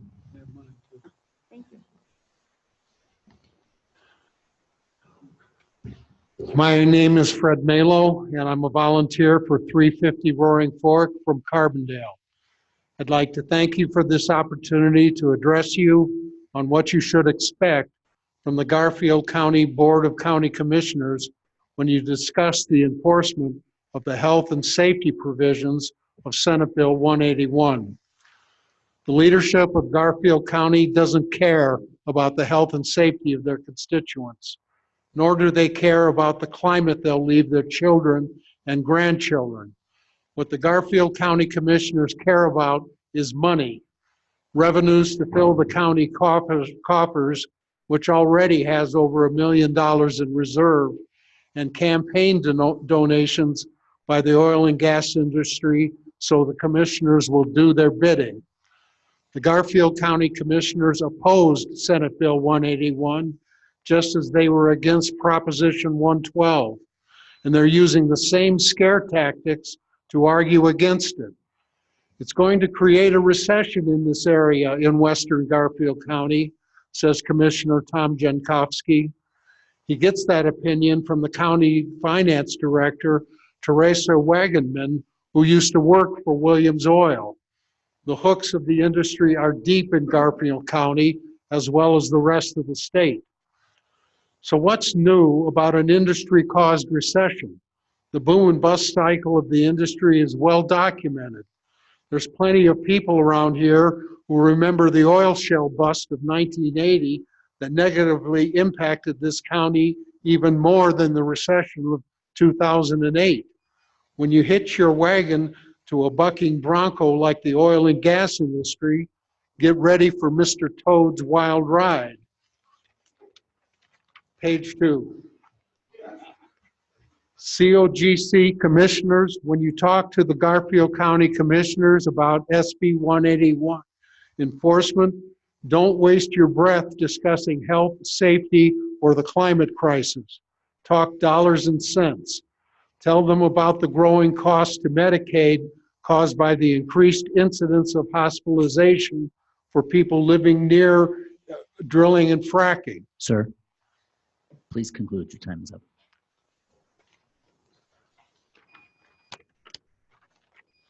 My point is, talk about money, not morality. Thank you. W. Michael Smith, Mrs. J. Moore, and Carrie Mescoli.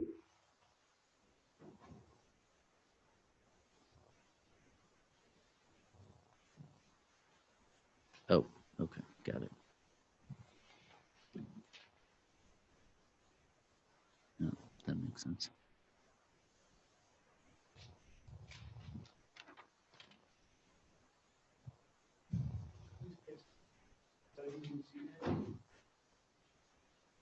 I was going to get into a little bit of a dissertation this morning. I was going to get into a little bit dissertation this morning about my previous employment. Sir? William Michael Smith. I'm sorry, sir. Oh, thank you. Go ahead. I live south of Silk. I'm the pipe fitter from Chicago, so I know this industry. I worked 3 years, Mobil Oil, Refinery, Joliet. Also worked in the oldest refinery on the face of the earth in Whiting, Indiana, Standard Oil of Indiana. There was no place in that refinery that you could take a match, drop it on the ground, and it would not ignite. We were besieged constantly by the remains of previous unregulated industry. Constantly. Our lives were in danger every time we walked into that refinery, and a lot of our men went down. I left there, came here and moved to beautiful Colorado. I moved to a conservancy of 240 acres directly across the street from my front door, thinking, a state-regulated wildlife conservancy. I'm going to see a nice grassland prairie and production and it will remain pristine for the rest of my life. Wrong. I know I got 30 seconds. I sure would appreciate having as much time as the rest of the people, okay, who are elected. Well, they took that conservancy and Barrett made it into an industrial hell. You saw the picture. That's what I woke up to this morning. Was a workover rig less than 350 feet from my front door. They came here, they play, and they go away. Also, issues that we have not talked about are some of the social issues. I have a personal friend west of Parachute, single mother. Sir. Her father, the son's father went back to Canada, in Canada. Sir, He I'm never sorry. paid a dime in child support. Sir, your time is Our, up. Please our conclude. social system is being screwed up, and so is our environment. In finishing, it is your charge to protect the citizens of the state of Colorado from the pollution that I smelled upon walking out my front door this morning. You all took an oath, so please take that to heart. Protect us and stop this industry from the willy-nillyest. I was not even informed this was going to be in 350 feet from my front door this morning. Why not? It's my health and safety. They should have to inform you before they come and do any work that close to my home. Thank you. Thank you. And thank you for coming, yes, to the Western Slope. Paula Dennison, Eric Schmela, and Josh Carlisle.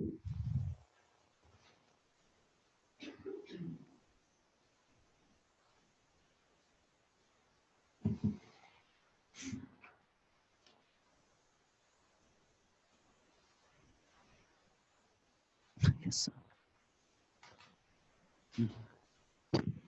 Out of due respect for your time, I'm going to plan on comments specific to some of the rulemaking tasks, so I will forfeit my time for this session. Thank you. Thank you. Aaron Riccio, Nate Gill, and Angela Henderson.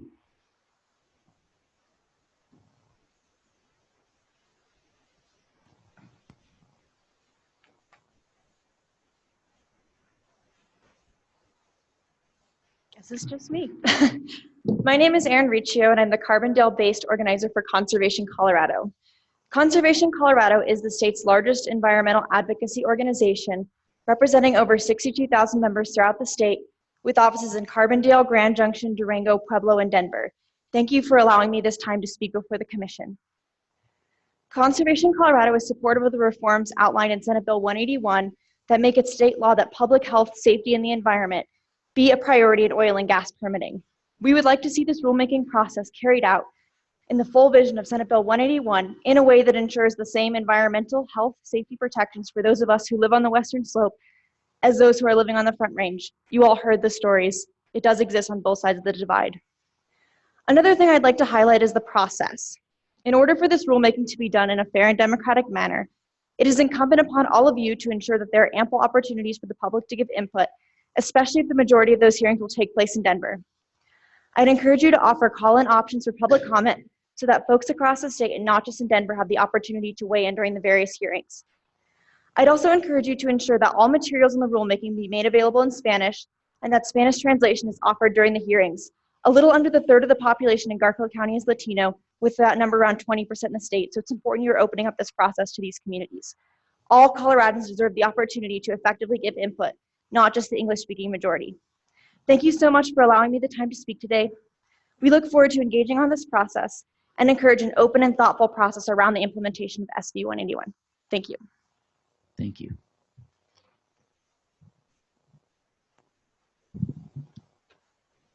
Good morning. Actually, afternoon now. My name is Nate Gill. I live on the Western Slope, and I'm an independent consultant. Been in Colorado 45 years now. Love it. So I want to thank you for allowing me to be heard. I am unable to fathom how you can make decisions based on the extreme opposing views you're listening to today. One side says that oil and gas is the terriblest thing ever, and the other side understands the amount of regulation currently in place to protect the health and well-being of all Coloradoans and their environment.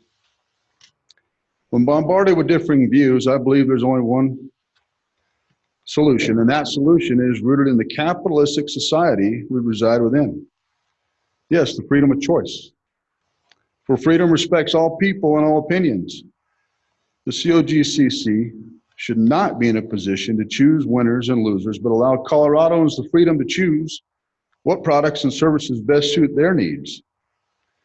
Currently, there are millions of Coloradans who choose to heat their homes with natural gas, and they should retain that freedom of choice. Additionally, millions of Coloradans choose to consume petroleum as their preferred method of transportation, and they should retain that freedom of choice. For I believe Coloradans prosper when they let the market decide who stays and who goes. Each individual then has the responsibility and should accept the accountability of their own individual choices.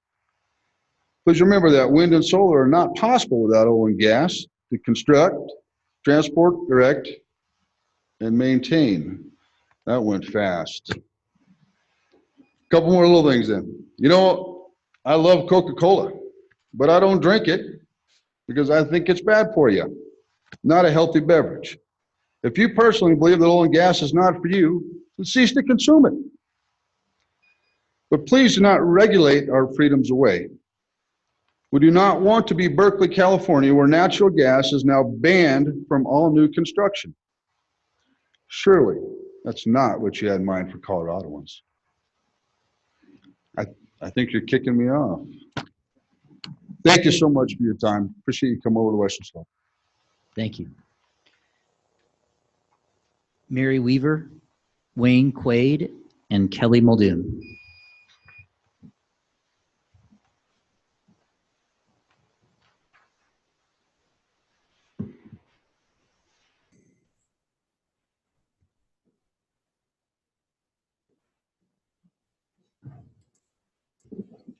Good afternoon.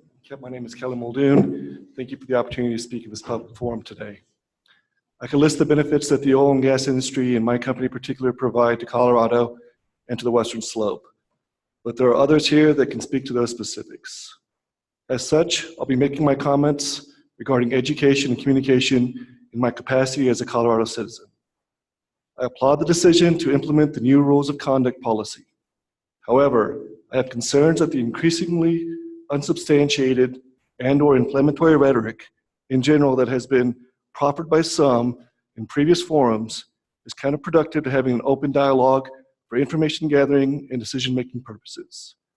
I further have concerns that the passive allowance of the spear-mongering will have a detrimental effect on the mental health and emotional well-being of less informed Coloradans. As such, I implore the Commission to consider what options it has in addressing these concerns under the purview of Senate Bill 181 as it pertains to public health, safety, and welfare. Thank you. Thank you. Barb Coddington, Troy Ridding, and Travis Vitek.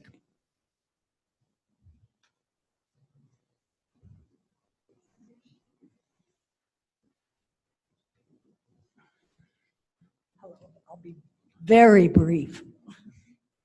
I wanted to say welcome to the Western Slope, where it is not the 10th day of an ozone alert. Ma'am, I'm sorry. Would you please state your name? Yes, I'm sorry, Barb Coddington. Thank you. And I'm here in Glenwood. And I also wanted to say climate change is real, and you are responsible to treat it as the crisis that it is. That's it. Thank you. Thank you. Hello, Troy Redding, for myself this time. So I appreciate you taking the time and making the drive to talk to those of us here on the Western Slope. I'd like to start off by saying that I support Colorado's oil and gas industry. I had the privilege of working in the industry when I lived in Rangeley, Colorado. Working in the oil and gas industry allowed me to provide for my wife and young daughter while my wife was in college. Rangeley and the oil and gas industry provided my young family and I an opportunity to establish a financial foundation for us to build our lives on. It paid for our educations and our first home. I'm grateful for these opportunities. I now proudly work for Western Colorado Alliance, where I work with members to advocate for responsible oil and gas development. Here I've worked with people whose lives have been negatively impacted by development. I want to see development continue as I'm aware of the financial benefits the industry can provide to communities and families like mine. However, just like any other industry, oil and gas development requires oversight. WCA wants to see development continue in Western Colorado. We just ask that the COGCC use these rulemakings to protect the health of all Coloradans during this development. I'm asking the COGCC to establish a state floor that allows for oil and gas development in Western Colorado while protecting our communities from those who might operate without proper consideration for community impacts. Thank you. Thank you. Nina Anderson, Eric Carlson, and Kristen Wynn.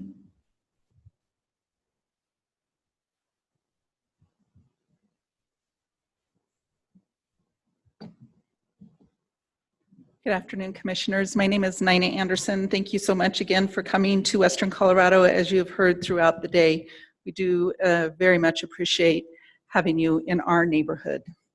While I do have friends with differing opinions on this matter, some of them here today, please don't assume that I am unaware of the neighboring effects of natural resource extraction. My dad died from complications of COPD as a result of his time in the service to our country, and I own property with my mom in Moffat County that is directly at the base of the strip mine. We also host multiple large electrical power towers on our property, and we have lived there for over 40 years. So I do know the noise of equipment that operates 24/7. I also know the dust from blasting of strip mining. However, the timeline of oil and gas extraction is extremely minimal compared to the timeline of a coal mine. My family, including my 78-year-old mother, take pride in our contribution to the cleanest and most environmentally friendly extraction available in the entire world, right here in Colorado. So if 181 is truly about local control, as Representative Casey Becker touted during the legislative process, then you as a commission should be committed to creating rules that honestly support that initiative. I have heard loud and clear through community initiatives following the passing of 181 that local control is more about Boulder and Broomfield than it is about Colorado. As a fourth-generation Colorado native whose great-grandmother was born in Boulder to German immigrants, I find it extremely offensive that we are not taking into account the true public benefit of our clean, environmentally friendly extraction right here in Western Colorado. So again, thank you guys very much for being here. Thank you. My name is Eric Carlson. I'm the Executive Director for the West Slope Colorado Oil and Gas Association. I want to welcome you here to the West Slope. I'm very proud to represent the 80-plus companies that are working in the Piceance Basin, developing natural gas for customers worldwide. And it's a real pleasure to have you here. I want to also recognize the Commissioner's Director, Jeff Robbins, who has really put himself out to be very transparent and reaches out to us and asks questions and listens to our concerns and tries to follow up with us. So I want to thank him for that. And also for the staff out here in the West Slope. They have done an incredible job of trying to blend what is ongoing regulations. I think what you've heard today already is that we have a great partnership with local governments here in the West Slope, with citizens that are concerned about the public health and safety, but they wanted this industry to continue to thrive as best we can, and you have a great responsibility. I've served in your job before. I've served on statewide boards developing regulations. I appreciate you taking your time away from your families, the stress of reading thousands of pages of information and data, and be able to discern that information and to develop regulations that help an industry continue to thrive but protect the citizens that we want to. I want to thank you for this time and privilege that you're out here. I look forward to talking a little bit more with you as your proceedings go on, and thank you very much for the day. Thank you. My name is Kristen Nguyen, and I unfortunately may be signed up to speak for cumulative effects, so I can either speak now or wait until I'm called later, whichever you prefer.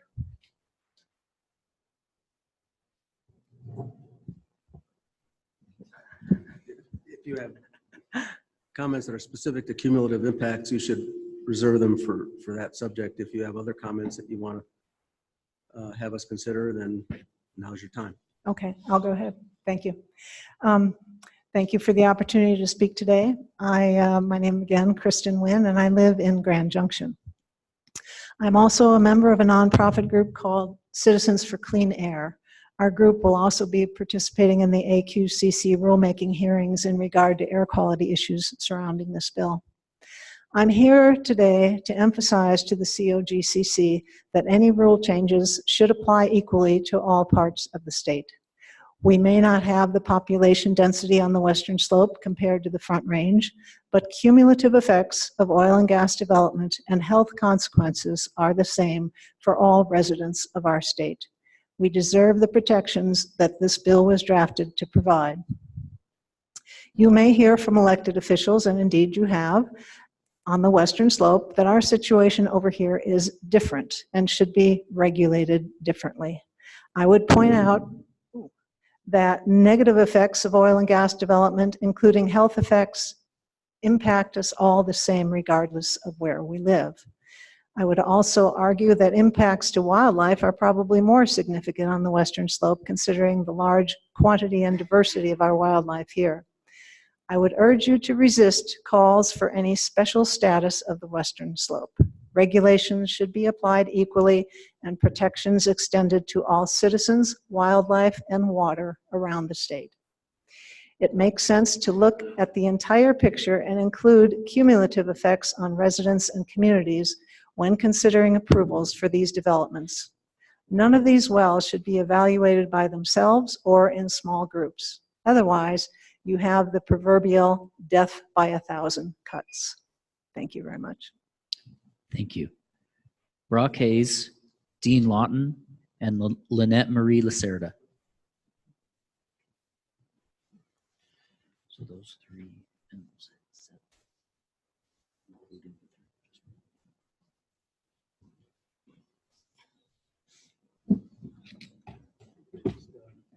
Excuse me, Commissioners, my thought is that we would finish public comments, then take a break. But if you'd like to take a break before I think we have 7 commenters to go in this phase. We okay just powering through? Okay. Cool, thank you.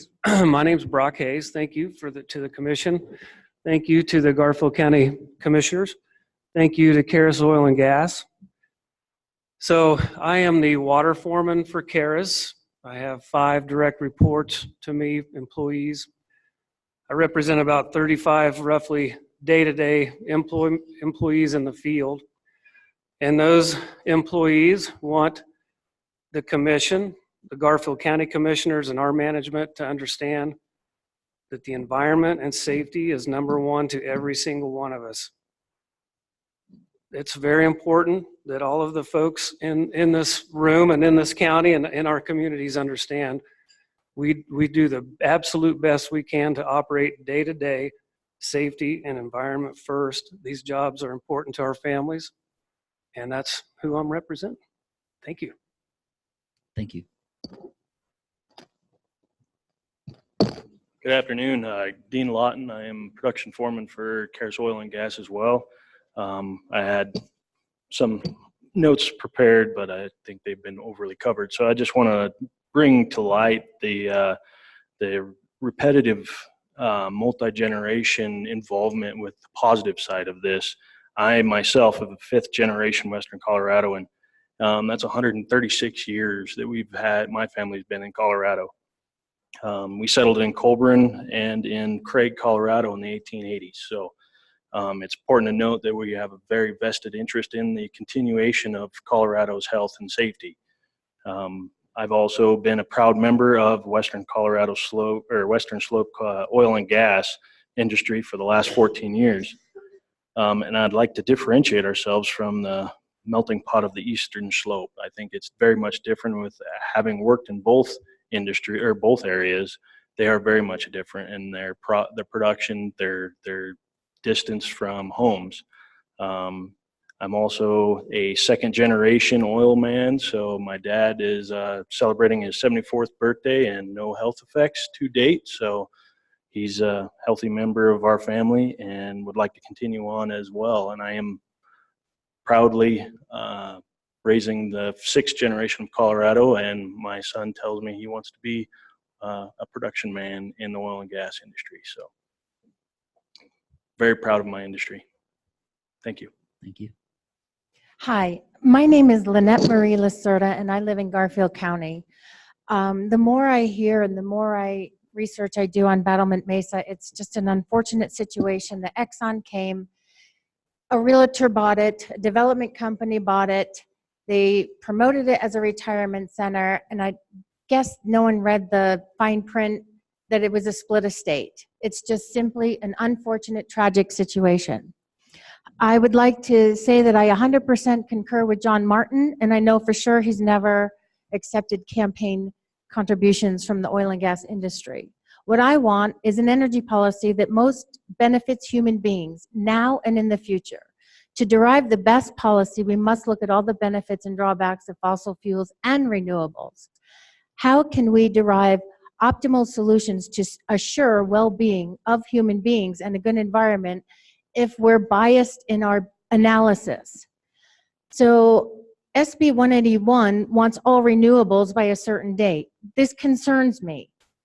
If people don't hear the whole truth about our energy options, how can they make an informed decision? Do people know that windmills slaughter millions of birds every year, that solar requires a vast amount of scarce water, raw minerals from mines that are mostly in China, where labor conditions are deplorable? Do people know that solar power accounts for 2% of the world's energy? So this is, my question. If not natural gas, then what? Here we go. And this came from California, Kids Power Your City. How many acres does it take to power a city of 100 people for 1 year? 1/30 of a nuclear plant on 12 acres. 3/7 of hydroelectric dam takes 73 acres. 724 wind turbines on 1,600 acres. 241,000 solar panels on 29 acres. Okay, 20 onshore gas wells on 8 acres. So my request is anyone that's against oil and gas, stop using it, shut off your lights, light a fire, cook your dinner. Thank you for coming to the Western Slope. And yeah, I'm not 92, but I'd like another minute, and I'll go. Thank you. Mary Sokol, Leanne Leffler-Foote, Michael Straub, Deborah Spiegel, and Sarah Laughlin. Those are the last, 5 people left. Thank you. Okay, And yes, I'm Mary Sokol, and I'm from Newcastle. And I come from a different perspective from others here. No, I'm not fifth generation Western Sloper. I've been coming to this area since I was in college, 1966. I have a degree in chemistry from Boulder. I have advanced degree, engineering degree. I worked in air and water pollution in New York. I've seen Colorado degrade. I didn't think when I came back that I would have to be looking, not for where tornadoes happened or where the floodplain was, but from where fracking was. I had to find on the maps from your commission, which were not easy to negotiate years ago, to find a place that wasn't going to be fracked. I feel for the people in Battlement Mesa. These people need that new hospital because they're going to have a lot of problems from all the pollutants they have. And you may say it's under a certain level. Well, that under a certain level will get you too. We have people who say, oh, well, then don't use things. Well, I've been a conservationist before there was an Earth Day. We recycled things as a kid. We didn't use what we didn't need. I still have a small car. I have solar power. I don't use things. But you have people here who have poured their life into their little farm or their little home. And having all these pads around them has affected their lives. And SB 19181 has not gone far enough. We need to make these companies have compensation set aside for those who need medical and real estate loss compensation. Thank you. Thank you. Hi, my name is Leanne Leffler-Foote. I'm a former Battlement Mesa resident and now reside in Grand Junction. You know, I hear a lot of rhetoric about the health and safety, but if you look around the room for the people like me who are speaking in support of the oil and gas industry, you're gonna see strong, healthy people.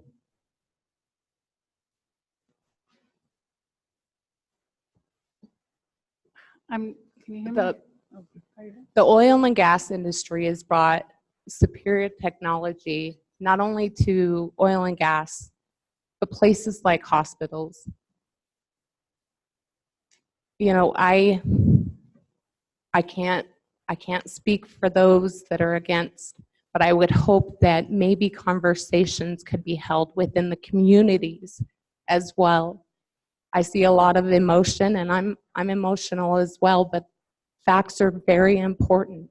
And I think that there is a divide because conversations aren't being held at a community level as well.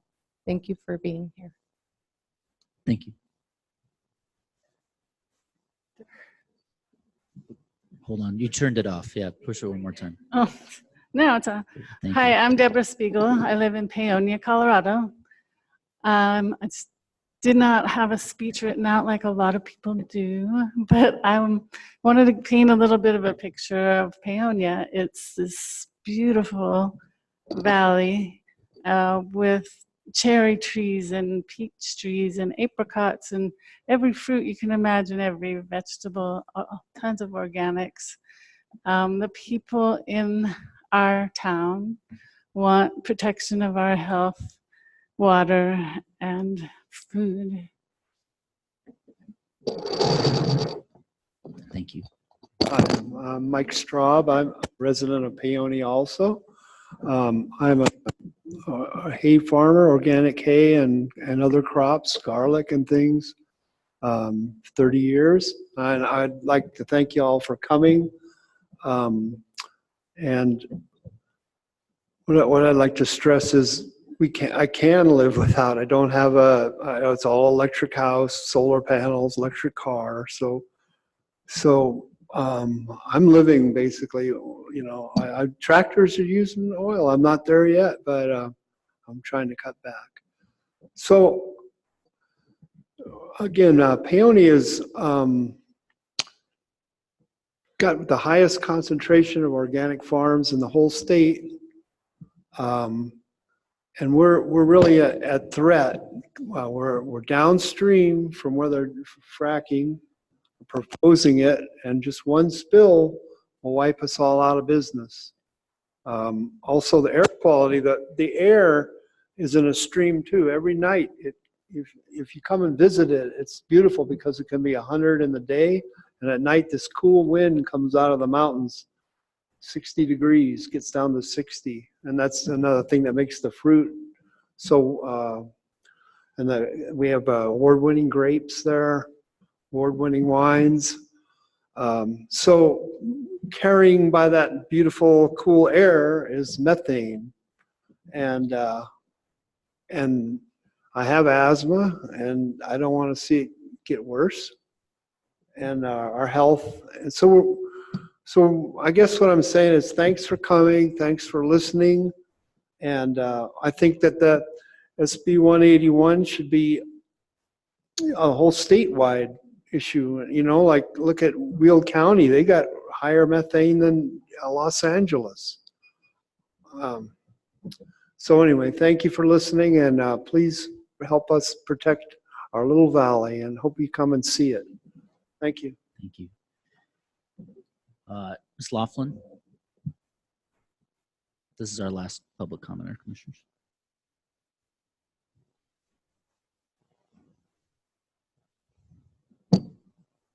Thank you, and apologies, I was doing some mom double duty today. Good afternoon, and thank you for coming over. Thank you for taking the time and dedicating the time to listening to the public here today. It's my hope you will do that on the Front Range as well. That said, my name is Sarah Laughlin. I'm the Executive Director of Logic. You all likely don't know this, but some of the impacted community groups who have been represented in this room today were a major piece of why we were founded and got started. It goes without saying that Senate Bill 181 brought about the first reasons in decades for some of the citizens in this room to hope. They have put up with a substantial amount of backlash within our public processes to date.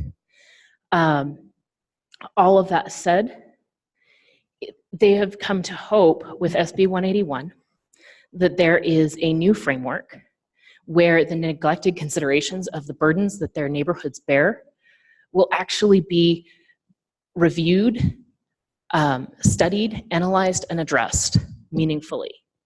We hope that through these rule changes there comes a framework that appropriately addresses the and seriously evaluates the cumulative public health, safety, and environmental impacts of the hundreds of wells in a square mile, along with a framework that really applies a health, safety, and welfare framework to the entire rulemaking process. Impacted neighborhoods, whether a dense suburban neighborhood or a more rural community, are experiencing significant health impacts that have been documented and reported to the state as well as to local governments.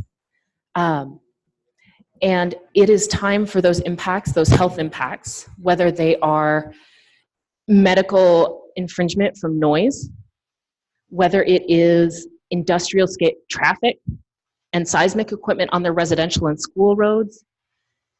It is time that our state begin to address our air quality rating and its impacts to health. I appreciate the time, and again, it is my hope that the COGCC will be thorough in addressing these impacts and addressing the cumulative impacts, as well as taking into account the voices of citizen and impacted communities. Thank you. Thank you.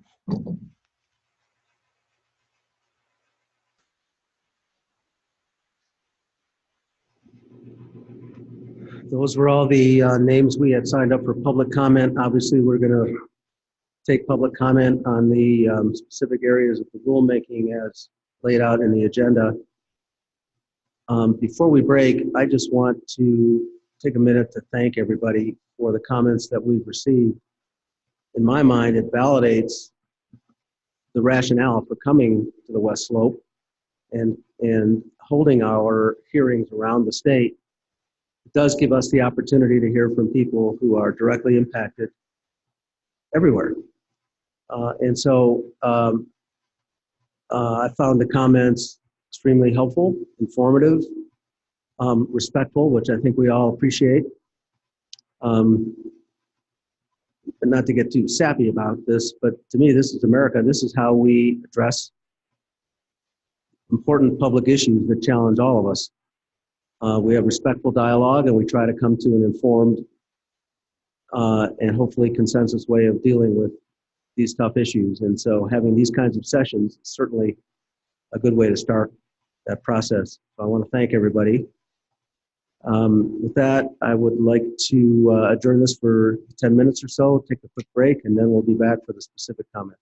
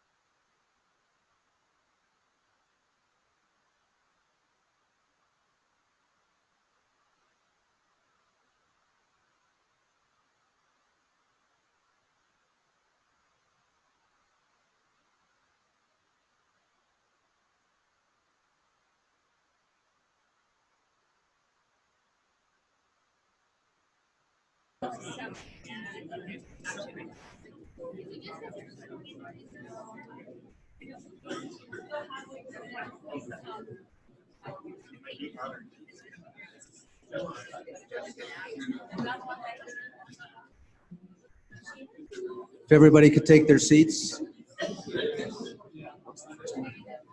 Mission change. I'll start out. I'll make a brief introduction.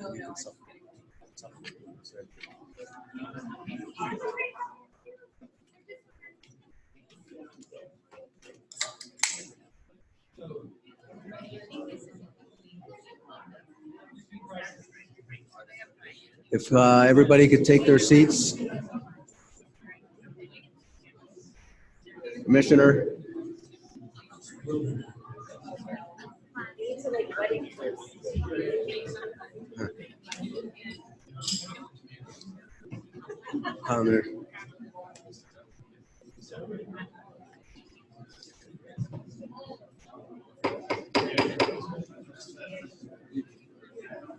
Okay, we're going to get started.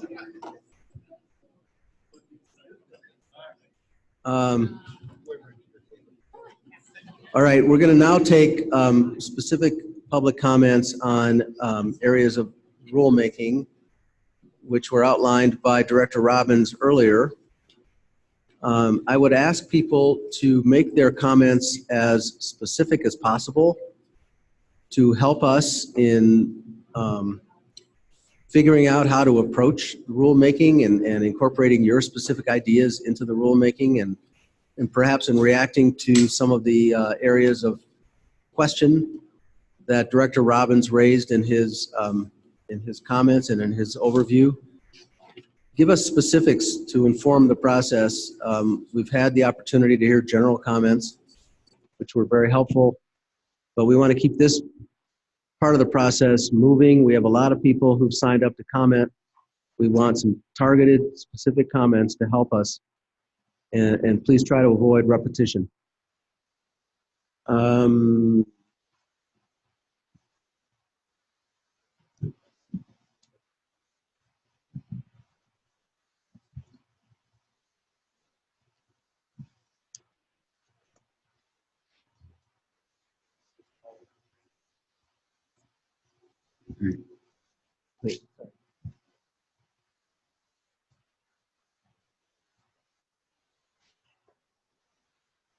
Thank you, Mr. Chair. This is AG Kyle Davenport. I'll be following the same procedure as last time. Everybody is going to receive 2 minutes. I'm going to start with our online signups and read them in the order that people signed up generally. I will start with Mesa County Commissioner Rose Pugliese, if you're here. After that, Christy Woodward, Alan Harvey, and Troy Redding. And this is the mission change comment.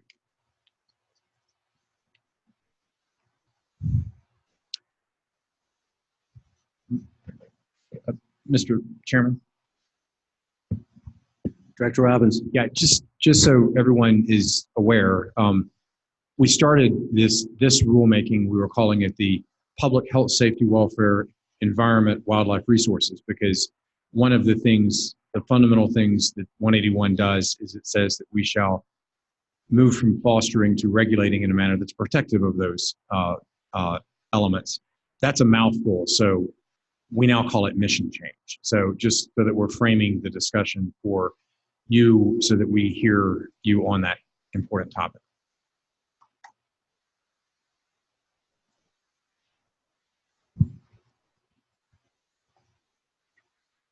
Thank you, Commissioners and Director Robbins, for having me here.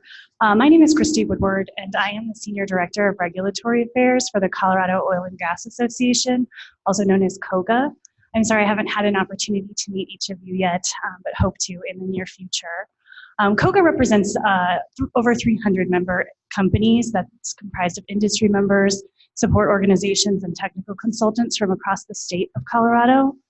As you'll hear from many folks today, Colorado's oil and natural gas industry has an extensive regulatory history. working through 16 rulemakings in the past 9 years alone on everything from groundwater, air quality, spill reporting, to enforcement penalties, school setbacks, and flow lines. You've also heard earlier that there are numerous other state agencies who regulate oil and gas in the state of Colorado, including multiple local governments. While it may be surprising to some, it's important to note that there are at least 65 references to some permutation of public health, safety, welfare, the environment, and wildlife resources in the current COGCC rules. Those values are important and have been part of the oil and gas industry and regulating that industry for many years before the passage of Senate Bill 181. I would emphasize that as you embark on this mission-changing rulemaking, that you take into account the existing regulations and the regulatory authority of many other agencies and local governments involved. It'll be imperative that we will all engage in meaningful and open dialogue to ensure a sound set of rules that will continue to regulate responsible development in a manner that's implementable and keeps Colorado's doors open to responsible energy development for both large and small operators, as well as rural and urban operators. I'd urge you to look at the existing rules and the rules of other regulators in the state to ensure consistent and implementable rules that allow for industry innovation, avoid unintended environmental consequences, and allow for operational certainty to ensure industry funding continues to flow into Colorado. Specifically, I fundamentally believe that it is the task of this commission to allow Colorado's oil and gas industry to continue to provide regionally available, farm to table, or well to tap, if you will, environmentally responsible energy. Colorado's oil and gas industry provides some of the cleanest oil and gas produced in this country. Not only for new and growing Colorado communities, but also those existing impoverished communities already suffering from higher housing costs and that would be further disadvantaged from higher energy costs. I apologize for going over, but thank you for your time. Thank you.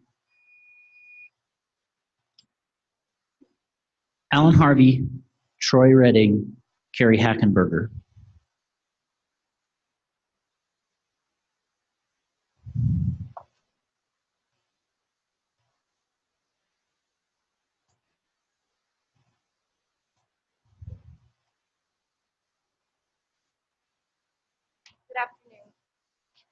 Good afternoon, Commissioners. My name is Carrie Hackenberger, and I'm the Associate Director of the American Petroleum Institute, Colorado.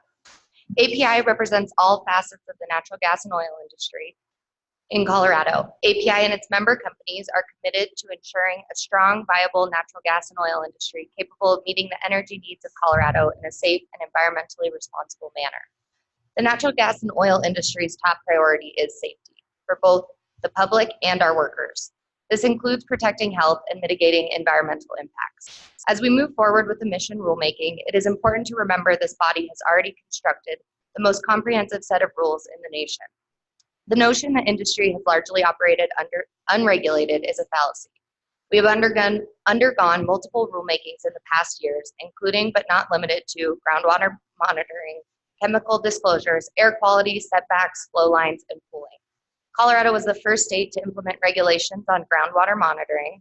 Colorado was the first state to require chemical disclosure of frac fluid. The industry underwent a major air rulemaking in 2014 and again in 2017. These many firsts have created the comprehensive regulatory framework that exists today. This history will be fundamental to creating a baseline as we move forward through the stakeholder process for this rulemaking. We implore the Commission to familiarize themselves with existing rules and the history behind those rules, and would offer ourselves up as a resource to assist in that learning process. Also of note, one thing that often goes unnoticed is the industry is continuously innovating outside of regulations and mandates. We are constantly reevaluating our practices to ensure we are utilizing best management practices that ensure protection of public health, safety, and welfare. We acknowledge that there is always room for improvement, and we are looking forward to coming to the table and discussing reasonable changes. Thank you. Thank you.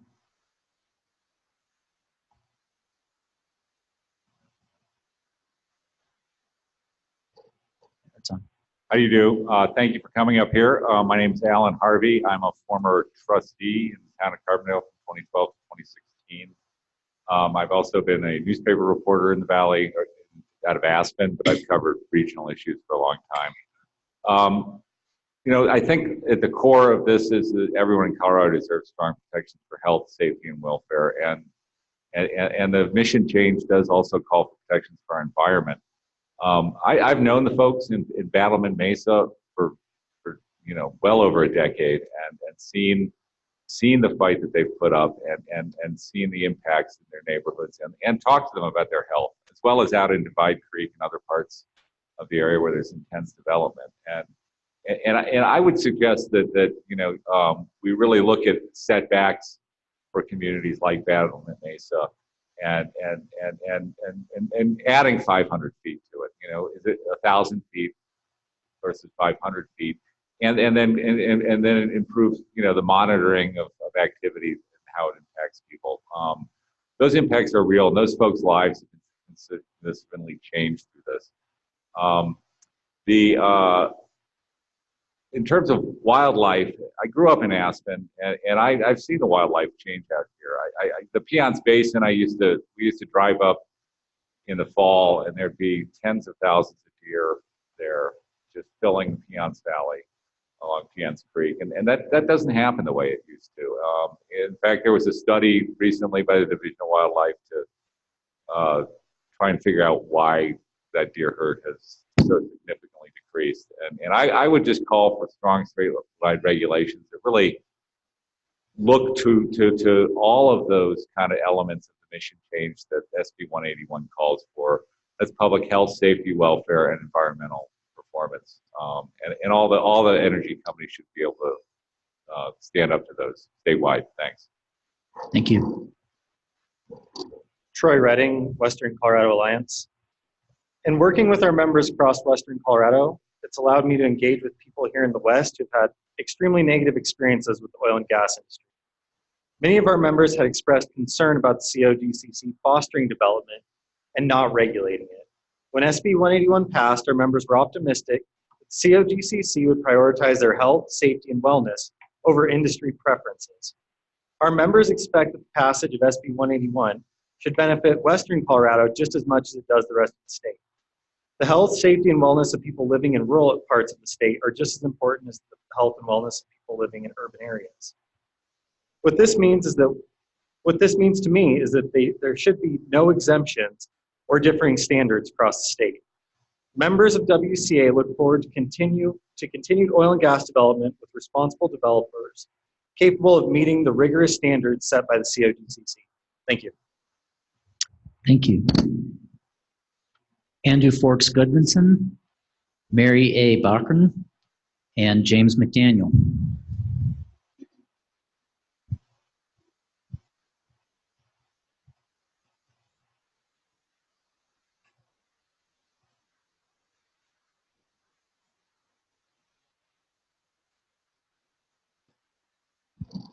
Hello, ladies and gentlemen.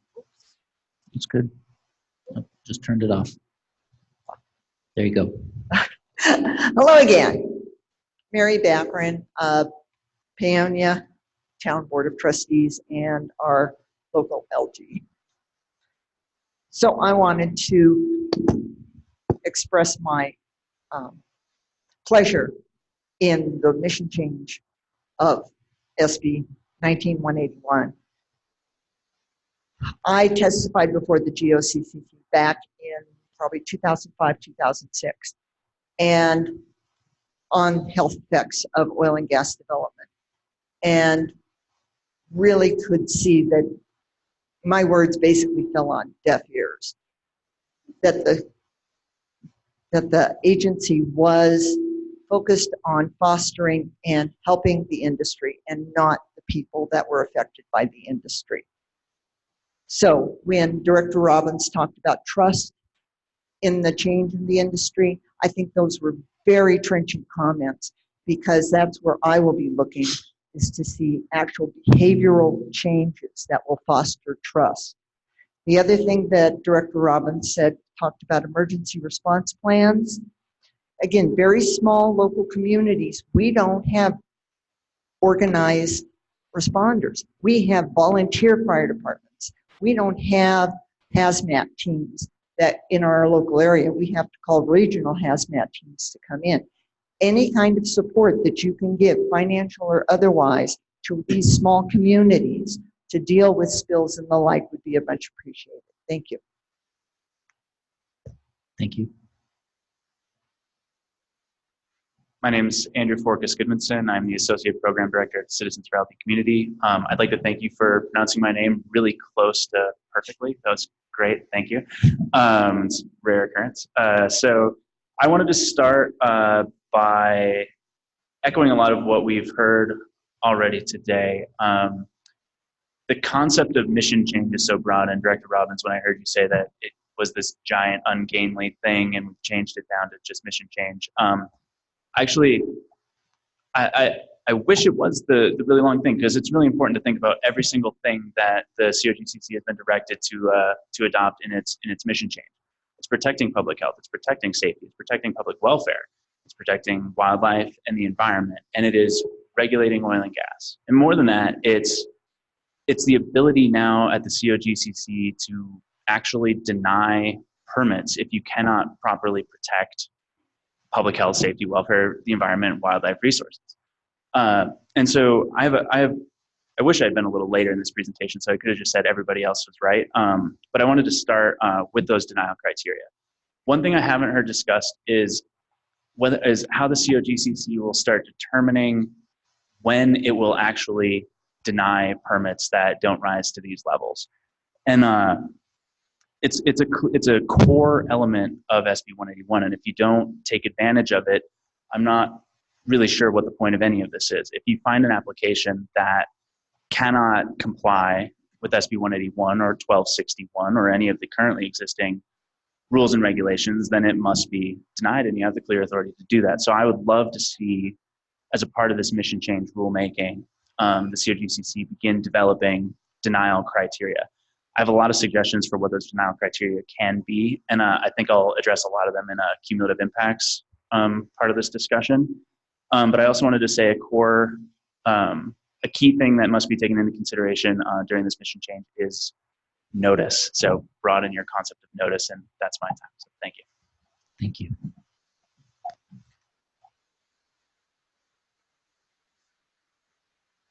Mark Waltermeyer, Alicia Zeringi, and Kelly Muldoon.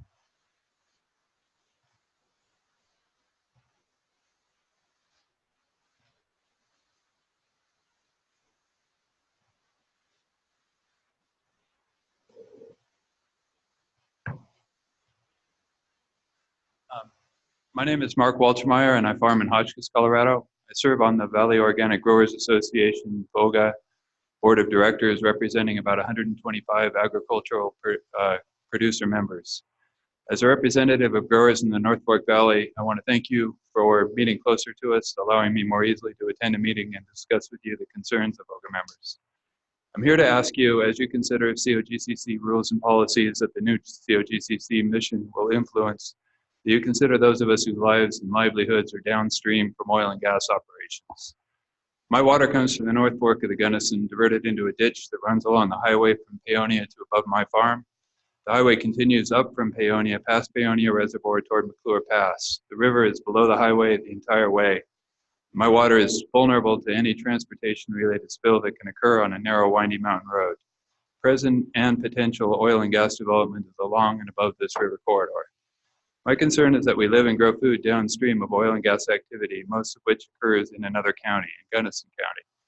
The traffic servicing these wells and other facilities goes by our farms and houses, and our water comes back down from these areas. We have little say in what goes on up there, and we are not actively included in the release of information about spills or other incidents when they occur. We're also not informed about applications and other activities that will affect our roads and traffic and will potentially affect our water and air. A lack of accurate, timely information leads to distrust of the industry and industry regulation from those of us downstream, and we have a strong interest in addressing the problem. Timely information and an openness to questions and concerns would go a long way to building trust between residents here and your agency. I'm advocating for changes in your policies and procedures that allow for better and quicker information with the onus for the dissemination of the information on the producer and the regulator, not the affected citizenry. My livelihood is dependent on clean water and air, and our valley's reputation for clean water and air. Threats to our water and air are threats to our livelihoods, and just as significantly, threats to our reputation for clean food are threats to our livelihoods. Thanks for your time and your willingness to have this discussion. Thank you. Hi, Alicia Zarang with, I'm a community organizer with Wilderness Workshop. We're a public lands conservation organization based out of Carbondale. And we've been in the Valley for over 50 years working to conserve public lands. I appreciate the opportunity to speak before you today. Public comment from a diverse, demographically and geographically inclusive cross-section of the public is highly important, and it's key to ensuring that the COGCC creates and implements new rules for oil and gas regulation under the new law that are in the best interest of our local communities, public lands and wildlife, and quality of life for residents across the Western Slope. I'm here specifically today to talk about the COGC's obligation to consider the impacts of oil and gas extraction on our public lands and wildlife and to implement rules to safeguard both. Under the new law, the COGCC must safeguard wildlife and wildlife habitat from the adverse and individual cumulative impacts of oil and gas development. In order to effectively carry out this mandate, new rules must revise the process and criteria for oil and gas permitting decisions to ensure the protection of wildlife is prioritized, offer CPW a consultation role for all proposed oil and gas development, and require CPW to consult on proposed development within sensitive wildlife habitat and or restricted surface occupancy. Give CPW authority to approve or deny or condition a permit for development within sensitive wildlife habitat or restricted surface occupancy to ensure the impacts of wildlife are avoided, minimized, or appropriately mitigated, and require CPW to create and maintain maps of sensitive wildlife habitat and restricted surface occupancy using public input and the best available science, and enable CPW to update these maps frequently without having to go through a rulemaking process. Further, under the new mandate, existing rules must also be amended to put CPW in charge of assessing the individual and cumulative impacts for a proposed project. And I realize my time is up, so the last thing I just wanted to encourage is that this commission please recognize that we have a sizable and growing Spanish-speaking population in this valley and on the Western Slope, and I urge you to make notice of these meetings available bilingually, as well as to perhaps provide interpreter services and marketing opportunities that are provided bilingually as well. Thank you. Thank you. Just one quick comment. If any of you have written comments that you would like to submit to us, please feel free to do that. If you don't have, well, whether or not you have time to make your full verbal comments, we're happy to consider your written comments that may have more detail. You can either provide them now to Ms. Larson or throughout the stakeholder process. Yeah, if I could follow up on that point, Mr. Chairman, the commission is going to be opening up email portals on September 3rd on each of the rulemakings, and so there will be an email address in which you can provide written comments starting at that time through the rulemaking. So we encourage comments along those lines, and we'll get back to public comment now. Thanks. Mr. Acting Chair. Sorry, Commissioner Overture. I just wanted to add one additional thing onto that too, which is that it's difficult for us to take notes. We're trying diligently to record everything that's being said today. But once those email portals are opened, I just wanted to encourage everyone who's providing public comment or who has thoughts about what these eventual rules should look like, to write down what you would want the rules to be. So write out the rule language that you would like to see so that we can consider it and figure out where it fits within our existing rules, how it would need to be changed.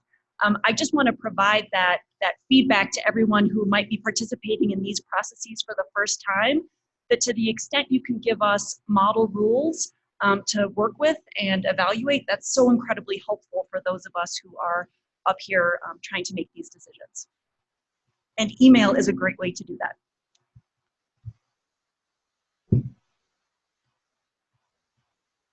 Karen Schoberg, Kate Merlin, and Chris McRickard.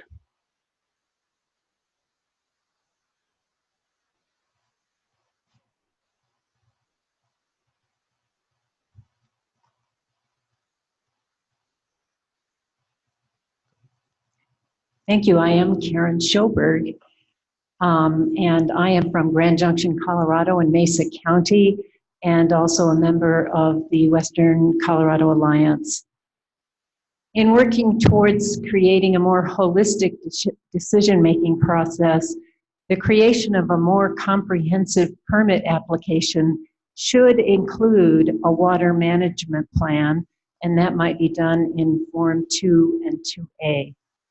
Due to last year's drought and concerns about the future, Coloradans are worried about both the quantity and quality of our precious water. Millions of gallons of water are used for both hydraulic fracturing and produced water pulling and disposal. A water management plan by the COGCC, updated on a regular basis, would provide currently missing information for Colorado's water plan. The Whitewater Oil and Gas Unit in our own Mesa County sits about 15 miles east on a mesa above the city of Grand Junction, where our watershed is. Different companies have drilled exploratory wells there for almost 50 years, and the last company went bankrupt and is walking out. We've had questions all along about where the water for drilling was going to come from and where the produced water was going.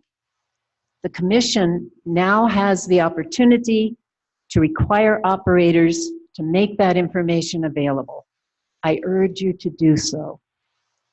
Additionally, I urge you not to exempt the Western Slope or any part of the Western Slope from rules that are meant to protect each of us and the environment we literally depend on for our lives. Thank you. Thank you. Emily Hornback, Richard Vitero, and Matt Honeycutt.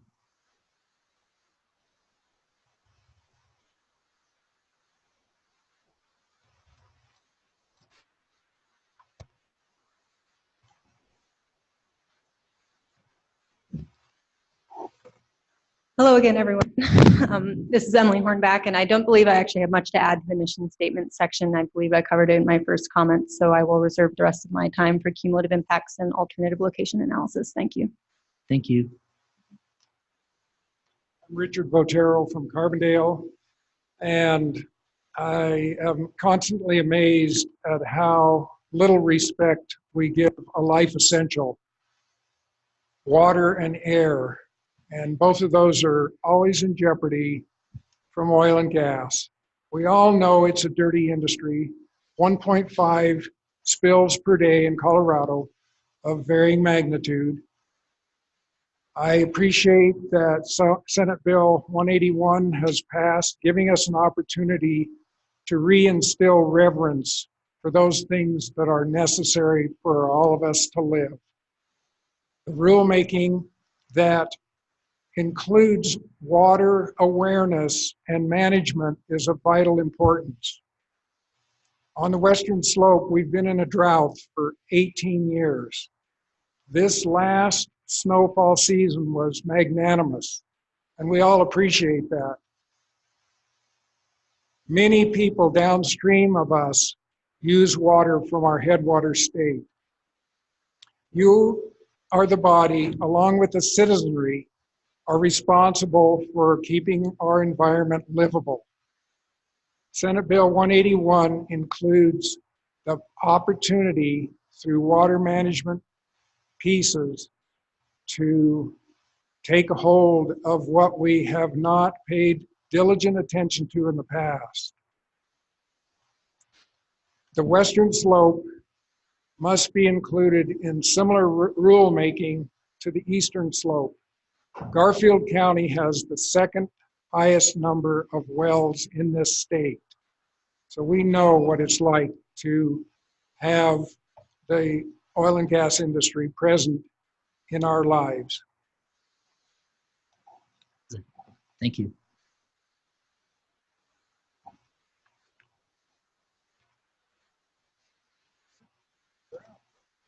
I'm sorry, I just received notice that Director, do we have somebody on the phone, or I just got a text message that somebody was muted and wants to be able to speak. Is that Okay. Folks So are we have- attending via Zoom. Yes, so we're not accepting public comment via Zoom. There are Okay. the opportunity, obviously, to participate by listening via Zoom is available, but Okay. everyone has been muted on Zoom. Got it. Thank you for clarifying. Or as I mentioned previously, they can submit written comments. Thank you. Betsy Leonard, Michael Karasek, and Richard Allward.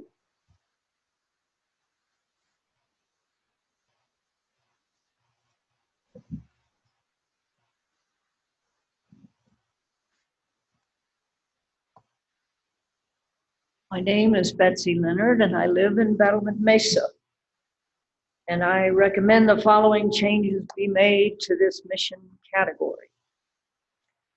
First, require a water management plan, especially for all stages of oil and gas development. Industry leaks and spills can lead to contamination of ground and surface water.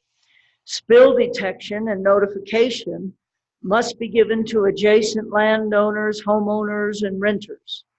All chemicals of concern in fracking fluid must be banned. Third, all wildlife and wildlife habitat must be safeguarded from the adverse individual and cumulative impacts of oil and gas development. COGCC rules must be changed to give neighboring surface owners and affected local governments the ability to require a hearing before the COGCC. Grand Valley Citizens Alliance in Garfield County were prevented from having a hearing regarding an underground nuclear test site near Rulison. 5, all oil and gas operators must meet public health, safety, welfare, and environmental performance standards in all applications. Eliminate, quote, larger urban mitigation area, unquote, designations. It should be 1,000 feet from neighborhoods, period. And finally, increase setbacks for multiple well pads. Thank you. Thank you.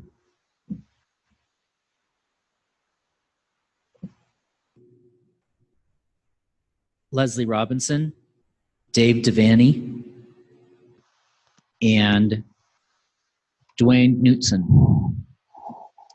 Leslie Robinson, Grand Valley Citizens Alliance. I'd like to expand a little bit on that Rulison story.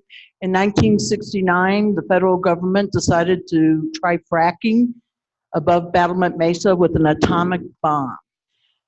In 2010, the COGCC was approached to increase drilling around ground zero.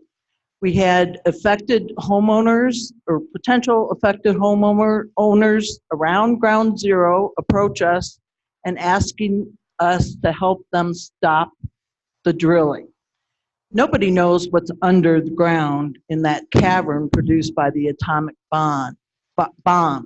And yet the COGCC said we could not have any standing to express our concerns about drilling in the atomic bomb site. Therefore, we went to the case went to the Supreme Court and we lost just because of the COGCC rules as they are written. Therefore, we would like to see, now that we have an opportunity to change those rules and regulations, to give neighboring surface owners and affected local governments standing and ask to be able to ask for a special COGCC hearing. Again, if drilling in an atomic bomb blast area is not the usual prospect here in Colorado, but all it takes is one mistake. And then we're dealing with radioactive material. So it's very important to change the COGCC rules to give neighboring surface owners more voice in how drilling is going to affect them nearby their homes. Thank you. Thank you.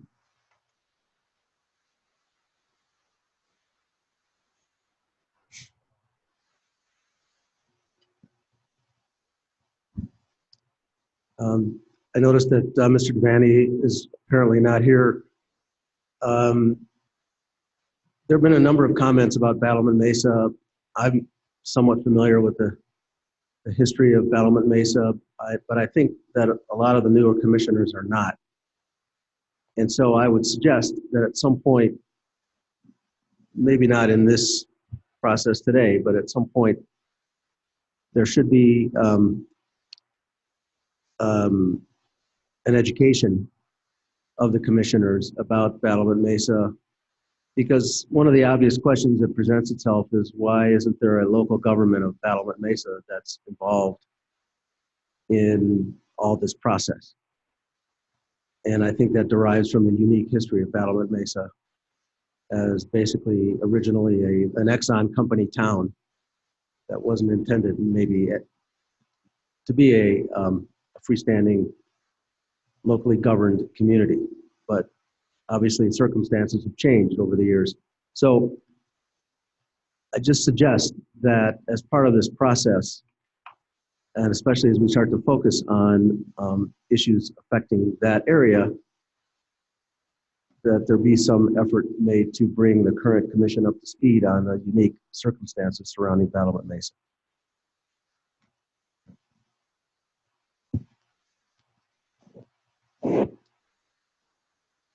Thank you, Mr. Chair. Carrie Massioli, Fred Melo, and Eric Schmela.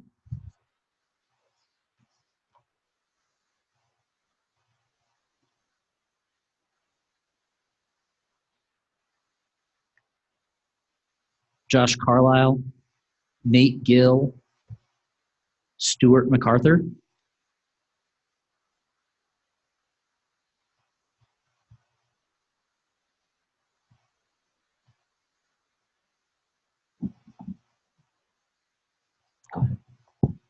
Commissioners, thank you for the opportunity to comment. My name is Josh Carlisle. I'm the Director of Environmental Health Safety and Regulatory for Extraction Oil and Gas. Colorado's oil and natural gas industry has always had a strong, proactive culture around health and safety. Over the past decade, the oil and natural gas industry's incident rate has decreased by 41%, while doubling the size of its workforce, increasing overall production and number of drilling rigs.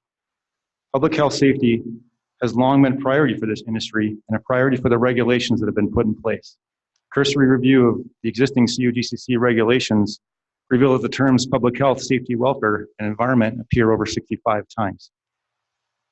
For a more tangible example within our industry, extraction staff has worked nearly 5 years and over 1.5 million hours and counting without a recordable incident for our employees. We're enormously proud of that achievement. We have created a culture of safety across our company. Operations are intentionally designed to reduce the risk of injury and incident for our workforce, and many operations are monitored 24/7 with remote shut-in capacity to make sure our operations and the public are safe. There are also numerous safety organizations in the oil and natural gas producing area, such as the DJ Basin Safety Council and the Western Slope Safety Council. Employees attend regular voluntary safety trainings through these organizations, in addition to the mandatory safety trainings within their internal companies. Operators also work closely with first responders and conduct safety drills to ensure that everyone has the skills and confidence to effectively respond to a situation. As a former volunteer firefighter, this is very important to me, and I have personally trained over 700 firefighters over the past year and a half. Comprehensive rules have been put in place to protect our workforce and the general public. As you take on this lengthy rulemaking, I encourage the COGCC staff and commissioners to be aware of all the resources that exist and how they are used on a daily basis. Thank you for your time. Thank you. Jennifer Moore, Ann Lee Foster, and Commissioner John Martin.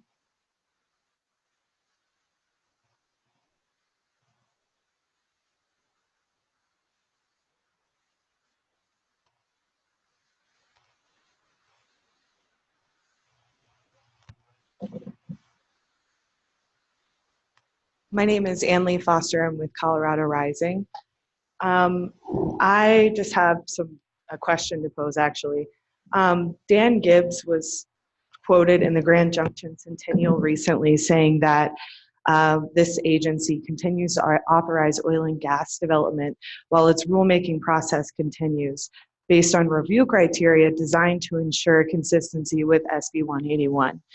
So I'm assuming he's referencing the objective criteria. Back in Thornton, Director Robbins met with community groups and said that the objective criteria was not based on any health and safety data. We also know the objective criteria doesn't take into account bonding and a few other requirements that the law put forth. So I'm looking for clarity as to how both of these statements can be true. And this might seem to be off topic to the mission change rulemaking, but I think it's very important to establish what kind of data and how these rules are being implemented moving forward, because if health and safety data is not going into the implementation or into the development of the objective criteria, but the objective criteria is still consistent with 181, that seems to be an arbitrary execution of the law. I think also bonding is a really important thing to look at when we're talking about this mission change in terms of the welfare of the state of Colorado. Just a few headlines from major financial media outlets like Bloomberg, Forbes, oilprice.com, BizWest are all predicting the collapse of the US shale industry, and every new well drilled is a potential liability for Colorado taxpayers. I think all of this needs to be taken into account in this massive overhaul, as well as climate change. I would recommend taking into account the precautionary principle and also looking at the New York Compendium for Health Studies. Thank you. Thank you. John Martin, Garfield County. 2 items. Number 1, to the commission, we offer all of our data, all of our studies, all of our expertise, all of the 20 years of documentation that we have on everything from water, air, soil, the industry, flaring, etc. We will offer all of that to you and work with you side by side to come up with solutions that present themselves as challenges. The other one is Garfield County Commissioners represent Battlement Mesa. It is 5,000 people. It's an unincorporated area. It's never been a city.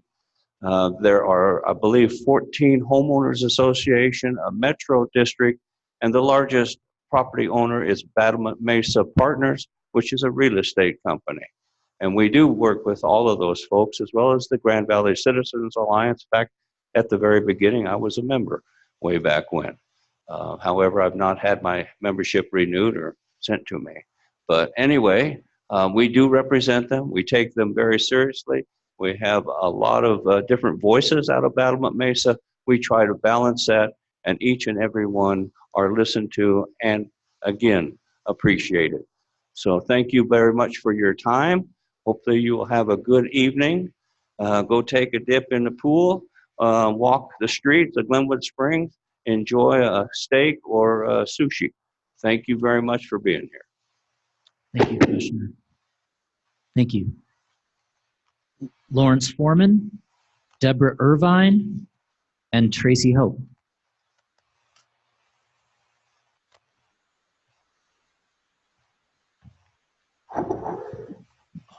Let's see. I'm Larry Foreman. I've lived in Battlement Mesa for the last 6 years and watched the drilling and fracking on Battlement Mesa Corporation Pad B, which is 800 feet from my house. The loud noise was a big problem, but to me, the very strong chemical odors were the worst thing. I had a clear view of 8 big water storage tanks and the frac tanks during drilling and fracking, since we could see above the 40-foot sound walls. I started to notice that when the workmen on the drilling pad opened the hatches to the tanks, we tended to get strong chemical odors when the wind was coming from the direction of Pad B. I don't think the workers who opened the hatches wore respirators. The workers who work on drilling pads should wear respirators when they open tanks. 50 years ago, when I worked at Union Carbide and Rifle, the workers always wore the appropriate respirator when we were cleaning a tank or we were in a dusty area. I know one current drilling pad worker who does not smell chemical smells because his sense of smell was damaged by strong odors at work. Heavily polluted air from tanks should be filtered before it's released into neighborhoods. The air pollution from drilling pads should be monitored when it's at its worst, such as when the tank hatches have been opened. Please protect Western Coloradans by ensuring that we have the same health and safety standards in our part of the state. Thank you. Thank you. I'm Deborah Irvin. I'm a candidate for Senate District 8, where oil and gas is a valued part of the economy. Thank you for accepting my comments on behalf of people in my district who cannot be here today. Senate Bill 181 requires that the Commission now focus on protecting public health, safety, and welfare, the environment, and wildlife. But perspective is everything. It's one thing to conduct a hearing and another to speak one-on-one with members of our Western Slope community. Our oil and gas industry communities care deeply about the health and safety of their residents and workforce. From mining to fracking, Western Slope residents place safety in the forefront. Generations have worked in the industry and they continue to be steadfast stewards of the environment and wildlife they respect. By addressing the public health mission, we must address what the lack of oil and gas revenue would do in investing in health clinics, hospitals, and mental health services. Our communities have implemented regulations and they will continue to do so, so their communities can continue to thrive. Another part of the new mission is welfare. I am concerned with the welfare of a community as a whole and we must acknowledge the devastating negative ramifications if oil and gas industry cease to exist. Let's be honest, there are groups that want nothing more than to see our fossil fuel industry eliminated, and to them, no amount of regulation would suffice. Allow me one example of the importance of oil revenue in our district. Jackson County is dependent on its oil revenue and it has seen a recent surge in oil production. New oil production last year alone exceeded the county's total assessed valuation for each year from 1995 through 2017. Oil revenue funds its sheriff's office and school district. Their fire department is all volunteer and their ambulance service, they have no hospital, has only 2 paid employees. They are on a positive economic trend and it must continue. Counties may have other industry to fall back on. I'm not 92, but I'll fake it. Jackson County does not. Oil and gas represents 58% of its property values. We must be cognizant of the struggles counties currently face, and we must also acknowledge the long-lasting burdens a county will face if it loses revenue, key in helping it sustain and grow. Thank you for the extra 10 seconds. Thank you. Commissioners, that completes my list for the mission change rulemaking comment session. I need just a second to change the batteries out. So, Mr. Chair, do you want to take a brief break? And then, Ms. Secretary, is there a photo opportunity or something going on? Oh, okay. All right. We can keep going. I just need a couple minutes to change the batteries out on the timer. That's all. Okay. We'll stay here, although any commissioner is free to take a quick break. I thought you wanted me to dance for a couple of minutes, maybe tell a few jokes. It's not.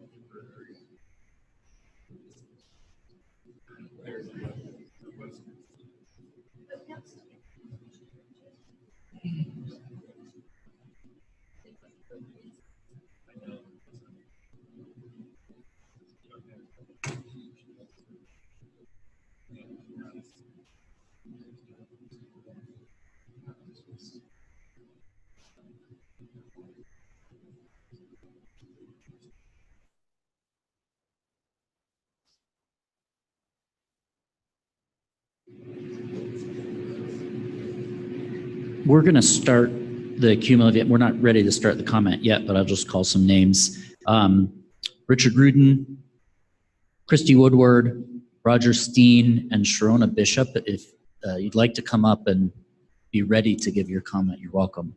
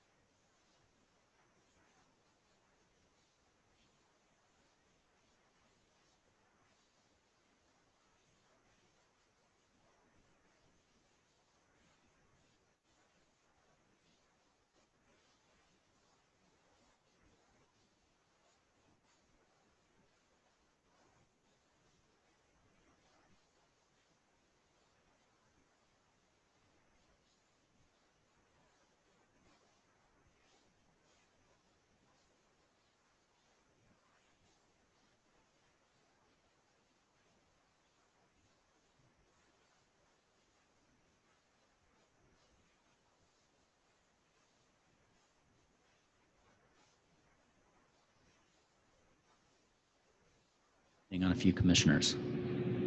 We're waiting on a few commissioners to get started.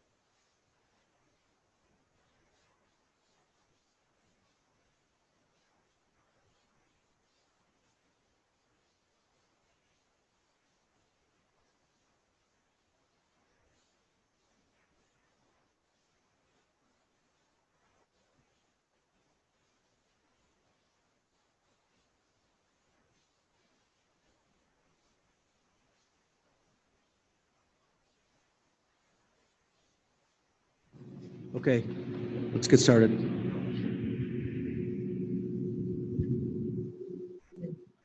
Mr. Rudin, go ahead, please. Thank you, Christine. Permission. I have put photos on both ends, please, if you pass them around. That was the confusion.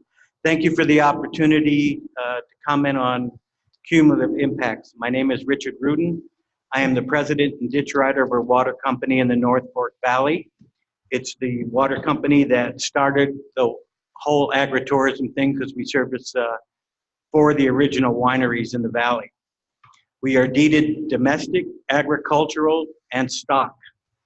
In the last decade, a local coal mine mined out an area in close proximity to our ditch, which was originally built 135 years ago on a steep slope. This proximity is measured in yards, not miles. The extraction has resulted in an exponential acceleration of naturally occurring erosion. This is all glacial moraine, big smooth boulders held together with a minimum of small fines.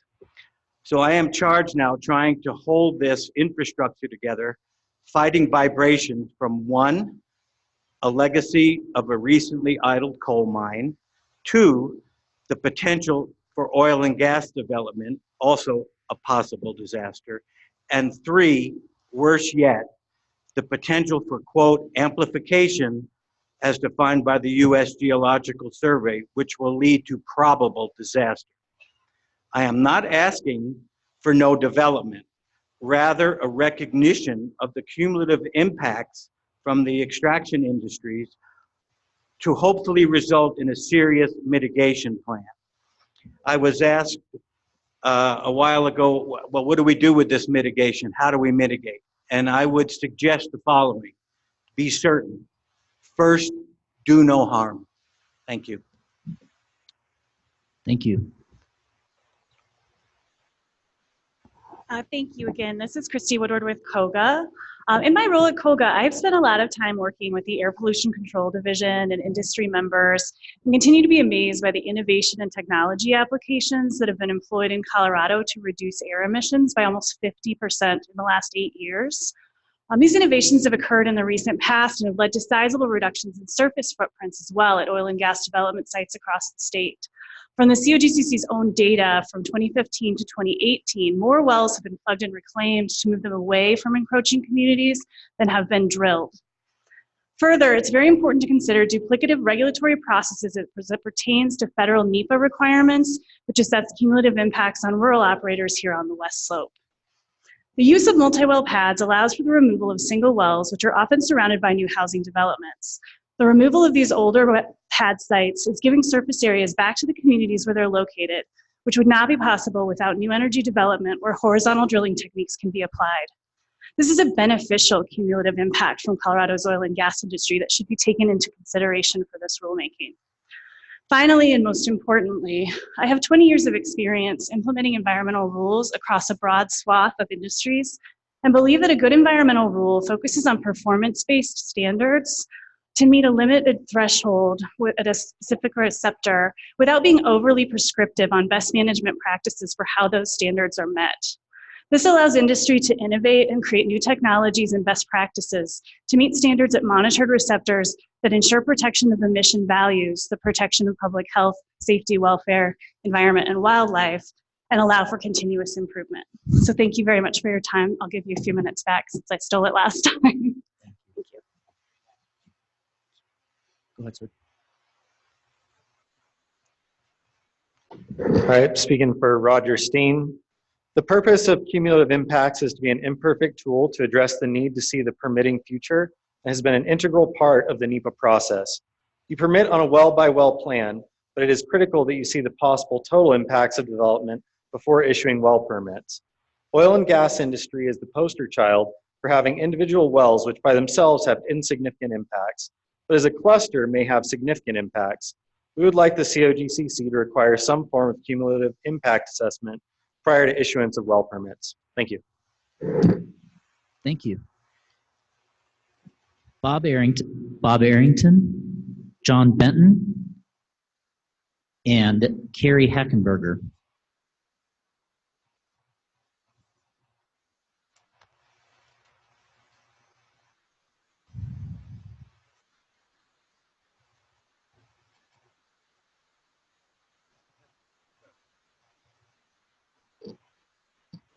Hi again, Carrie Hackenberger, API Colorado. The natural gas and oil industry is continuously innovating and developing technologies that reduce emissions and ensure operations are safe for both the public and the environment. Colorado leads the nation in regulating air quality, which in turn has reduced emissions across the state drastically, all the while production has increased. As I have previously mentioned, the industry has undergone 2 major rulemakings since 2014, making Colorado the first state to regulate methane emissions from natural gas and oil production. On top of changes made in regulations, the industry has voluntarily participated in 2 separate stakeholder processes to continue dialogue and look for additional ways to address emissions. This is just one example of how industry is working towards minimizing impacts. There are many existing rules, policies, and operating practices that focus on proactively mitigating potential impacts to limit their potential to result in cumulative adverse impacts. Comprehensive development plans are often utilized to describe the extensive mitigation measures our operators are implementing. These often highlight the usage of API standards, best management practices, and the innovative technology the industry is working into their operations. CDPs are an existing mechanism in COGCC's regulation that should be encouraged. This is an extremely complicated topic, and it will be critical that we rely on facts and science rather than emotion. It is also important to consider that cumulative impacts not only means the negative impacts of a proposed action or a project, but is instead inclusive of all impacts, including the positive benefits that can be attributed to a project.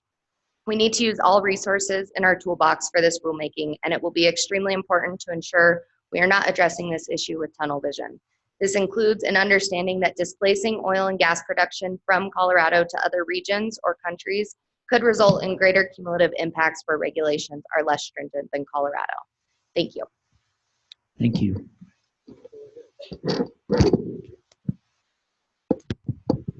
Thank you. Before Mr. Benton starts, I'd just like to recognize Mr. Benton as the long-serving former chair of this commission.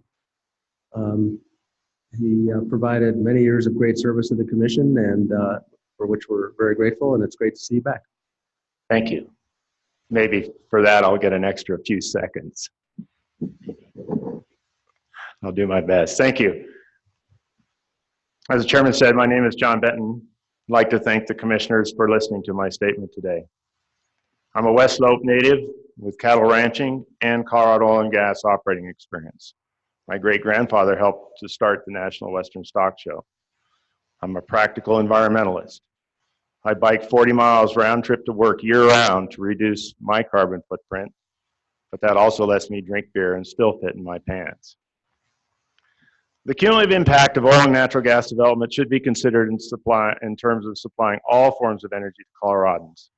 My hope is that you will do that as you embark upon your rulemaking and consider the potential unintended consequences of your actions. Enacting rules that restrict or eliminate reasonable, prudent, safe, and environmentally sound development of Colorado oil and natural gas will reduce the local source of this energy, thereby increasing every Coloradan's carbon footprint, as the state will have to import that energy at greater cost and increased emissions to maintain the lifestyle that all Coloradans enjoy. To me, that does not fit with your mission. Many people say that energy supplied by Colorado oil and natural gas can be replaced with other forms of energy, such as wind and solar.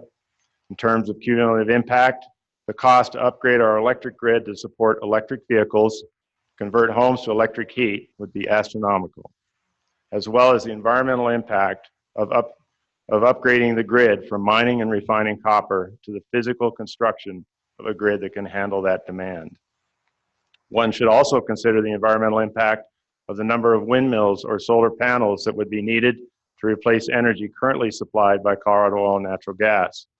The cumulative surface impact of natural gas energy is about 12 acres per megawatt, compared to 44 for solar and 71 for wind. Covering the state in windmills and solar panels is not in the best interest of protecting the environment and wildlife resources, as they will damage the ecosystem with roads, infrastructure, plus kill thousands of birds and bats. Colorado-sourced natural gas is produced under strict environmental regulations, as opposed to rare earth metals and other components of wind and solar that are produced in countries without stringent environmental regulations. Finally, restricting Colorado oil and gas development will have a negative cumulative impact on our low-income residents.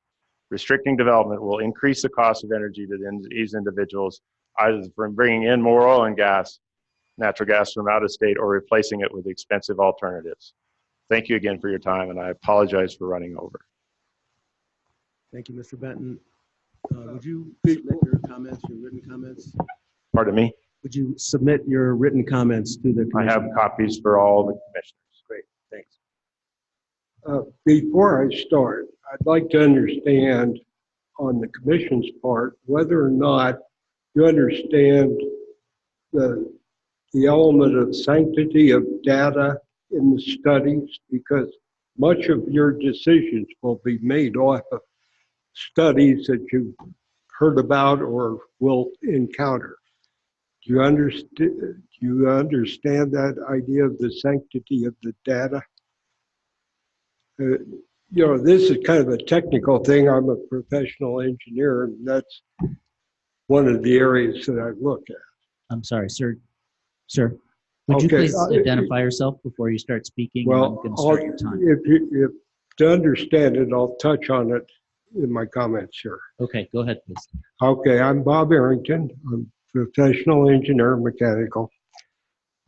Studied at Colorado School of Mines and CU Boulder and Denver. I'm a resident of Battlement Mesa, and I'm also on their Service Association Board. I'm the vice president. That's the closest thing. It's a homeowners association, closest thing to city government we have. And I'm also a member of the Garfield County Energy Advisory Board and a Battlement Mesa representative. What we have on impacts is we've had a series of bad impacts in Garfield County. Started with the Divide Creek spill that was cracked into faults below, and the gas eventually found its way up to Divide Creek, contaminated the creek, and of course it reached Colorado River. That was the first of series. We had a spill at the gas plant. We have an interstate gas plant in this county. That spill was reported on in the EAB.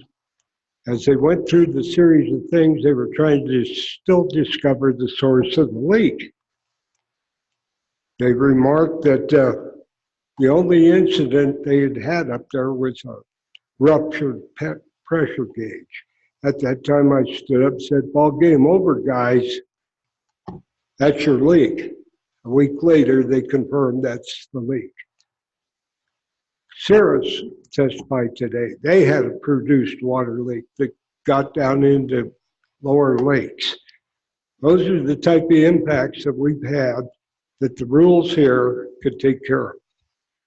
So one of the things that comes up on these studies, Garfield County offers you a whole bunch of studies. Well, one of those studies was the health impact assessment.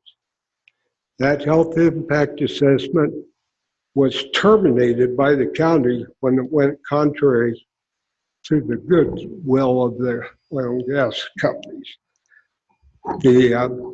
Sir, Mr. Arrington, I'm sorry, your time is up. Could you wrap up your comment, please? Well, before you jump into accepting all of their studies and stuff, I think it would behoove you to look at the validity. And matter of fact, you have a study right now going on with the CSU people doing measurements of emissions.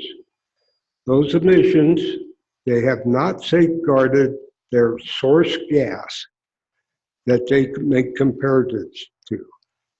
They are using acetylene that's readily available to any of the companies that take their results down.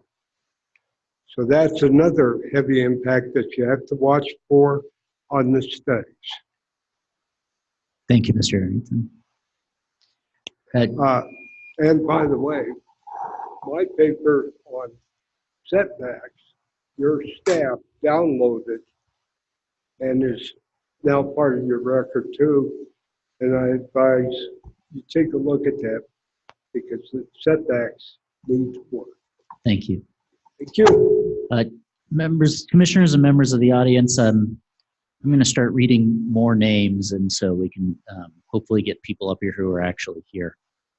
Sharona Bishop, Alan Harvey, Andrew Forks Gudmundson, Kristen Wynn, Leslie Robinson, Kelly Muldoon, James McDaniel, and Christmas McRickard. If any of those folks are here, please come on up or sit in the front row. I called more than 4 names, I realize. Leslie Robinson, Grand Valley Citizens Alliance. In Garfield County, odor complaints greatly outnumber every other type of complaint from 2007 to today. And most odor complaints are associated with flowbacks. This is connected to cumulative effects. Considering Battlement Mesa has at least 100 wells and another 100 wells pending, you've got 500 wells around Battlement Mesa. I will make sure that in your packet of information about Battlement Mesa, you'll see the spider web that is under Battlement Mesa. And then additionally, in our federal lands around Battlement Mesa, we also have thousands of wells. And so you times all these wells, and a lot of them were drilled pretty much at the same time during 2008, 2009. And then currently with phase 1 in Ursa, all those wells were drilled at the same time. If you've got complaints about flowback, and to remind you that flowback includes a mixture of high volume of VOCs and methane and air toxics and benzene and all the other relative chemicals, you times that by 700 wells going at the same time with flowback, and you've got one heck of a cumulative effect on people's health. And so we would definitely like to take a look at cumulative effects in the new 181 when you're looking at multiple wells around a community. Thank you. Thank you. Good afternoon again. Oh, is this working? My name is Andrew Forkus Goodmanson. I'm the Associate Program Director of Citizens Throughout the Community. I would like to talk about, did that just get way louder? Sorry. About 5 specific types of cumulative impact that I think need to be addressed during this rulemaking. I will list them in bullet points, and then as I have time, talk about them. First is impacts, cumulative impacts arising from gaps in existing regulations. Second is impacts arising from emissions on public lands, cumulative impacts on water availability for a wide variety of purposes, cumulative impacts on geologic instability, and the cumulative impact of oil and gas on community economics. And a 6th that I didn't write down, but has been addressed is health impacts. So gaps in existing regulations. We heard in an earlier presentation that the COGCC doesn't regulate gathering lines, it's only flow lines. Well, just because you don't regulate them doesn't mean that the activities that you permit and approve don't contribute to them. So when you're developing development or denial criteria, as I recommended earlier, I think that the fact that you're approving things that you don't regulate ought to be considered in this cumulative impact analysis. Second, public land, oil and gas emissions. As Senator Ray Scott mentioned earlier, there is a looming public lands issue, but in my eyes, it's from the fact that 25% of all greenhouse gas emissions in the United States came from fossil fuel extraction on public lands. So if you want to talk cumulative impacts, let's talk about that. Water availability, I think, is the largest. As you heard from Mark Waltmeyer earlier when we were talking about the mission change, water is life in places like the North Fork Valley and Paonia. And oil and gas development, particularly hydraulic fracturing, is extremely water intensive.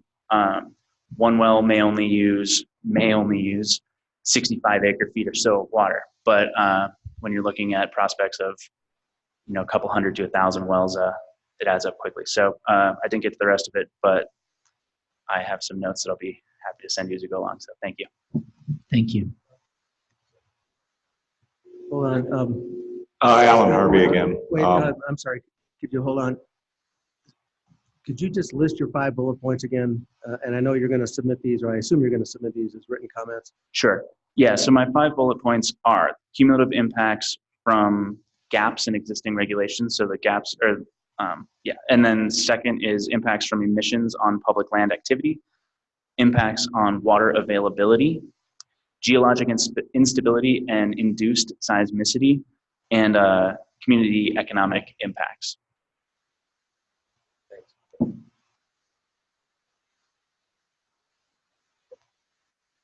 Anything else?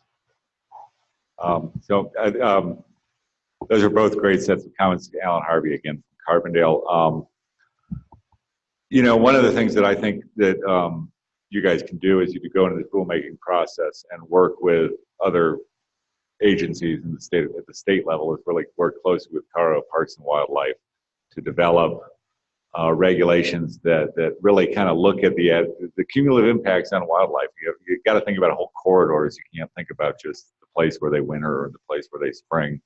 It really is, as we've seen with the effect on herds in western Colorado, various species, truly something to consider. You know, one way to do that might be to require CPW or ask CPW to design and impose avoidance and mitigation measures that on a landscape that kind of can better safeguard the habitat and those migration corridors I mentioned, and really, you know, kind of reduce the adverse impacts. In terms of impacts to a community, I think these two have spoken so well to that. I do think comprehensive drilling plans are needed in areas where multiple wells are being drilled. And I just want to say, you know, I've been hearing a lot about kind of all the different regulations and that the industry deals with, but this SB 181 is very specific. It gives Colorado kind of the power to set rules and regulations to develop our and take care of our environment. I have 30 seconds left, so I think and our public health and safety. I think this is an important opportunity. We see the feds; those rules change. They change on the whim of an administration, as we've seen with the last 2 administrations treating energy development very differently. I just want to say, we're supporting Andrew. Strong regulations statewide cumulatively protect our economy. The White River National Forest is the most visited national forest in the United States. There are 3 major ski resorts, hundreds of fishing, hunting, rafting, biking, hiking, and other recreation-oriented companies, and tens of thousands of employees who work in that industry. This economy is duplicated in the White River with national forests all over western Colorado, from Durango up to Steamboat. And I'll leave it there. Thanks. Thank you.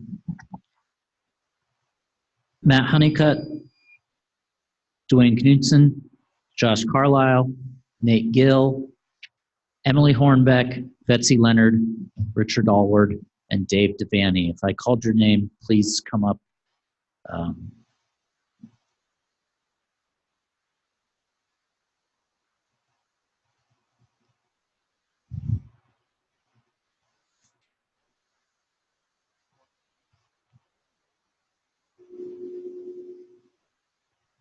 My name is Betsy Leonard, and I still live in Battlement Mesa. I would like to suggest the following changes. If more than 2 oil and gas locations are proposed within 4 contiguous square miles, a comprehensive drilling plan should be required. In Battlement Mesa, we have had 200 wells proposed within our planned unit development, but just outside of our community boundaries, there are hundreds, if not thousands, of gas wells.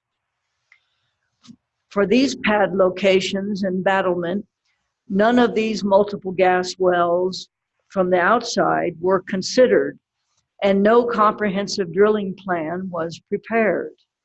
We have been significantly impacted by gas drilling in this beautiful part of Colorado. I also ask that the CPW be directed to design and impose avoidance and mitigation measures on a landscape level to better safeguard wildlife habitat and migration corridors from cumulative adverse impacts. I would hope that adverse impacts can be avoided by locating development outside of or further away from sensitive wildlife habitat corridors and should be prioritized. CPW should also be given the authority to approve, deny, or condition impacts to wildlife and to do so on a landscape sale. And CPW should be required to determine when the potential individual and cumulative harms from oil and gas require that habitat be closed to development, or when other mitigation measures must be imposed to ensure that adverse impacts are avoided or minimized. Thank you. Thank you. Hello again, my name is Emily Hornback. I'm the director of Western Colorado Alliance, and I just wanted to hit on a couple points specifically related to defining cumulative impacts to a community. I would agree with our friends at Citizens for a Healthy Community that when you talk about like cumulative impacts across our federal lands, lots of things need to be considered, but specifically looking at private property and residential drilling, we want to underscore the need that if more than 2 oil and gas locations are proposed within 4 continuous square miles, we should see comprehensive drilling plans. We would like the CDPH&E, the local government, and the infected communities all to give input to these plans. We would like to talk specifically about the timing of development and when it happens throughout the year. We would like to discuss ways of limiting the impacts, such as different uses for pipelines and produced liquids. We would like to require air and quality noise monitoring and consider of adjacent land uses when we're considering the cumulative impacts of any proposal to a community. So that's just a short list. And I can't speak for Rich Allward, unfortunately can't be here, and I'm sure some of you all know him as well, but we have had lots of interesting discussions about reclamation over the years, and I think he would probably just be uplifting that cumulative impact should include reclamation from beginning to end, and making sure that we're not just talking about throwing some grass seed down, but making sure that we're seeing full reclamation of sites when they're done. And that should be considered part of our cumulative impact analysis from start to finish. Thank you. Again, I'll just ask that you submit those written comments. We sure will. Great, thank you. We sure will submit written comments. No Great, worries. very helpful. Thank you. Nina Anderson speaking on behalf of Sharona Bishop. Her and I, as mothers, want to speak on cumulative impact without all the negativity. I don't see the word adverse impact. I see impact. So as mothers, we're worried about our hospitals. We're worried about the water projects throughout the state that are 100% funded by the oil and gas industry. We're worried about our regional airports. We're worried about the schools that are built by our oil and gas industry. I just attended a ribbon cutting at the Lineman School in Grand Junction that was funded by oil and gas. We're worried about driving on roads that cannot be expanded without the money from oil and gas. So kudos again to you guys for sitting and listening. All this complaining and negativity really just saps the life right out of me. So thank you again for being here. Thank you. Thank you. Thank you again for the opportunity to address the commission on an important topic. Josh Carlisle, and the Director of Environmental Health, Safety, and Regulatory for Extraction and Gas. This is a very important topic. We have over 300 employees and many vendors that work directly with us that are avid ranchers. They're bikers, they're climbers, they're skiers. I actually plan to enjoy a little bit of the Eagle River fishing on my way home tomorrow. This topic is very important to us, as you know, we love to use the outdoor recreation industry, and we want to protect it. So that's why we're very proud of what we do within our industry to protect it. I'll take a quick moment on one aspect of the regulatory framework called air quality and how we work in its impacts. 2014, we were the first state to regulate methane emissions from oil and natural gas production, estimated to reduce more than 60,000 tons of methane emissions per year. It's a big accomplishment. Across the industry, we implement the most comprehensive leak detection and repair program for all oil and natural gas facilities in the country. And we expanded in control and inspection requirements for storage tanks to ensure tank emissions are captured and routed to the required control devices. Again, first in the nation to do that, I think, as Mr. Ellsworth had mentioned earlier. For the past 3 years, we've been taking additional proactive steps and actively cooperating with the State Health Department's task force efforts around the study of pneumatic devices, and are actively participating with the statewide hydrocarbon emission reduction stakeholder process. We're also voluntarily implement practices in the field to ensure that we reduce emissions on days with high potential for high ozone in the Front Range. When we talk about prioritizing health and safety, that includes the health of our surrounding environment. To ensure our operations have minimal impact, we engineer out the risks. That includes new opportunities for tankless facilities that design out and virtually eliminate our air emissions. We've seen Colorado's air quality improve significantly over the long run, even though our population has doubled in the last 30 years. Technology, innovations, tough regulatory oversight, and proactive industry efforts are a part of that long-term trend. Thank you. Thank you. Troy Redding, Ann Lee Foster, Nira Anderson, Bonnie Smeltzer, Millicent Young, Mary Bachran, and Josh Maynard.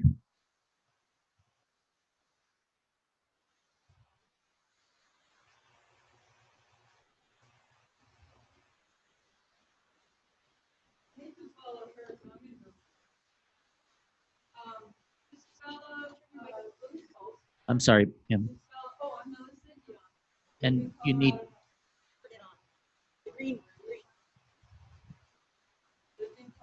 Wait. My name is Millicent Young. I've lived in Colorado all my life, mostly on the western slope. This is a list of dozens of people, mostly in Garfield County, who've been harmed. Some of them died, their animals died, their wells poisoned. Dozens of people who have been harmed by this industry. It seems to have a stranglehold on us. I have no idea why, but when you consider that they have swindled Native Americans out of their royalties, they won't bond. If it's perfectly safe, how about posting an insurance bond? Who would insure them? When things go wrong, they usually blame their subcontractors who go bankrupt or claim bankruptcy. They have done covert things. They won't divulge their activities. They seismic map without even mentioning it to us. They go on people's land, stake it out without informing them they're coming. They won't tell you the chemicals they use. They won't tell you who their customers are. They will tell you, at least in Delta County, that the revenues are going to be negligible for us.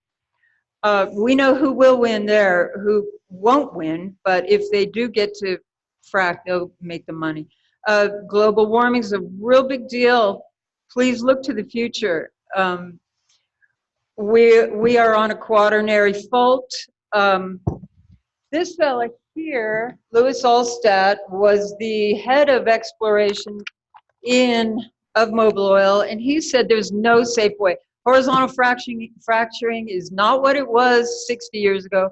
It is 50 to 100 times more of the fluids, fracking fluids, and volume of flow back that occurred way back when it started. Horizontal drilling, fracking is really not something you can just slide in as a better way just because of less surface impacts. Thank you.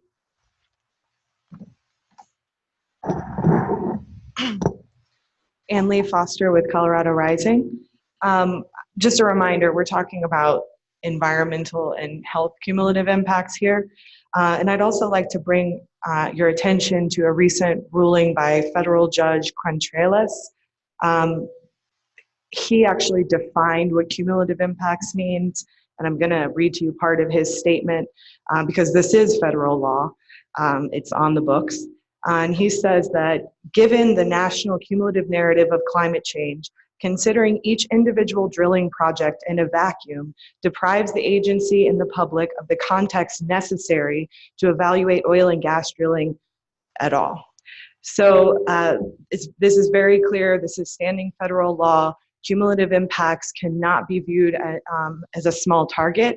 The impacts on the entire state have to be taken into account, including the impacts on the climate crisis, which is at a breaking point. Additionally, I want to tell a story about Dr. Beth Waskowitz, who had her child tested for benzene in his blood. She's an Erie resident. She found that her child had over 95 percentile for ethyl benzene in his blood. This is a 6-year-old boy. And when she added it up, she had 168 wells within a mile of her home and of her child's school. So these are the type of cumulative impacts we need to be looking at and evaluating. Additionally, I want to just bring a few more studies to your attention. The Global Energy Monitor compiled several studies that showed that there are significantly more fugitive gas from oil and gas operations than we originally understood.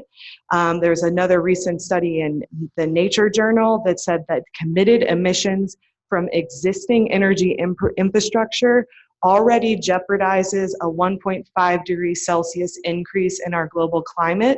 So any more permitting is further putting the Paris Accord agreements in jeopardy. And the last one is a recent study. It was published just last week, I believe, from Cornell University. Dr. Haworth found that the increase in methane in our atmosphere is largely due to fossil fuel production, particularly in the United States. So all of these studies need to be considered in your cumulative impact analysis. Thank you. Thank you. Mary Backren again, Town of Paonia. In our area, we have wells on private property that are currently being developed. We have wells on the U.S. Forest Service, which have been closed out and are proposed for drilling. We have wells on BLM that are being proposed for drilling. When we look at cumulative impacts, I think we need to look around across the scope of all the lands that we're talking about, not just private enclaves or forest enclaves, but everything together. And then everything that flows downhill, down our watershed, down through our airshed from all these drilling sites. I would also like us to look at infrastructure impacts, again, talking about roads and everything that goes with that.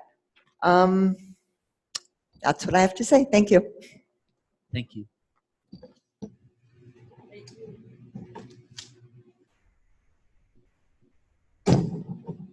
Commissioners, Mr. Redding, are you?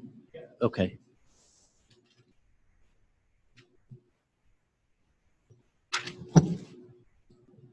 Thank you.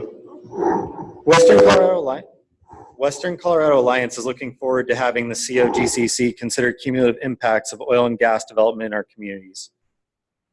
Some of our members have been concerned about the cumulative impacts they and their neighbors might have been exposed to when they live near oil and gas development. We ask that if more than 2 oil and gas locations are proposed within 4 contiguous square miles, a comprehensive drilling plan be required. This plan should include input from the CDPHE, local governments, affected community members, as well as operators. This plan should also include discussion of timing development, discussion of limiting negative impacts, for example, how to use pipelines for produced liquids, air quality and noise monitoring and mitigation equipment, and consideration of adjacent land uses. Thank you. Thank you. Commissioners, I don't have anyone else on my list for the cumulative impact public comment session.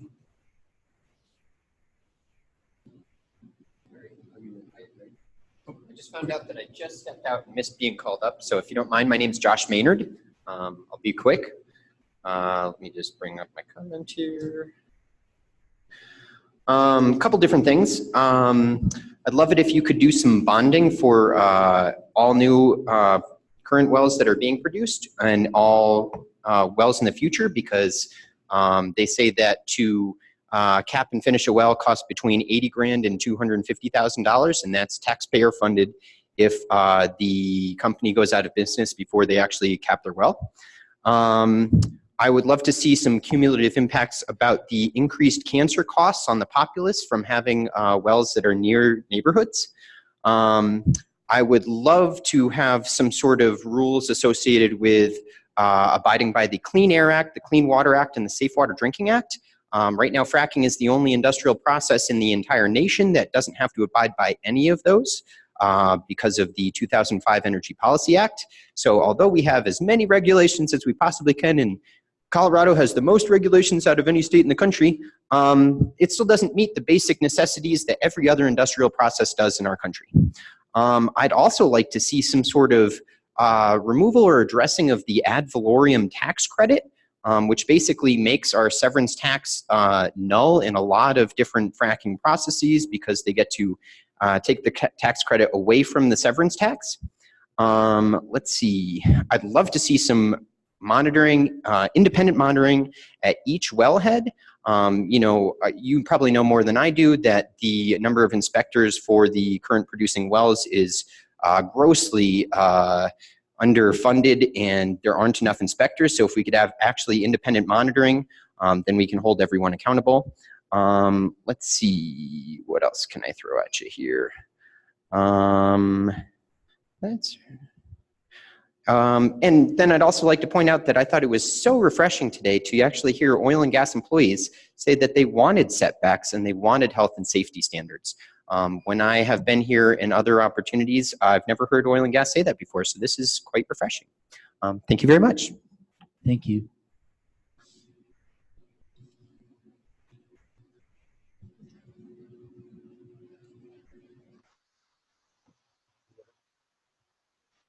Okay, so that concludes comments on cumulative impacts. We'll take a short break and plunge ahead into what's next. Alternative location analysis. Okay. Commissioners, if we could, well,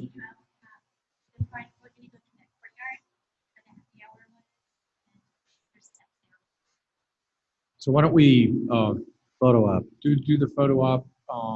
If we want to go do that real quick right now, we'll just follow Megan and get that done.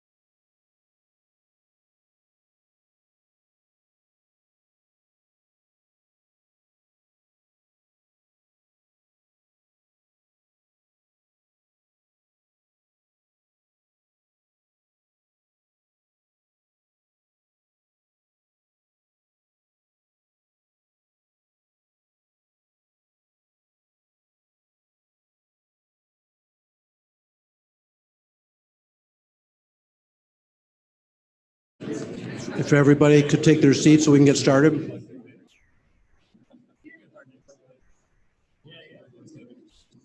So you really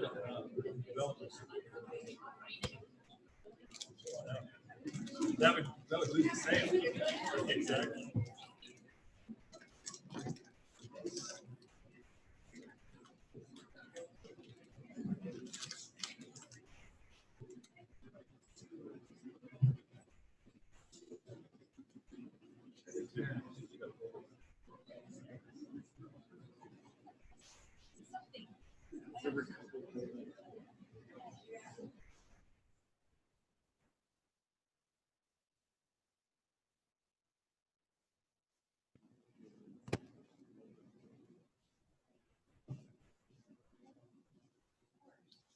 Okay, we're going to resume comments on specific subjects for the rulemaking. The next one up is alternative location analysis.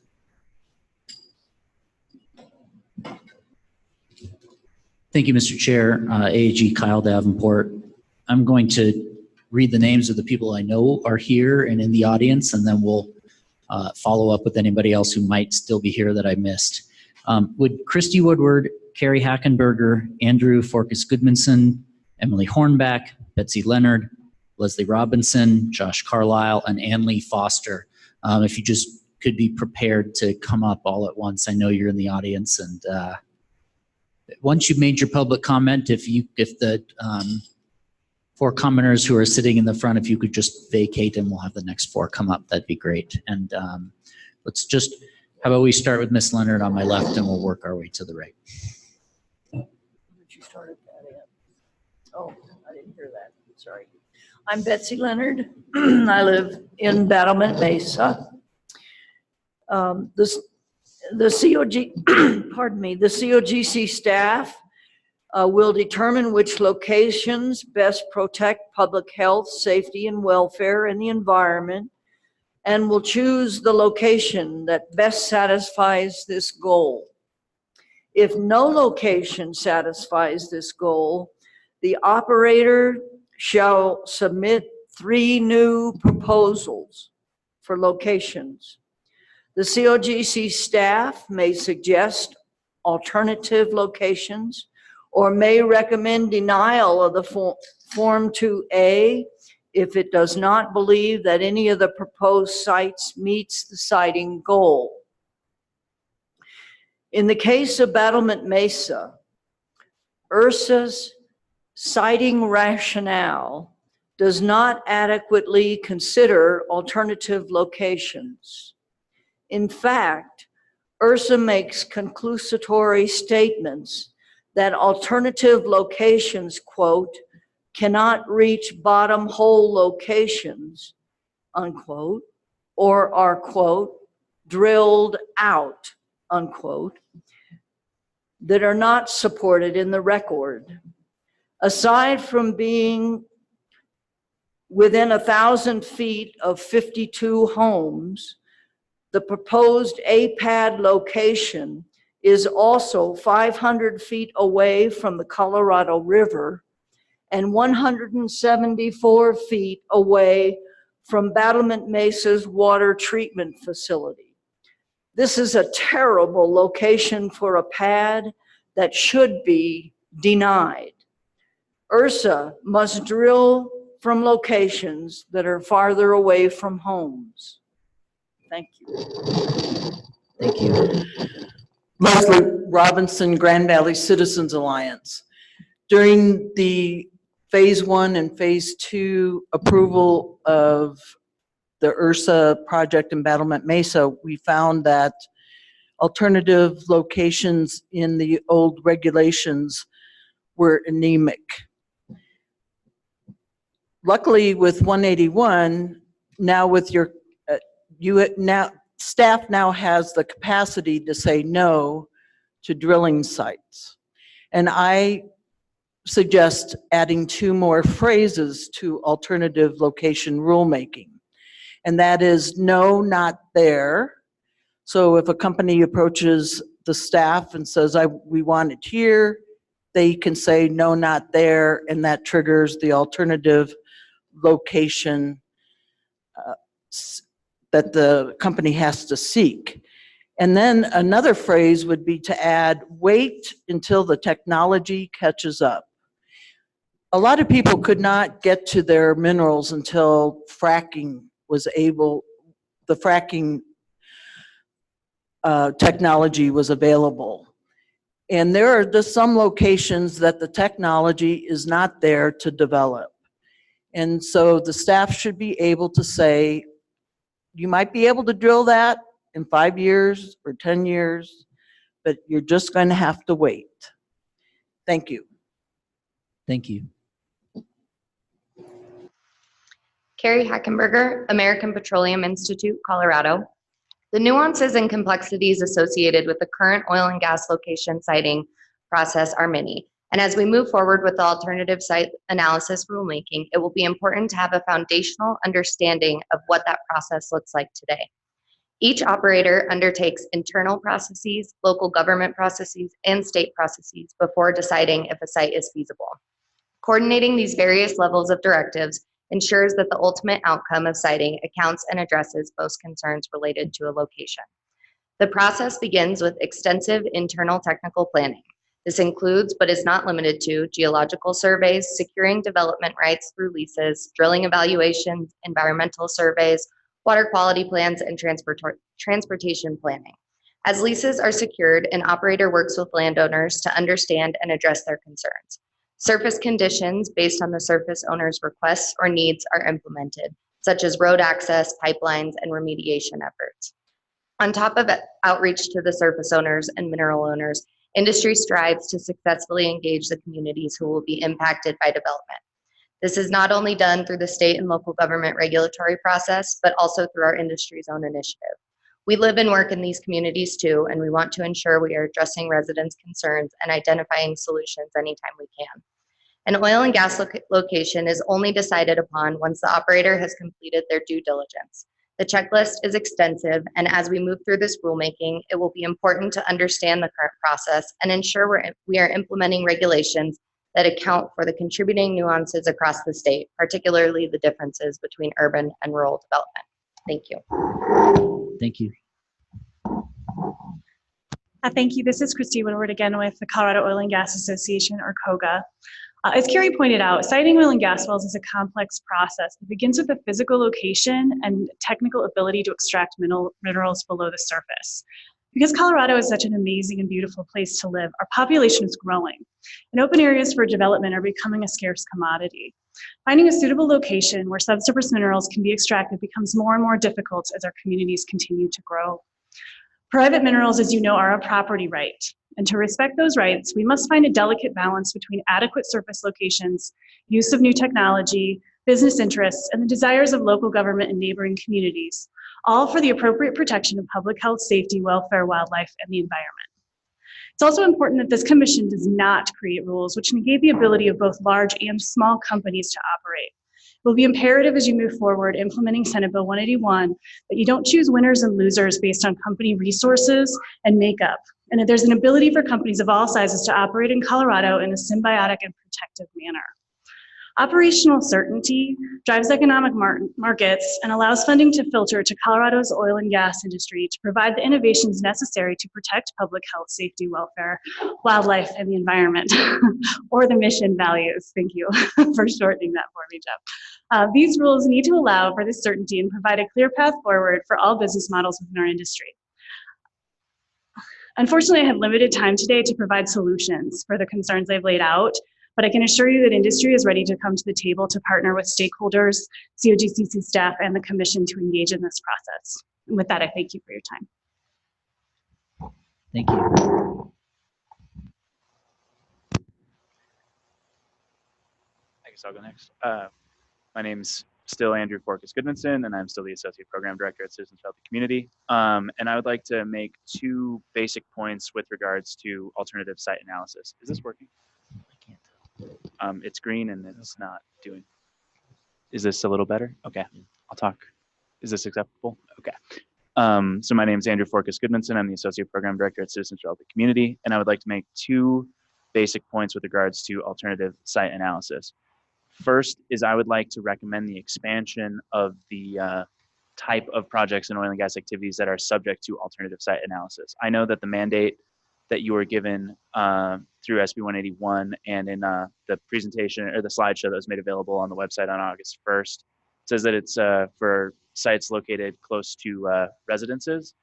I think in light of the overall mission of SB 181, which is to protect public health, safety, welfare, the environment, wildlife resources, a broader category of alternative site location analysis triggers ought to be considered. I think when we hear from people like irrigation ditch managers and water users that their concerns are located far away from their farms, but still have a direct line of impact, ought to be able to have just as much say in where oil and gas facilities are located in a way that will impact them just as clearly as those facilities located in near people's backyards. So I would ask you to broaden the scope of oil and gas activities that are subject to that criteria. Then I'd like to echo what Ms. Robinson said in no, not there. Then I would also add maybe not ever, and then I would add maybe not yet. The COGCC does have the criteria to deny an application. And if through this alternative site analysis, no acceptable site can be determined, it's well within the COGCC's right with the redefinition of waste to deny that permit. And I would strongly encourage you to adopt rules that allow you to do that. And then I'll just echo Leslie's recommendation that maybe you can't do that yet because technology is not adequate to ensure that no adverse impacts will occur. Thank you. Thank you. Hello again, my name is Emily Hornback with Western Colorado Alliance, and a lot of our points and recommendations about what we think could be put into alternative location analysis rules have been made, and we'll also submit them in writing, but I just wanted to expand a little bit upon some of our experiences with that in Battlement Mesa. You know, I know this is a sore spot for, you know, us and the Garfield County Commissioners, so I'm sorry to bring up a sore spot, but you know, we really went on a number of rounds on this when we were talking about it in Battlement Mesa, and you know, it really came down to things like drilling angles and what was considered safe and what could different, you know, types of equipment do. And you know, we sat in commission meetings and really argued this point about whether or not a different location could be reached, you know, located outside of the boundaries of the community and further away from homes. And we were told that the operator wasn't able to operate safely at certain drilling angles. And so that was the rationale for which some of these pads were approved. And then lo and behold, a year later, on a different pad, some of those drilling angles were approved, were achieved higher than 45 degrees. So it's just, we as, you know, volunteer member groups, you know, who have citizens who are volunteering their time, trying to protect their homes and neighborhood, need the COGCC staff to really help evaluate these proposals with a thorough set of criteria to make sure that, you know, what we're being told on one application is consistent and true across all the applications, even in one neighborhood from one operator. We really need your support. You know, we hired an outside drilling analysis with money we really didn't have to try to get some input onto that. And so we just want to underscore the need for this with strong criteria from the commission, with staff from you all that are going to help hold operators accountable to it, to make sure the locations that are being selected really are the best and not just the most convenient. Thank you. Thank you.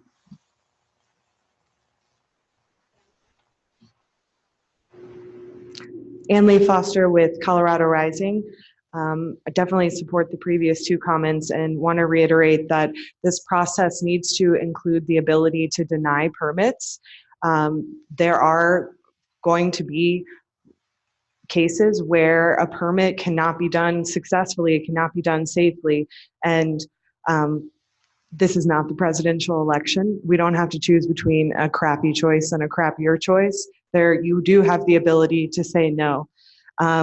Also a reminder that the change in SB 181 did remove the extraction of minerals as part of your mission.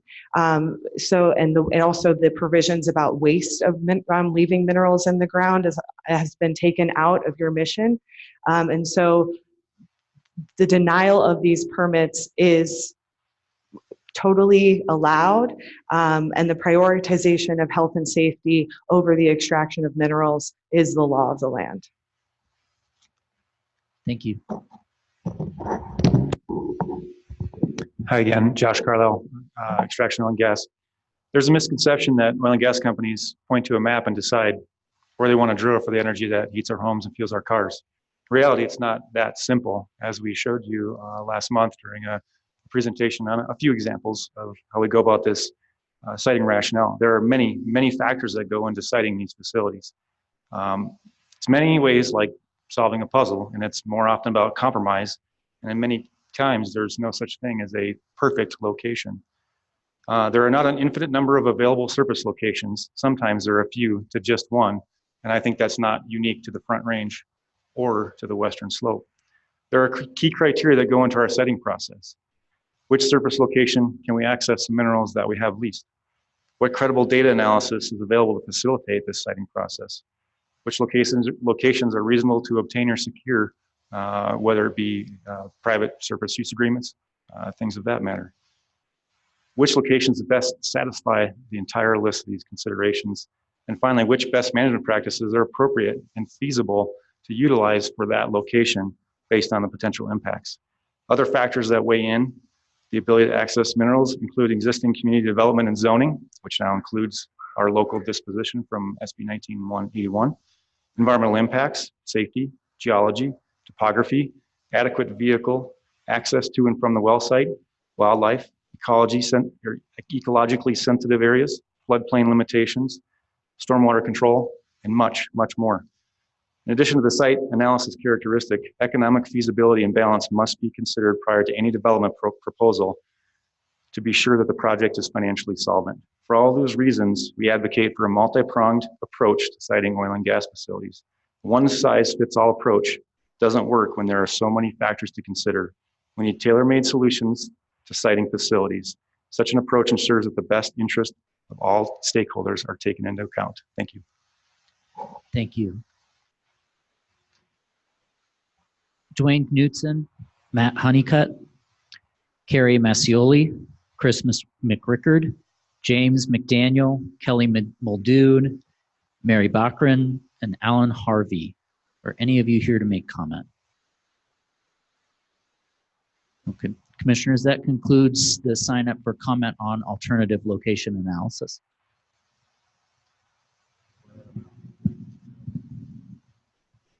Okay, so the last subject matter is flow lines, I believe.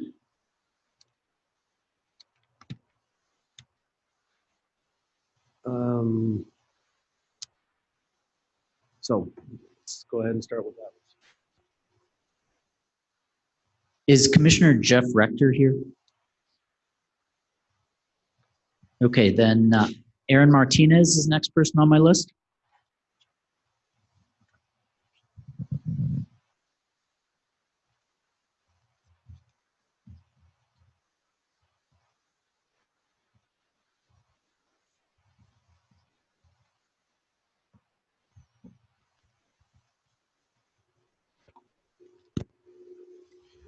Ms. Martinez, welcome. If you need to run over a little bit, take the time you need. Okay, thank you. Hi, my name is Erin Martinez, and next to me is my representation, my attorney, Bob Randall. Most of you know I am the survivor of the Firestone home explosion. I am here today to make sure that my story does not get lost during the rulemaking sessions. On April 17th, 2017, my home in Firestone exploded, killing my husband, Mark, and my brother, Joey. I was trapped between falling debris, and my son was playing in his room and had to crawl on his hands and knees to a window, jumping out to save his own life. I want you to try and imagine your entire life taken away from you in a moment. My son and daughter's life, as well as mine, will forever be impacted by this day, and our lives will never be the same. Mistakes were made by a few entities, but the biggest and the ones with the most consequences were from oil and gas. Repeatedly, procedures were not followed by the industry to check the flow line that ran a mere 6 feet from my home. The line that leaked gas into my basement, causing the explosion, was not capped or removed from the wellhead. There were several opportunities for the industry to discover the improper abandonment, as well as a 4-month period to discover that their equipment was leaking. My story clearly shows the need for flow line reform. It has taken us nearly 2.5 years to get to this point. I look forward to working with the Commission to make sure that public safety is its first priority by ensuring the following. Flow lines that are no longer needed are removed entirely rather than being left in place. That shut-in wells and associated flow lines are inspected and tested before the wells are ever reactivated. That flow line leaks are identified and repaired in a timely manner, and that the public knows where flow lines, abandoned wells, and other oil and gas facilities are located so that they can make educated decisions for their families. These are common sense steps that could have prevented the explosion. It is frustrating and heartbreaking for me to look back and know that there were several points at which my family's tragedy could have been avoided. But for now, I am concentrating on preventing another family from the same disaster. Thank you. Thank you.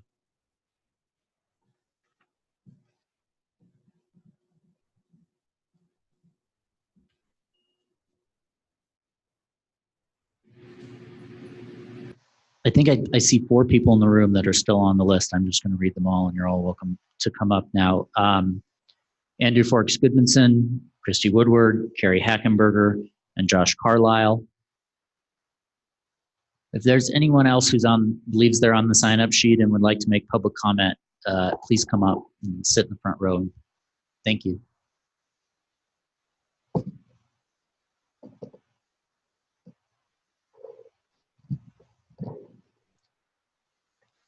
Go ahead, please. Thank you. This is Christy Woodward again with COGA. I would like to first state that I'm incredibly sorry for Mrs. Martinez's loss. I can't imagine something similar as a mother of 2 small children. That's just terrifying to me. I know that the oil and gas industry, along with this commission at the time, really banded together to respond to that tragic incident. And out of that, we're able to test and establish some of the first of its kind flow line regulations. I acknowledge that there is some more work that needs to be done in that arena, and Senate Bill 181 laid out a map for that. And I will just state at this point that the oil and gas industry is prepared and willing to come to the table to work on that.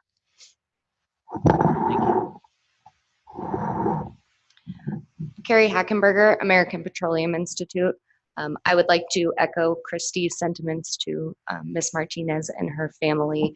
It is a tragic situation that no one should have to go through. And I too echo that, you know, the industry came together after that to try and address a mistake that happened. And that flow line rulemaking is still in the process of implementing. I think earlier we mentioned that operators are required to register their flow lines by October 31st of this year. The rulemaking increased transparency and requires disclosure of flow line locations to local governments, but there might still be work to do. We're continuously looking for ways to improve our safety procedures, and that is a commitment we have made in the past and will continue to make moving forward. Additional public disclosure of flow line information, especially locations, needs to be done thoughtfully and responsibly. Although industry again recognizes that local governments and the public might have specific needs to know the location of underground utilities, including flow lines, industry remains concerned that the public should not use publicly available flow line location maps as a surrogate for the 811 call before you dig program. Another concern is maintaining multiple databases between various state agencies and local governments presents an additional challenge in being able to provide accurate and up-to-date information. So we would just request that all data be housed in one central location. Thank you. Thank you. And for the last time today, Josh Carlisle, Extraction Oil and Gas, thank you for your time and consideration of my comments today. I also, echo the sentiments of Ms. Martinez and her family. And as we've looked to implement the rulemakings in 2018 that were resulted of that, Those new rules are taking time to implement, and we will have fully implemented them for a few weeks before this body reopens the new flow line rulemaking in November. Those new regulations increase transparency while also strengthening safety and reporting requirements. And they also require, as Stuart mentioned earlier, operators to lock and mark any flow lines not in use or abandoned. They must continue to undergo integrity testing under the same standards of an active line until they are fully abandoned. As Stuart mentioned, that is cut and capped. Finally, we are now required to be Tier 1 participants in the 811 Call Before You Dig program based upon that regulation. In our experience, communities located near oil and gas developments are also routinely demanding that operators do everything in their power to utilize pipelines because they also reduce truck traffic, visual impact, and spills. So it's important to recognize that we have the historic flow lines in addition to what we're now being demanded as a best management practice to implement additional pipelines and flow lines. In 2018, a PHMSA report found that total incidents impacting the public or environment declined 19% over a 5-year period, while incidents caused by operations or maintenance failures declined 24% with pipeline usage. So, a statistic saying that pipeline usage can be done safely if we're implementing right.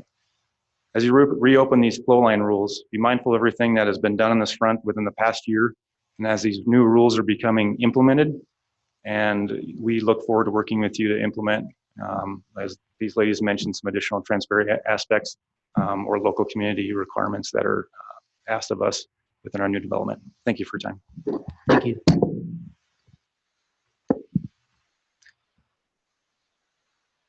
Thank you. Again, for the last time, my name is Andrew Forkas Goodmanson with Citizens for the Community. I'd like to thank Ms. Martinez for her strength in coming to all these meetings. I can't imagine reliving that every day, and I personally find it very inspiring. Thank you a lot for coming here. With that said, there's still a lot of work to do on effectively regulating flow lines. I'm going to sound a bit like a broken record, asking you to expand your rulemaking concept around flow lines. I echo all the concerns regarding that have been put forth about making publicly available accurate maps of locations of flow lines. That is as relevant in rural areas on the Western Slope as it is in populated areas on the Front Range and populated areas on the West Slope. I, as an aside, don't really like that populated on the Front Range and rural on the West Slope. There are populated communities, as we've heard from Battlement Mesa, all across the West Slope that are dealing with this. But knowing where gas flow lines are located is important to ranching communities on the West Slope that are active on Forest Service or public lands or BLM lands. And so I just want to make sure that it's not lost that mapping is a requirement on the West Slope as much as it is on the Front Range. And then I'll use my remaining 45 seconds here to make a quick pitch for consideration of rural gas gathering lines in the 30 seconds now, thank you, of rural gas gathering lines, and the fact that rural gas gathering lines in particular are exempt from virtually all of the PUC's inspection, maintenance, and reporting requirements. And going back to cumulative impacts analysis, I would like to see the COGCC consider what happens when activities that it permits result in the construction of under or or exempt from regulation pipelines like rural gas gathering lines. And so as you consider this flow line rulemaking, please consider also the remaining pipeline infrastructure that is associated with oil and gas development. Thank you very much. Thank you. Is Christine Mai-Spansky here? Okay, come on.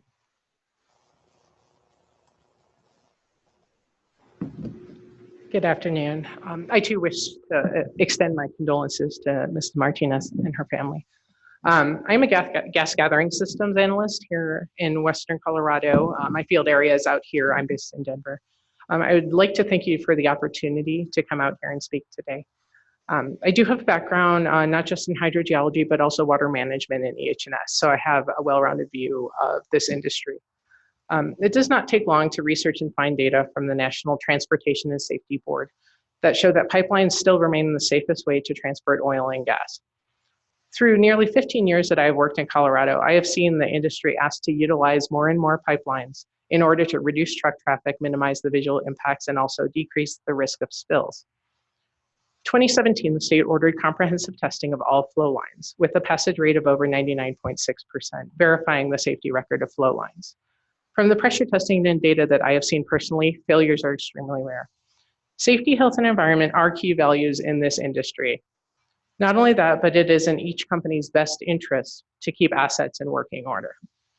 The piece that isn't seen on the news is the pride that my colleagues and I have, not only for our state and our environment, but for the work we do.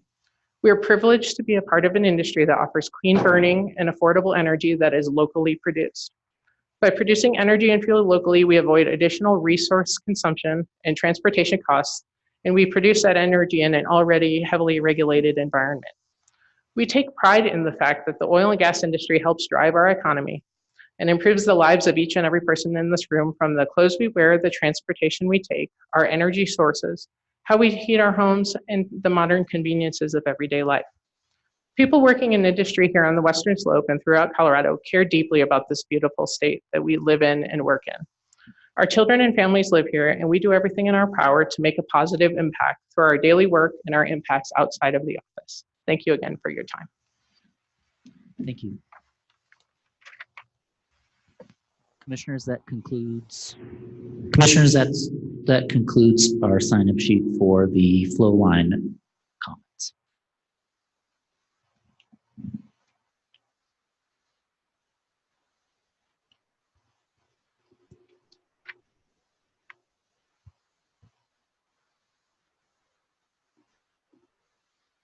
First, I want to thank everybody for coming today and for all the comments that we received. Really, really valuable comments, and it's great to hear everybody's insight. Great to see everybody's willingness to participate in the process.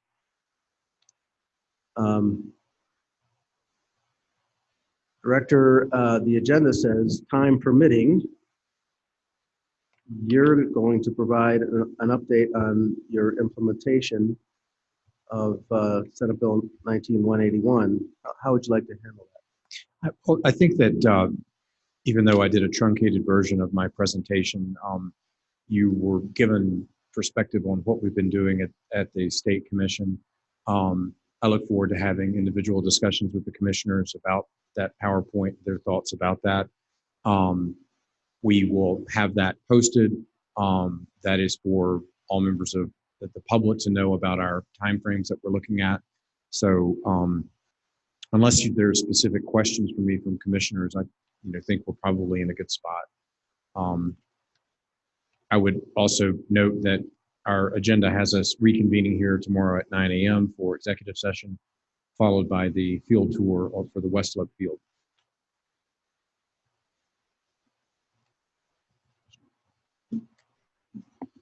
Commissioner Hahn. So Commissioner Robbins, your presentation that was on the agenda does not include anything new. I mean, was that part of what you had presented in the PowerPoint earlier? I'm sorry. I'm just wondering, since we had it on the agenda, was there something in addition? No, there was not. I think this was a placeholder. We weren't sure the extent and amount of public comment. Frankly, we guessed completely wrong. We thought that we would be done with public comment in the mid-afternoon, and so then we were going to have a more discussion, but this was really just more of a placeholder. We did not have anything more or different to present. Okay. It's all captured within that PowerPoint that I breezed through. Okay. Any other commissioner questions, comments? Commissioner Overture. Thank you. Just before we adjourn, I wanted to circle back to some items that were in the pre-submitted public comments that were part of our hearing packet. There were two comments that were filed, one by Margie Wright and another by Terry Bennett, that both concerned facial expressions that both concerned the Swan Pad that we've received some public comment about in prior hearings. And so I wanted to just ensure that when those comments are submitted to the public comment, first I wanted to reassure everyone who's listening that we do read them, but also to make sure, are those going to be submitted to the staff, the appropriate staff members who are reviewing those Swan Pad applications, and has that already occurred? Yes, they are being submitted to staff, so they're aware of that. Fantastic, thank you.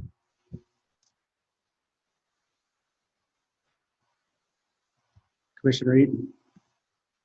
I just wanted to thank everybody for their comments today. One of the things that we heard about process was with respect to, and I emailed Secretary Larson, but with respect to Spanish speakers and the way that we can accommodate Spanish speakers. And I think that thinking about sort of the process questions about how we run hearings, we've heard a number of them, and I just want to make sure we continue to think about those and other ones that have come up throughout the course of our experience so far as commissioners. And I know people, staff are working on the recording and making some changes to that, and some other things that I think are really important to the public in being able to participate and contribute to our process here. So I just wanted to flag that as something I hope we can look at between now and our next meeting. Thank you. Commissioner Putnam. Thank you, Chairman Boygan. And just, I think to that point, Commissioner Egan, I think that is something that we need to talk about. And Director Robbins and I had a brief sidebar on that subject. It is a significant concern and objective for CDPHE to promote health equity and environmental justice, which I think is increasingly, demanding that we communicate in the language the citizens have, and often requires a different form of outreach. And so there are some different precedents, both within our department and others. CDOT, for example, has had to do a fair amount recently in that area, and we'll kind of provide some of those examples and see what we can come up with. There are special challenges, because I think some of the communities are not as excited about coming to government on some of those issues, and so we'll talk through some of the strategies and provide some resources. Can I just follow up? And I think it's important both that we figure out ways to communicate externally in ways that can reach those communities, even given the barriers that may be to participating in our process. So I appreciate that. And I'd be very interested in knowing what kind of, what else is happening in the state and how we can learn from that and incorporate it. Thank you.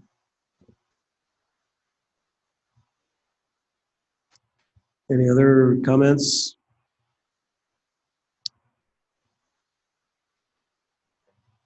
Mr. Andrews.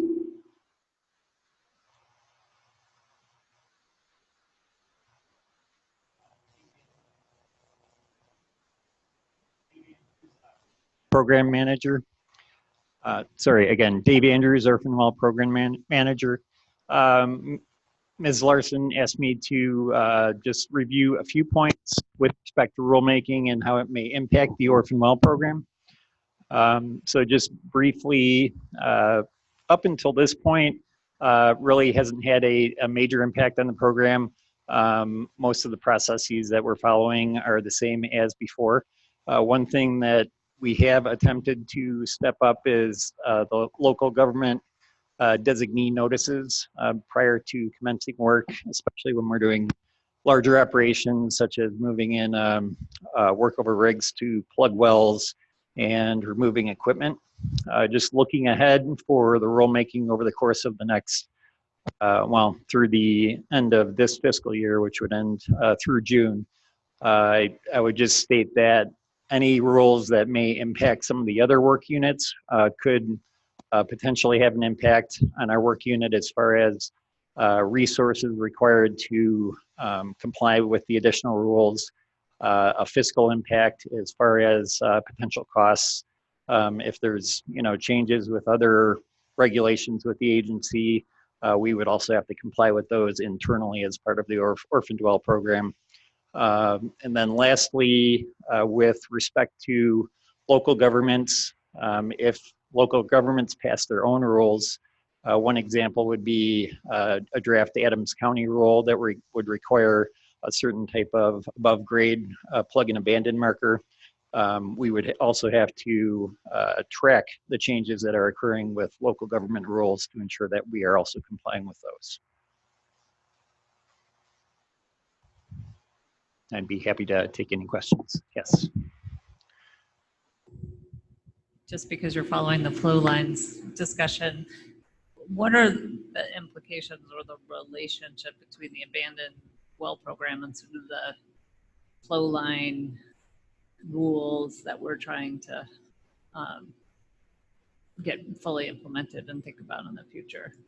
So with respect to flow lines, as with any other activities in our program, we need to comply with the rules just as industry does.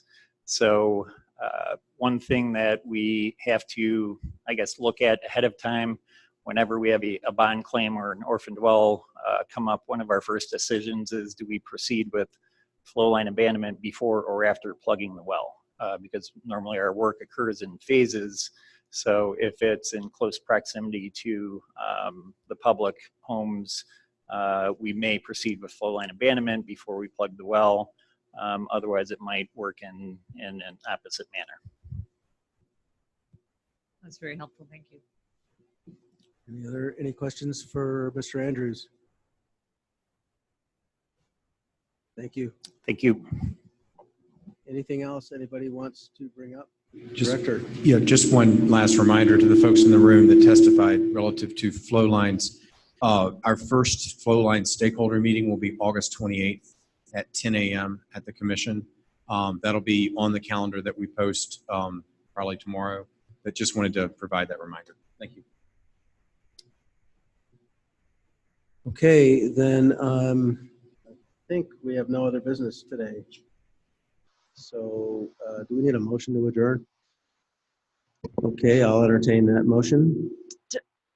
Do we need to do the executive session stuff right now, or can we do it in the morning? Do you need to read your? Plan was to do it at 9 a.m. tomorrow. I just wasn't sure if we had to read the script now or if we can. Okay, never mind me. Go ahead. Okay, I'll entertain a motion to adjourn until So 9 moved. o'clock tomorrow morning. So move that we adjourn until 9 a.m. tomorrow morning. Is there a second? Thank you. Any discussion? All those in favor signify by saying aye. Aye. Any opposed, same sign. We're adjourned until 9 tomorrow morning. Thank you very much, commissioners, staff, and the public.